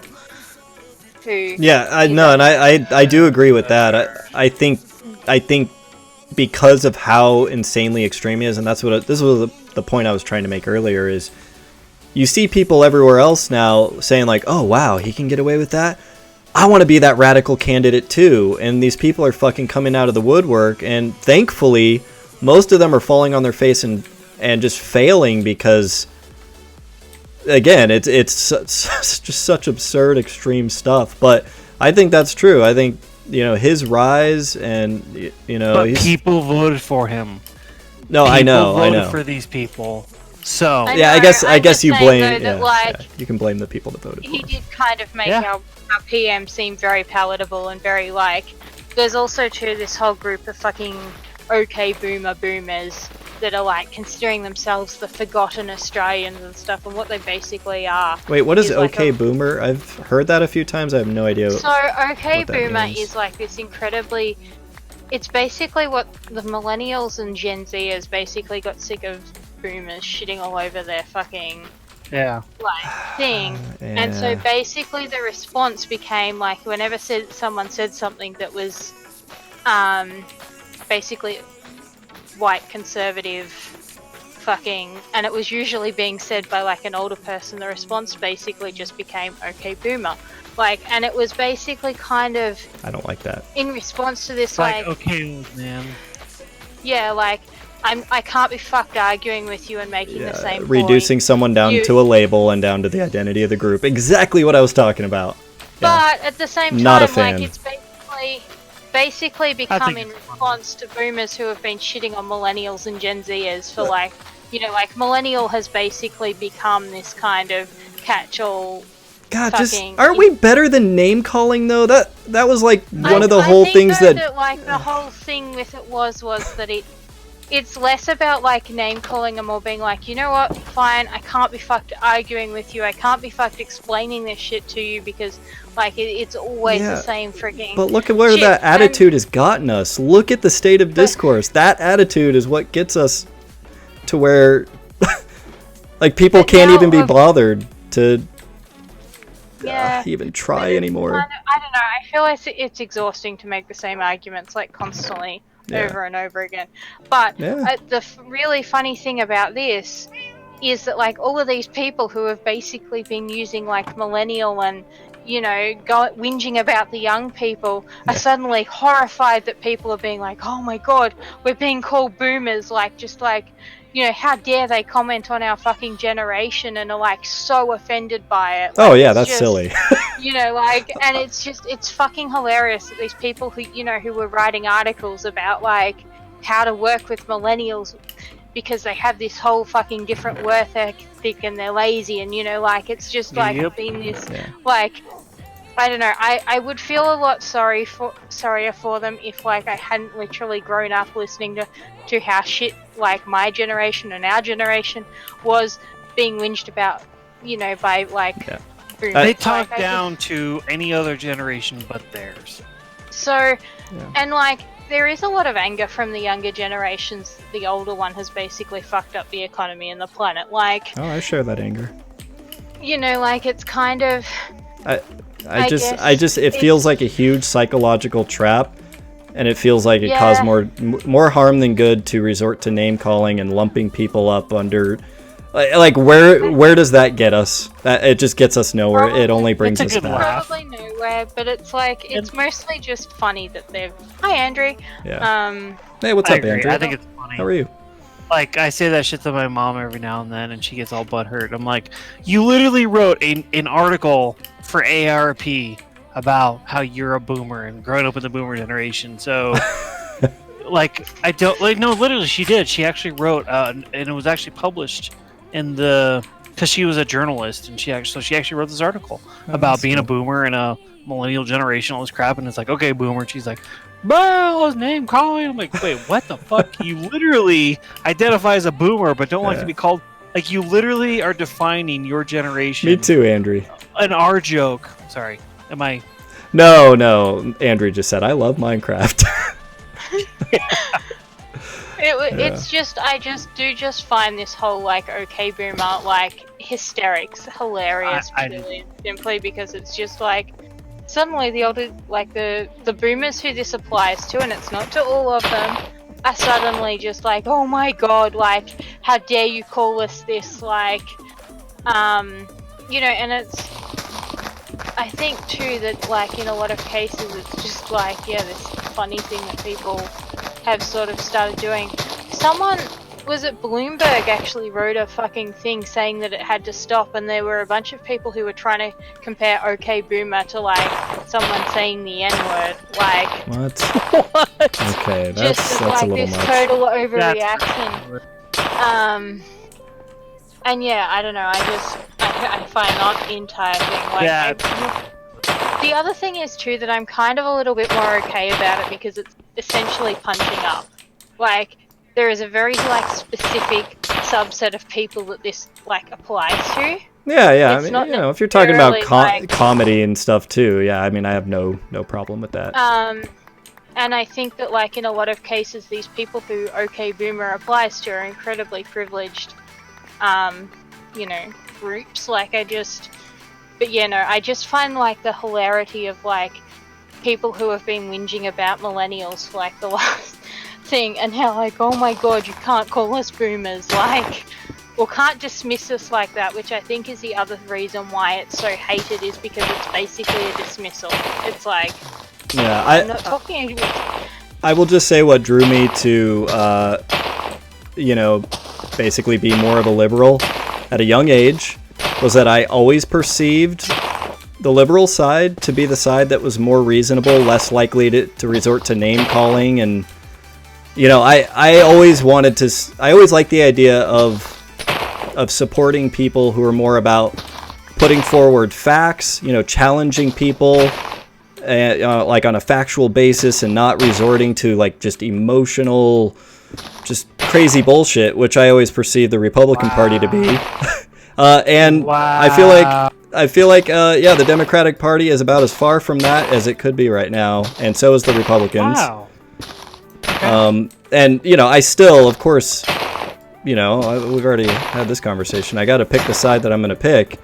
It's just very unfortunate to me that I ended up, you know, I do think there was a time where Democrats were a lot more, or, you know, people on the left-wing side were more focused on, like, hey, let's figure out how to get stuff done and, like, affect change and make these great policies, and less concerned with, oh, I'm gonna engage this side. I'm gonna call them names back. Oh, they're calling us names and they're saying this. Well, we're gonna come up with something even better to say back to them. And, oh, that just is so just sad to me.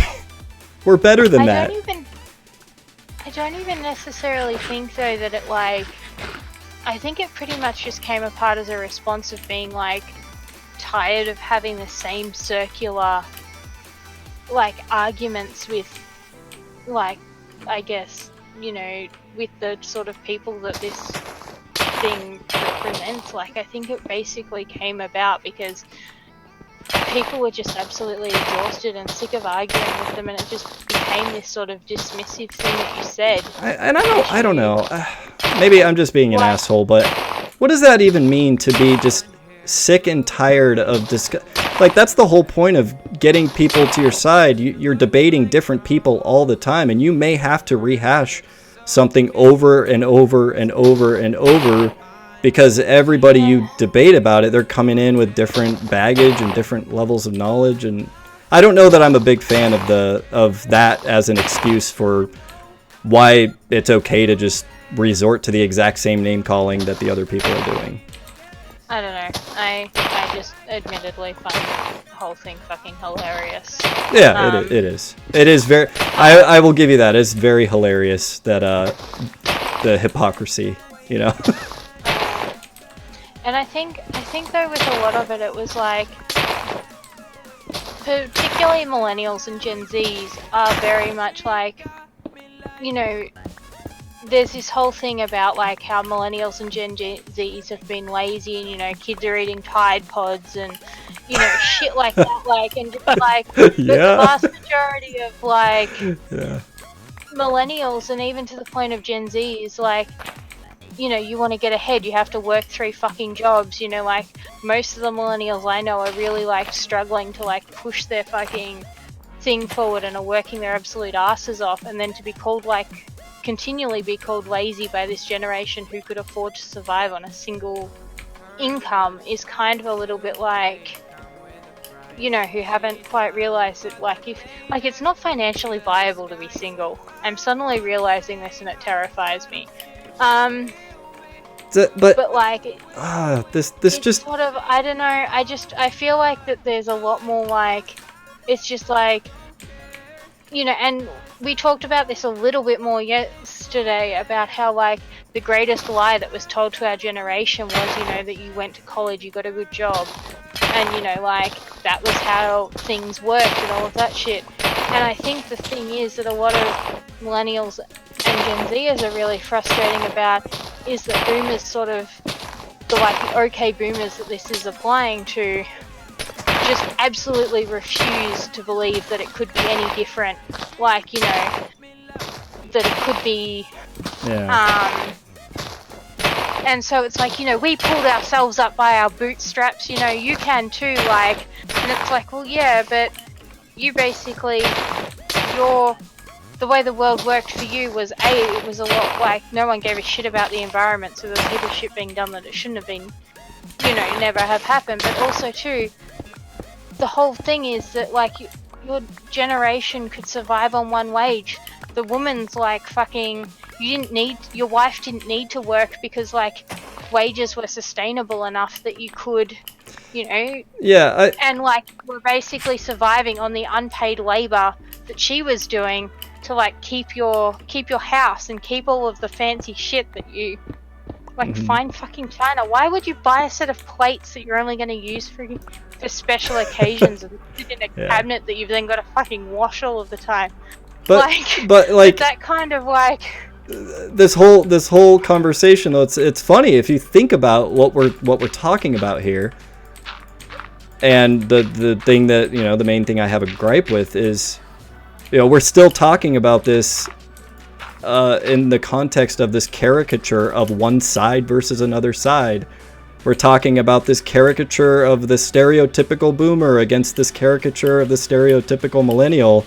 And you see the type of conversation we're having, and, like, you know, I think it's a good conversation to have, but, like, this is why things go nowhere. It's hard for me to really, like, put it into words eloquently enough.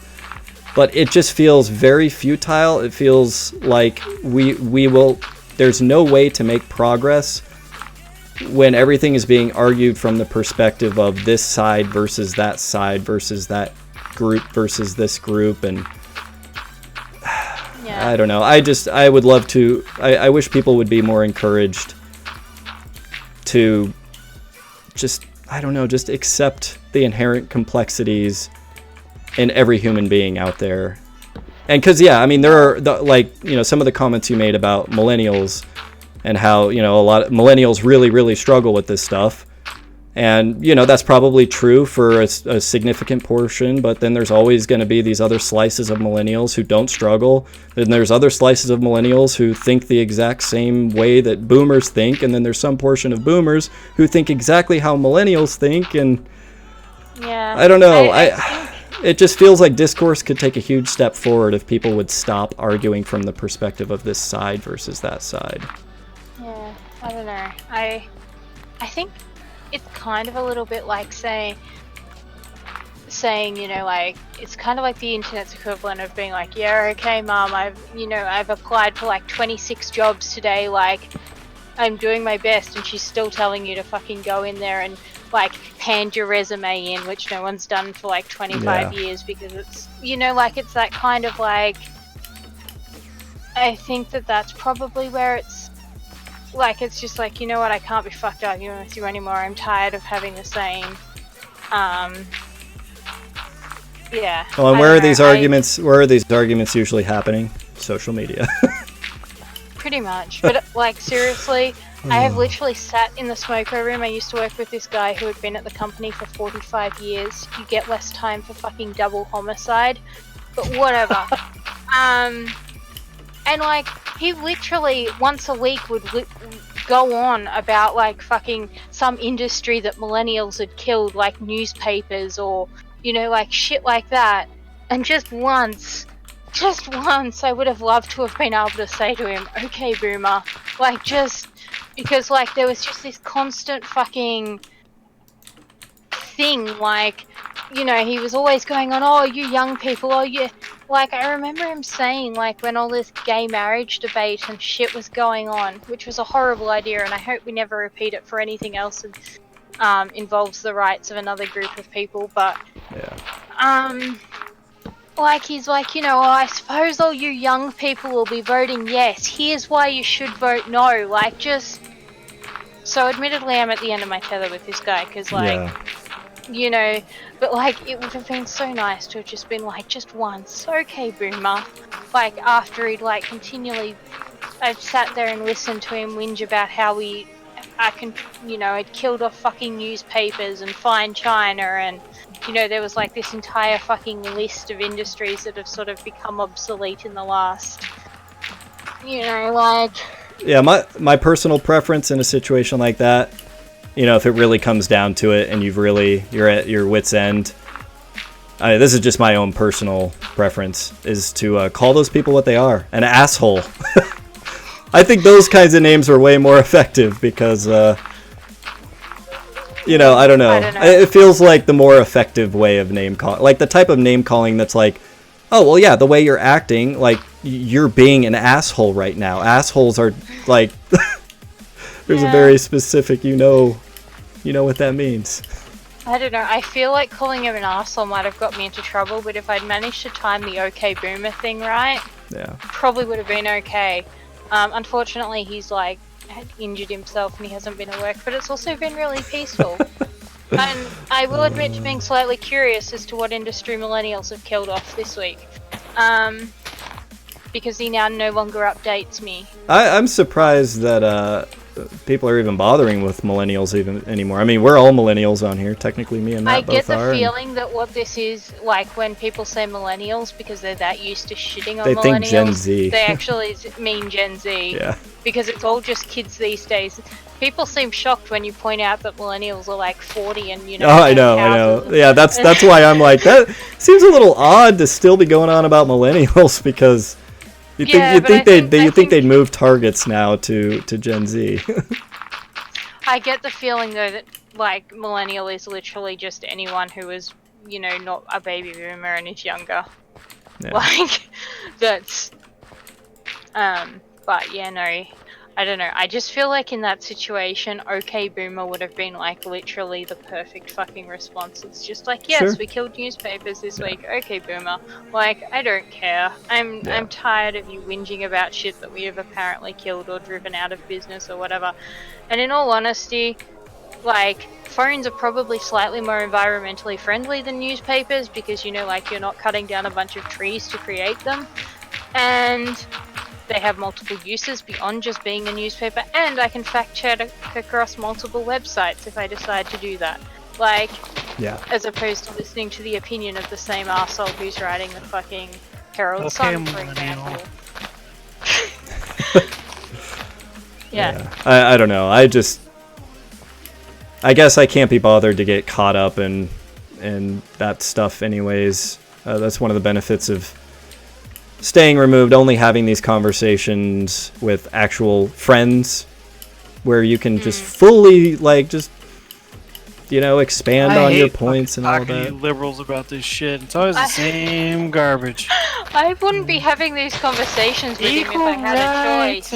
Yeah, and you know, like human beings. Yeah, we wouldn't have these conversations at all if it weren't for you, Matt. You're the one who brings them up every time. I know, and I just sit back and watch the chaos. My true motives revealed. Yeah. Okay, Boomer.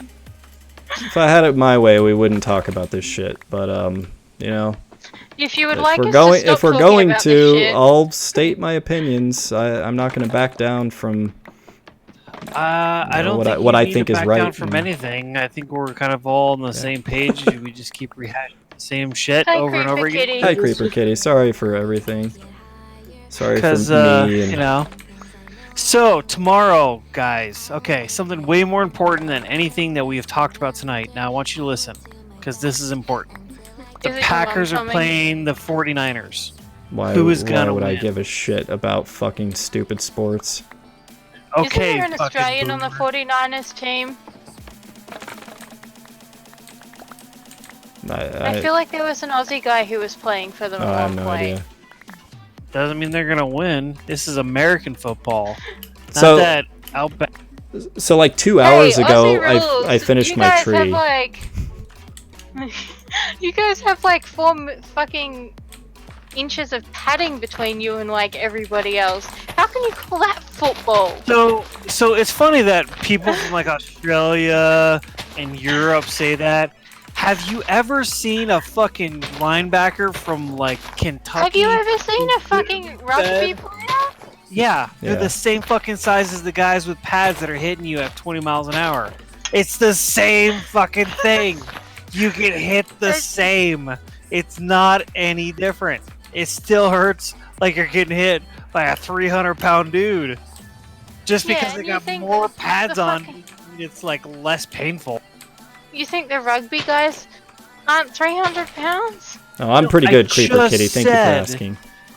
That they're the same dudes. But then why So do you how need does padding having- and helmets? Because you're hitting each other at full speed. And the rugby dudes don't do that? Like, No, they're doing it at like half or quarter speed. Well, I think the I don't sports know, are I completely. I mean, because the whole point are. of football is to fucking tackle the shit out of somebody. yeah, have Right. you guys... Go and Google AFL marks. And then come back. Am I gonna see like the top 3 times in history that there's been No. like a ruthless Okay, play? so... We literally had a guy last week rip the helmet off another player and beat him with it. How is So- that not any more fucking ruthless than rugby? So AFL, right? The guys are wearing these like shoes with spikes, and they literally climb up each other's backs, like run up the back of another player to grab the ball, like they're standing on their shoulders. We literally take 300-pound dudes from Kansas and they jump on top of each other. Like it's like Yeah. a pyramid of fucking meat flesh. That's fucking Man AFL. meat flesh. No, actually that's American football. Get your facts straight, girl. I'm just It's saying, I called think gridiron is dogwood. soft. Oh, yeah, okay. Then how come you got Australian players coming over here wanting to play in the big leagues? Oh, thank you, Creeper Kitty. Creeper Kitty's on our You Discord have one server or now. 2 Australians, and most of the like decent ones are playing fucking AFL or rugby. That's because only 1 or 2 are the ones that could hack it. Because they're the only Yeah. ones that can get hit by a Kentucky linebacker and walk away. Have Yeah, you there's seen, a like, reason our that we footballers? complain about concussions all the time. Because we Yeah, get hit. footballers and rugballers fucking get it as well. All right, so for the sake of my poor viewers who have had to sit through the misery of us talking about politics and now Fuck you, boomers. football and sports, I'm going to talk a little bit about Minecraft, the game that I'm actually playing that I've maybe said all of 2 words about on a 5-hour fucking stream tonight. Since I I'm got here. So sorry, I but- finished my tree like 2 hours ago. It's done. Yeah, It's exactly. been I was done. looking It would have been nice to have a grand celebration, but Well, you that didn't wasn't I'm happening. sorry, I think could I have was stopped feeding us at horses. any time and said, "Hey, boomer, I got my tree done." Yeah, tree's done. Hey, congratulations, man. And I cleared all I'm these sorry, other Chris. trees here, and I'm starting my my terraforming of. So when is the the next top, yeah. patch supposed to come out? Like, I'm Uh, super excited about this. They're on new patch. December pre-release right now. December 10th. Was allegedly yes when they're doing it. Will nursing home will probably, I'm guessing, wait till like 15.4 or whatever, like we usually do. Yes. Um, Yeah, I concur. Wait until there's a unanimous like word from everyone that it works and it's not gonna just crash and run horribly. welcome to the Discord, Creepy Kitty. Yeah, welcome to the Discord. You're gonna love us. Welcome, boomer. Yeah, I don't know. I'm sorry, Zeus. Minecraft, it's awesome. No, it's okay. Maybe we I'm can just just try for the next time we stream Ray to tracing. talk a little bit more about things that aren't that. Well, I mean, I'm down for it. You guys could just say, "Hey, we don't want to talk about this," but I literally have said nothing for the past half an hour, and No, I I let know, you I guys know. do all the talking. You're right So about don't that. point You're fingers right at about me. that. I'm not. I You am not millennials. debating that. You. Always blaming us boomers. Well, you're a piece You're of a shit. fucking millennial. You're a piece of shit. You're not a millennial. I'm not gonna label you, but you are a piece of shit. I try. Yeah, so I don't. anyway, I don't want to put a Minecraft. box around you, man. You piece of shit. I don't know why that's funny to me. It's not actually funny. It's just funny to me. So Minecraft beef. Yeah. So I've got my tree done, like super amazing, huge progress. 2 years in the making. I don't know what else to say. I feel like I should have had a speech prepared for something that took me 2 years to build. About fucking time. Matt, you should actually see it. I mean, we've both attempted these trees. This is the first time that I think one Give has me, ever been like, completed. 5 minutes, because I got this black-tailed deer I'm calling in, and I'm about to get him. So just Yeah. So, yeah, first of all, I'd like to thank myself for spending 2 years building a tree. I'd like to thank people who donated iron for all the shears that I was able to make to get all the leaves that I needed for this tree. The Academy. Yes. To the Academy. So, yeah, now that that's done, if we want to schedule something, we can totally decorate it. So let's organize people. Yeah, let's organize that. Let's figure out like how we want to do some ornaments and little Christmas lights and cool little things like that. I think I will eventually build some little houses in the branches and stuff, and you know, they'll maybe be just extra flair on that Christmas tree. And then what I started doing after that is I cleared this entire forest because with the tree done, I no longer need this forest. And for my next project, this is like super rare that I finish a massive project and now I can start talking about the next one. I am going to work on terraforming this whole area on top of my extreme hills. So I have my base right there. I have my tree over there. We've got all these crops on these little circular things. And what I want to do is I want to kind of raise parts of this mountain up so that this whole thing, I'm not sure exactly how I'm going to do it, but I was thinking something like a caldera where there's like a ridge that goes all the way around the perimeter of the mountain. And then it kind of sinks down on the inside of it. And I don't know what I want to do in there, but it'd be cool to have like just maybe even parts of it that go all the way down to the cave below. Yeah. Maybe leave that area directly under the tree, like flat, in case people want to put presents under there. Yeah, I think that's a good idea. But I like the idea of the cauldron and stuff. You could maybe have a frozen lake or something in there. Yeah, I'm not sure exactly how I want to do it. I've thought of a few different things. Like one thing I thought about was like literally just making a big ravine inside of it. You know, like basically like someone just scooped out, took a big ice cream scoop to the mountain. And so the like ridges are on the side, but you come in and there's this big depressed crater, but that's completely steep cliffs and everything that goes like all the way down. I like a big, like instead of a gradual slope down into the middle, like just a sheer drop from the edges of the mountain. Yeah. On the inside. And then maybe at the bottom of that, some kind of cool thing, or maybe access to the mine below.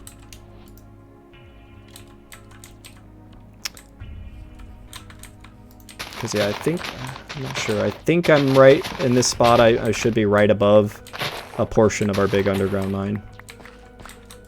Yeah, probably. But I am so happy that this is finally... Yeah, you've worked really hard on it.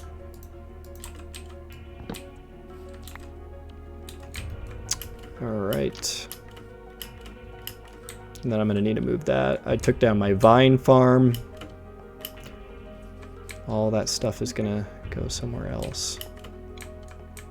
I'll look at it from over at this angle again. So we can put trees on this side. Yeah, I think there's a lot of terraforming I'm gonna wanna do, so I'm gonna need a plan to gather very, very large amounts of dirt.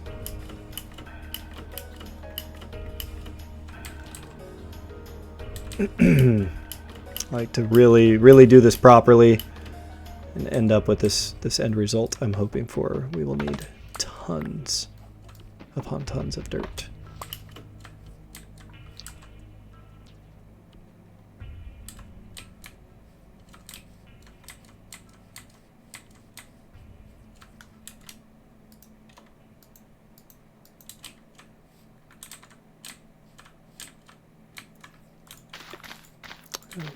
Okay, let's see, take that away.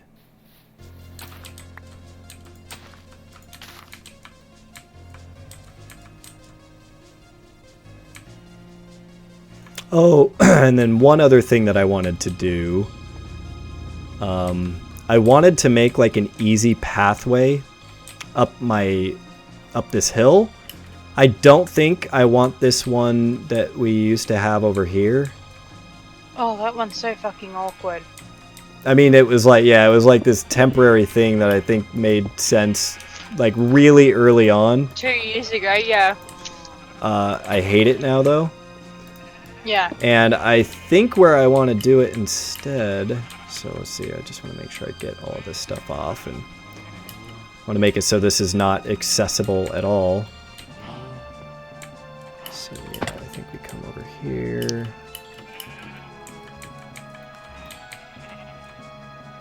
Yeah, I want to clean up some of this cliff face and everything.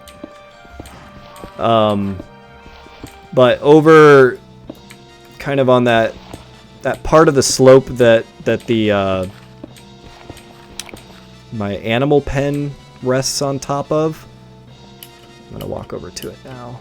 I'm thinking it'd be nice, this little slope here, to make some kind of a pathway where you can just from ground level down here easily walk all the way up to the base. So maybe it's something that like comes over here. This is the part that I would need to figure out, but I don't know. Maybe I do some terraforming on this hill and Yeah. So yeah, somehow I it comes actually around. claim that little islandy thing on the other side of it. Yeah, and this give island up over here, the right? inner path. Yeah. Yeah. Yep. Yeah. So I wasn't planning on putting anything through there, but Yeah. But I may actually connect a path up to like that path. Was what I was. oh, awesome. Because I want to do a little bridge over that creek that I'm going to widen.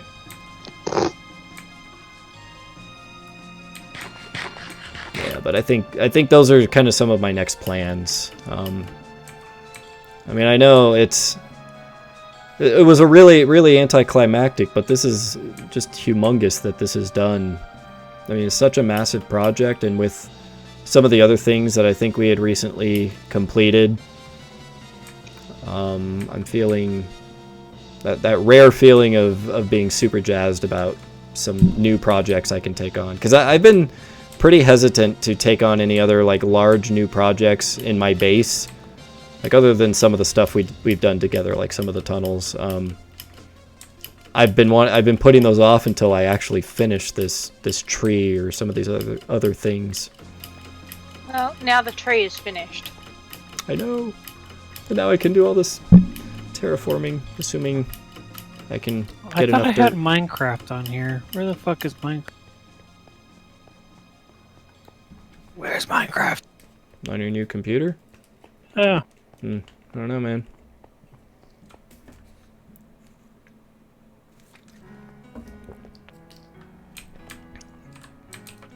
Oh wait, didn't you like wipe your whole computer and reinstall when we started playing WoW? Was that WoW? Wow. God, has it been that long? I mean, yeah, we started No. playing in August, and I thought It's- you had that crazy blue screen gotta issue, be- and Yeah, but I don't think you've done your server world since. Like, I think the handful of Minecraft streams have all been nursing home. What? So, Matt, if you haven't been like playing any other Minecraft, then Yep. I think that is right. Holy shit, seriously? Has it been that long? Holy ballsack.